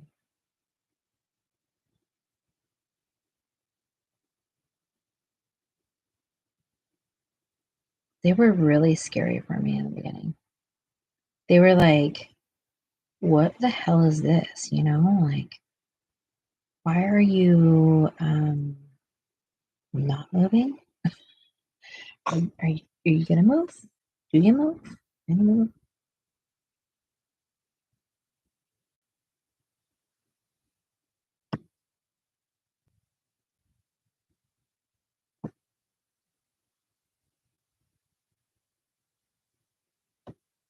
Yeah.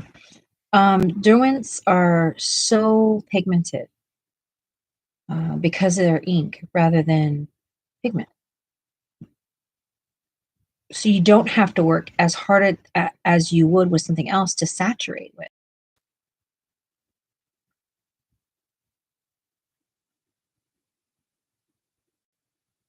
One of the things I have been appreciating about my art journey is taking the time to truly try to get to know my supplies versus just like doing one thing with them, like a page or whatever in a coloring book, and like thinking I know everything, because that's not what has helped me learn as much as I've learned is by coloring books.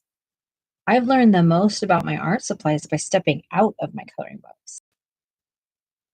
Now, it helps me when I go back into my coloring books to understand how they may or may not behave.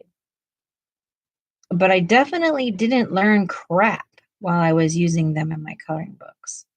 Matter of fact, I feel like it stunted my growth a lot, which is why you don't see me color in my coloring books as much because I don't feel like they're teaching me what I need to know. That's Jess's journey.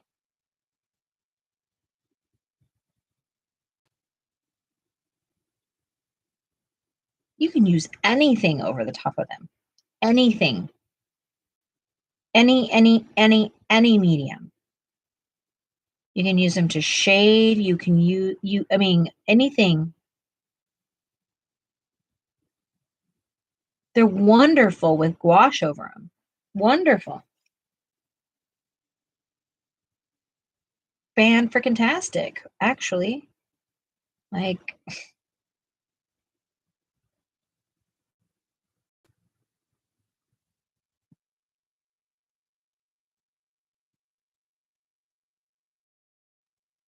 nice, Sarah.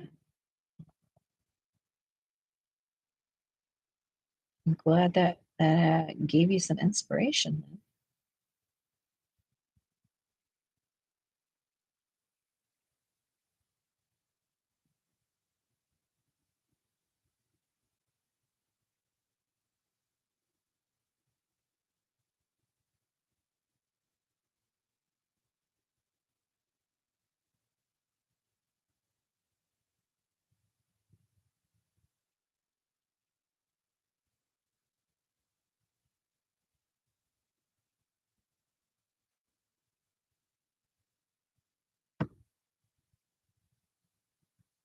Pretty cool if you ask me.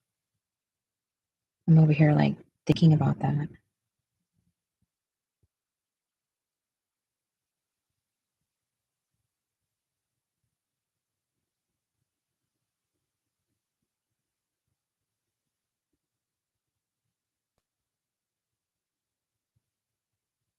See, if somebody else wants to write the story, I'll illustrate it.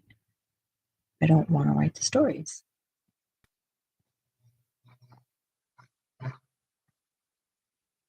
I'm like a good, maybe, I don't know if I'm good. I like telling verbal stories. I don't like writing. It's not my jam.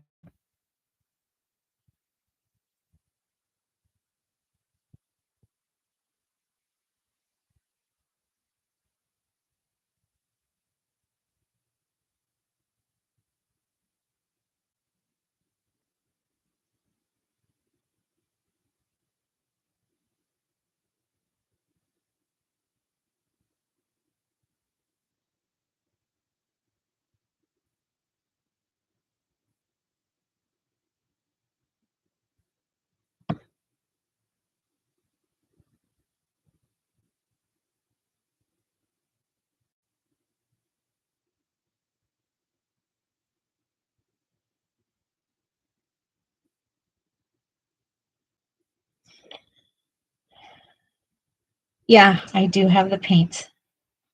I love them. Love. Love them. I use them all the time and I have for years. It's sometimes like I use them, I would say 75% of the time to start something, like maybe sketch something Or, I mean, I don't know. Or I want to create a base that I can't lift. Maybe I want a certain blue to stay that blue, and I don't want to be able to wipe it away. I use these a lot. Not just the pencils, but the paint pans. I want the stick things.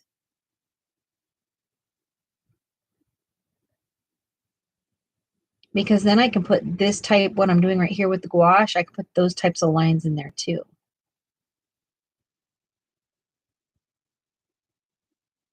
The paints are good for the books, I think, because you can lay a lot of color down without your pages buckling as much. Maybe not like perfectly, but more than watercolor. I mean, you're not using as much water with these, either one, unless you're creating like a watercolor look. But they're good for both. As long as they're wet, they keep the effect of watercolor. You know, you can keep moving them.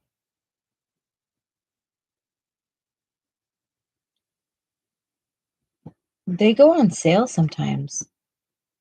Maybe try them out when they go on sale if you want.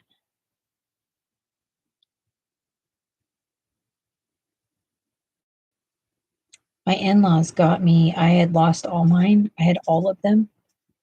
And a couple years ago, my in-laws got me them for Christmas. And I use them all the time. Matter of fact, I missed my art a lot when I didn't have them. And they live in my permanent like watercolor wash Derwent setup.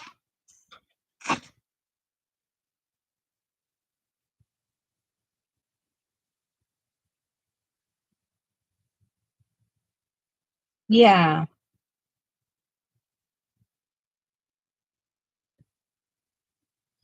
I wanna be able to ask questions about Neo ones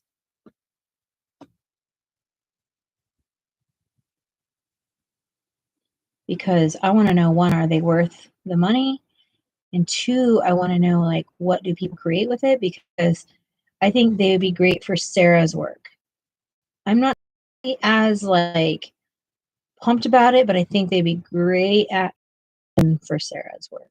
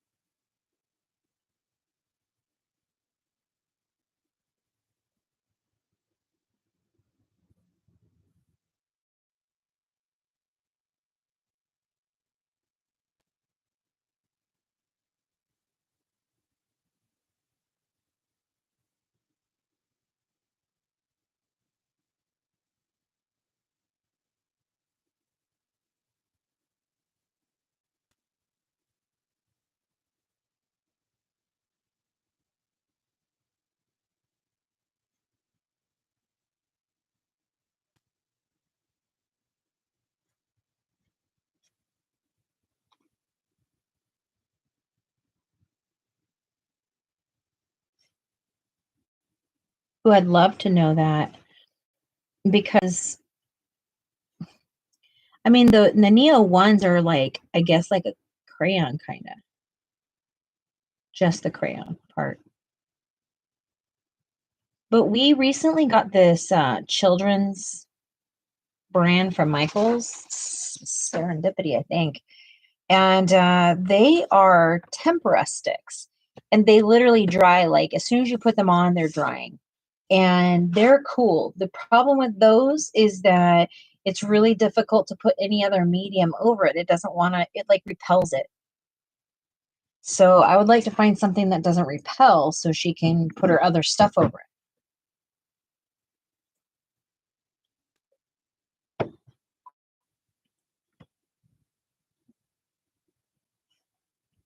Yes, yes, yes, yes. That's what I'm gathering.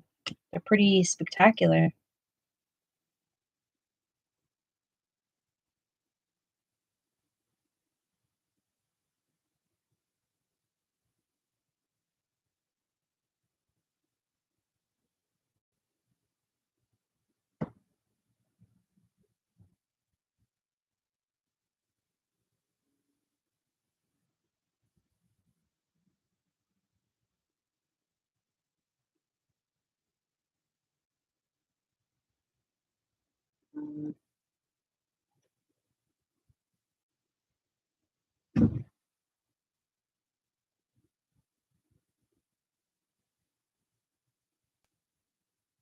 Hey, Sarah, if you're listening to me, I don't know if you're listening to me, but I had offered somebody some money on Facebook for a water tank, and it's about the size that we've been looking at.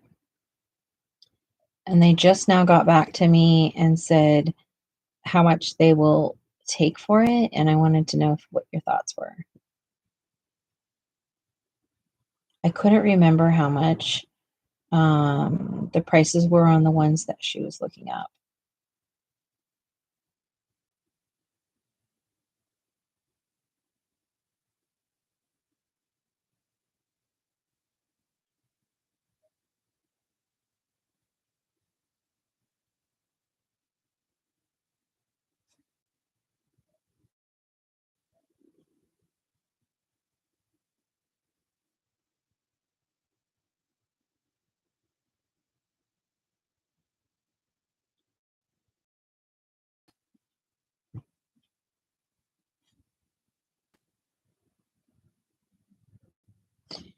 Yeah, these are um they're not water soluble. They're an interesting thing. We have some that are, and they're really cool. They work just like Neo 2s. But these do not act like Neo 2s. They go on like a Neo 2, but they dry immediately. So they're not water soluble. They're supposedly like the Neo 1s. And so I'm trying to figure out, like, is that how the Neo 1 behaves? Is like those things? But I am interested in those Crayola paint sticks. I can't find them anywhere. I wanted to see them in person before I bought them, but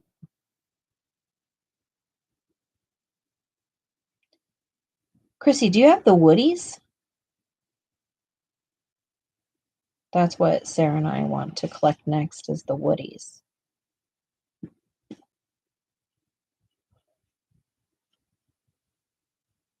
But we're a bit far out from purchasing new art supplies and stuff because we really, really, really have a whole lot of responsibility right now.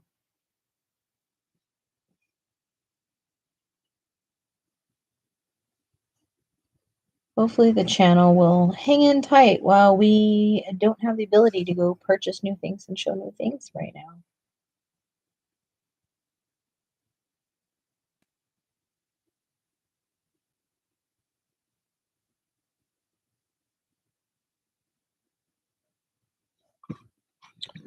Right.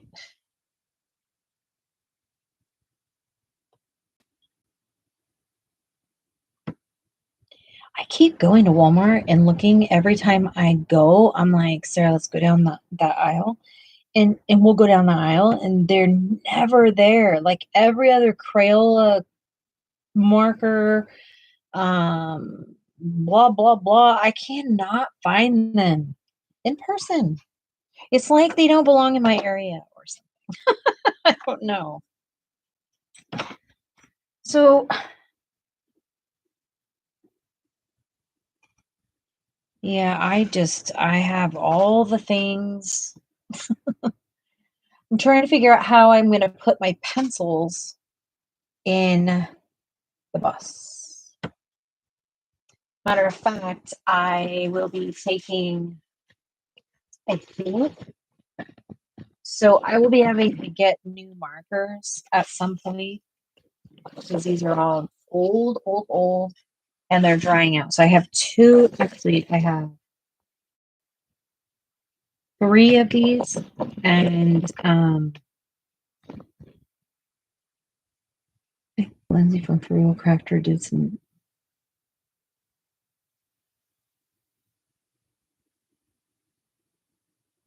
Yeah, Lindsay's wonderful. I like watching Lindsay. She's always full of the goods and the bads, and she's not like biased to something just because she's reviewing it.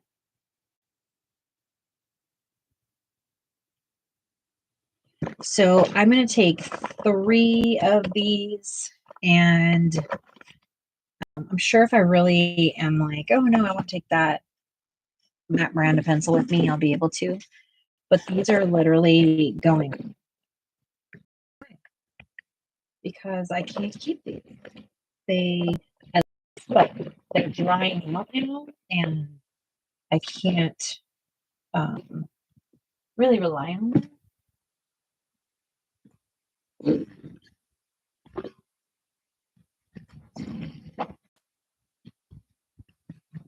And perhaps I can donate them. And if you like them, Kathleen,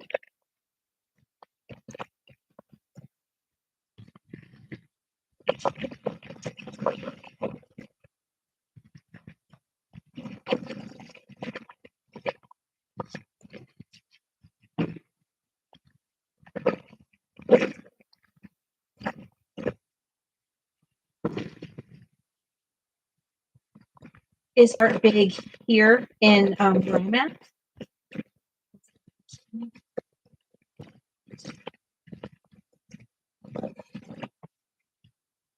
Loud.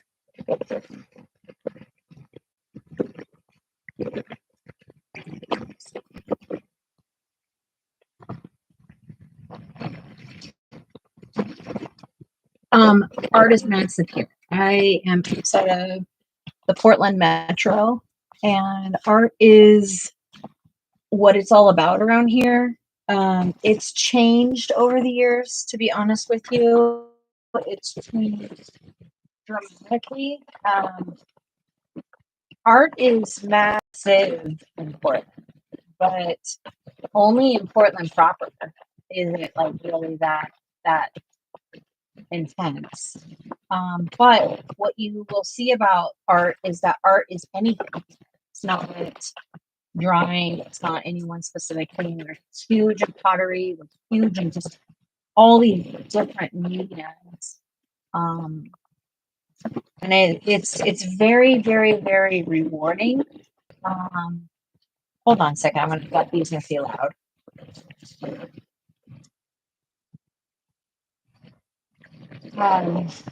That took a whole Chipotle bag.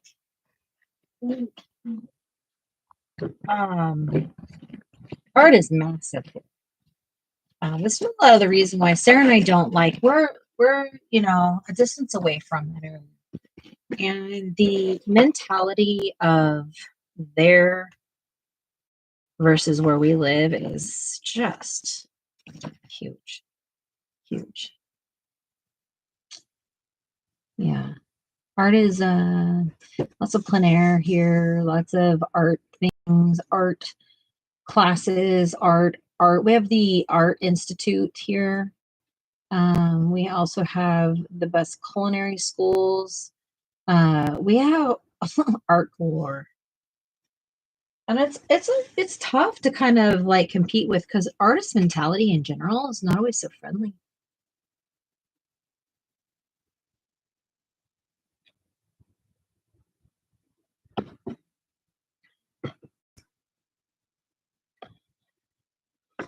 Sarah, how do I separate these? Well, I don't need them this tall to separate, do I?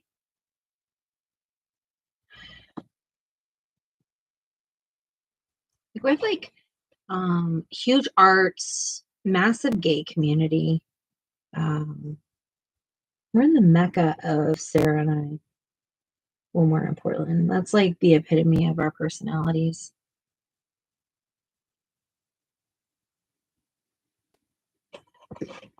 Which doesn't line up with a lot of the life we live. You know.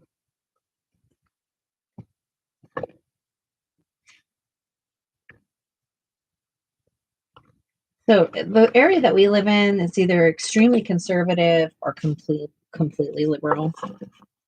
There's no real in between world. There's as many churches as there are. We have just as many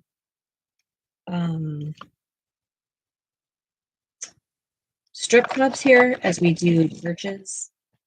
like we have a strip club on one corner and a church on the other. Very interesting environment. Very.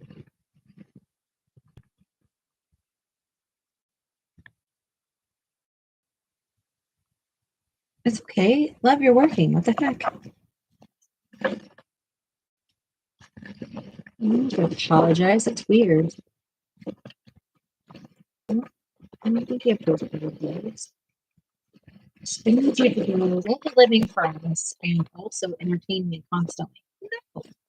So,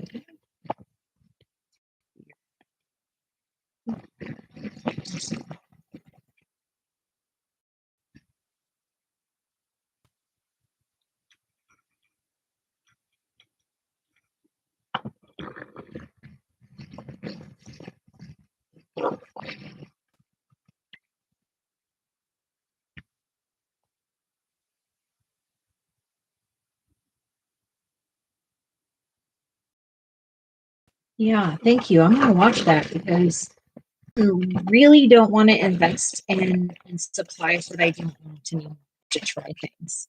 So I'm a lot more selective. And I saw them. We went to Blix out where I get my eye treatments, not in Portland, and uh, they're like $45 at Blix or something. We just we were just window shopping. We weren't actually buying anything, but they looked good. They looked like what we're trying to accomplish. You know, like those types of supplies.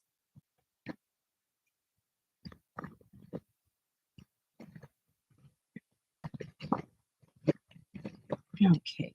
All right, guys, you're going on your side because you all need to behave with me 5 times. Right? Sorry, everyone.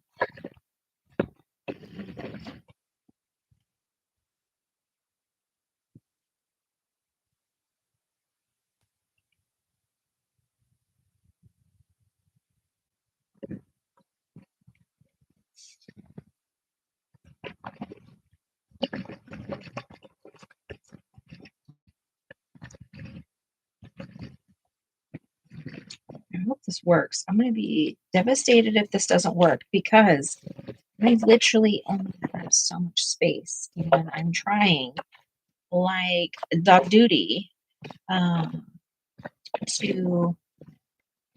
take as many pencils with me in the bus and that I don't have to store them because I don't really want to store them. I want to take them with me, but I guess Sarah is drawn to the size of the woodies.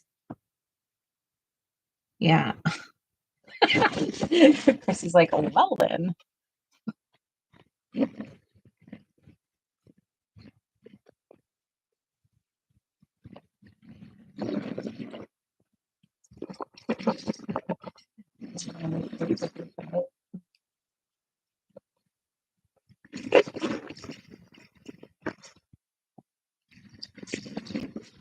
I think I'm going to be stressed out about my pencils until I just do this and see what I'm working on. I just need to do it and deal with it, you know?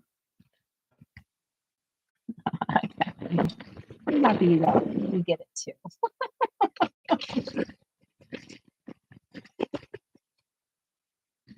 Get everybody gloves. At least I am. Funny. Man, there's so many Holbeins.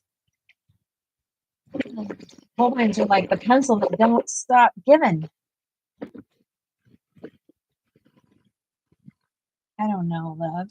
I don't know. I'm feeling a little bit tired and I just like I can hang in there a long time for you to get on and just do all the things. Stomach's drought. I'll leave that up to you, love.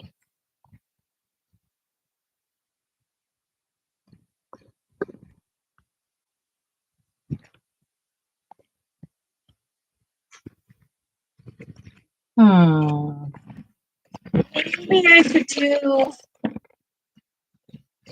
ink tints here and do colors right here.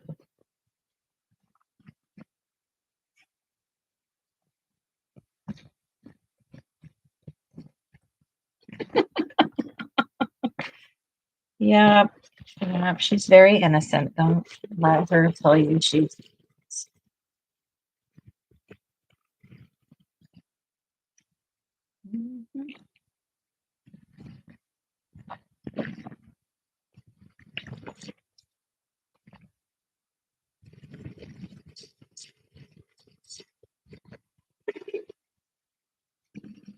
Yikes.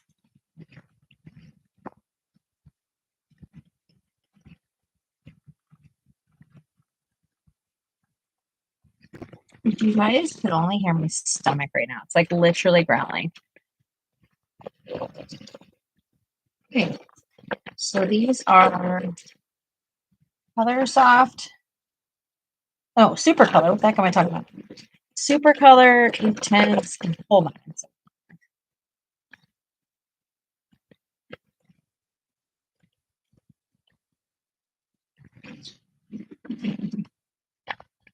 I'm just being silly. Okay, so that's that. I wonder how much space I have. Put next to Holbein, friends. That's what they all say. And then somehow we ended up married. She's completely innocent in all of her doings. I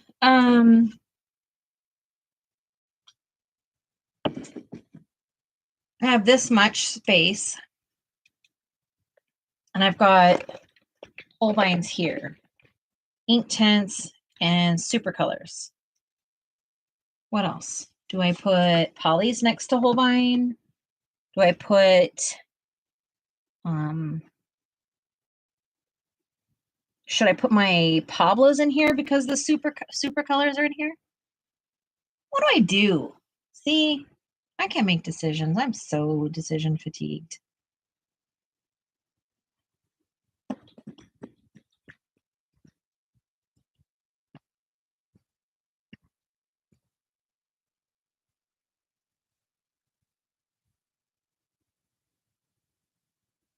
Thank you, Ivy, for being here. I appreciate you being here.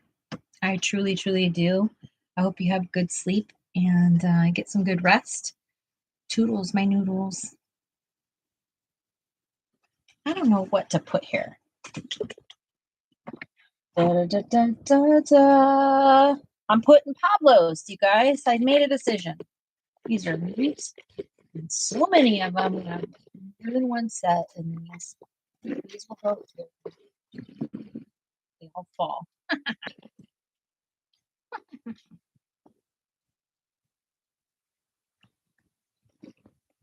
Boom. Because I need a bigger space. It is literally so hot and humid in here. It's like smoldering hot in here, and I don't like it. I don't like it, my friends.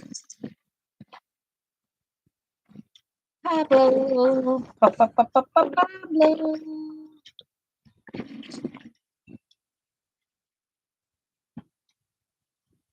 You know, if you check out Ivy's channel, she's awesome. I think Ivy's phenomenal.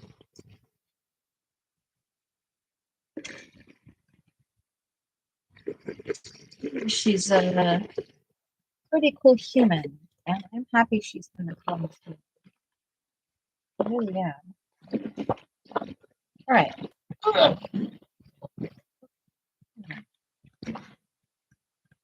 You got a pencil upside down. Another one of those. And you've got a small section for the back.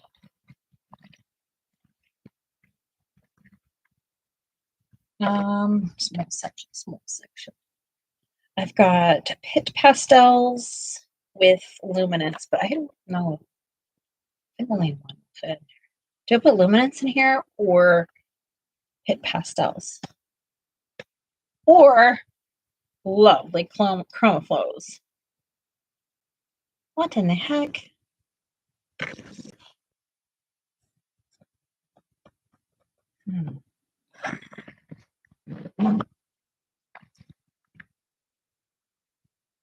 I've got another one I can fill up though. Like I'm not stuck with just this. I am stuck with not having a piece of something. Oh, look at that. Oh, look at that. An ATC from a long time ago. Look at that difference in what I do now. Interesting. Yes. Good night, doll. Good night. Good night. Good night. We'll see you soon.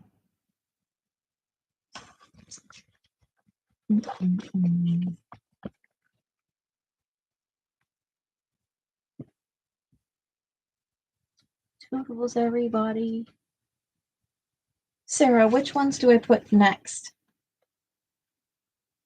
I need to put a smaller set in here, and that is going to be luminance or light fast. Or maybe my luminance. My luminance was, oh no, light fast is not small. Luminance is small. Is it satisfying? Good night, friend. Luminance. Okay.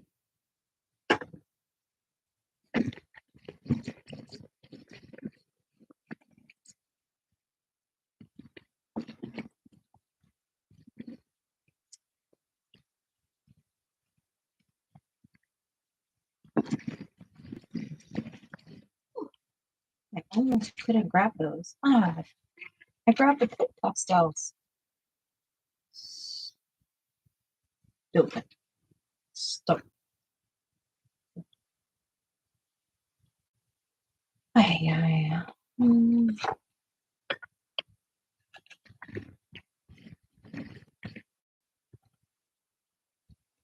Maybe.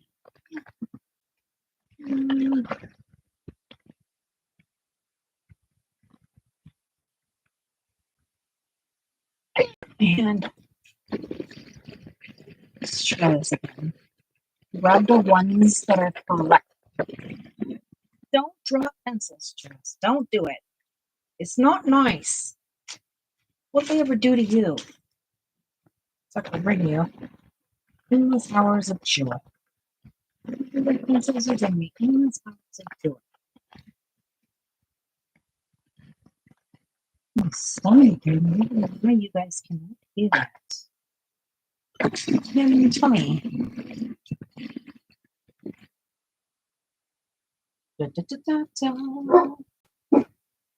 That's a good idea. I'll have to think about if I can't make this work, how we will read it.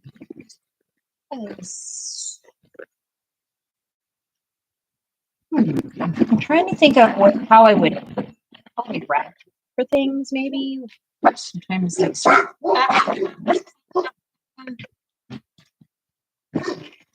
Ruger. Hey, come here.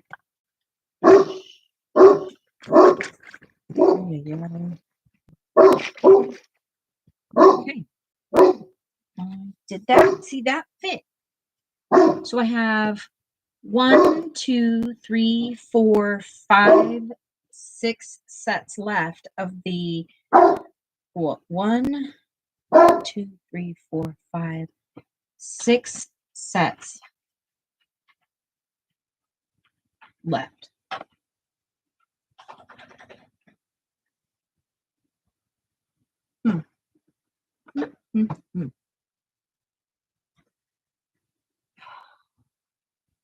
Eeny, miny, mo, get your time and find it too. If he hollers, let him go. Do. Do.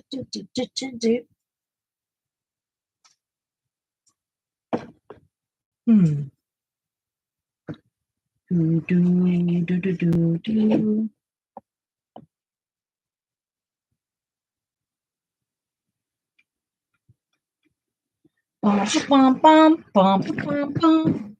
I don't know what to do. Bum, bum, bum, bum, bum, bum, bum, dun, dun, dun, dun, dun,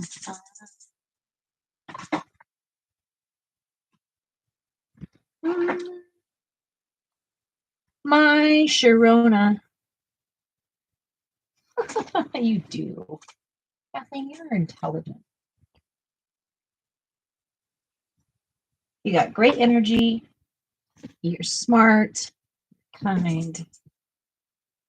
Appreciate you.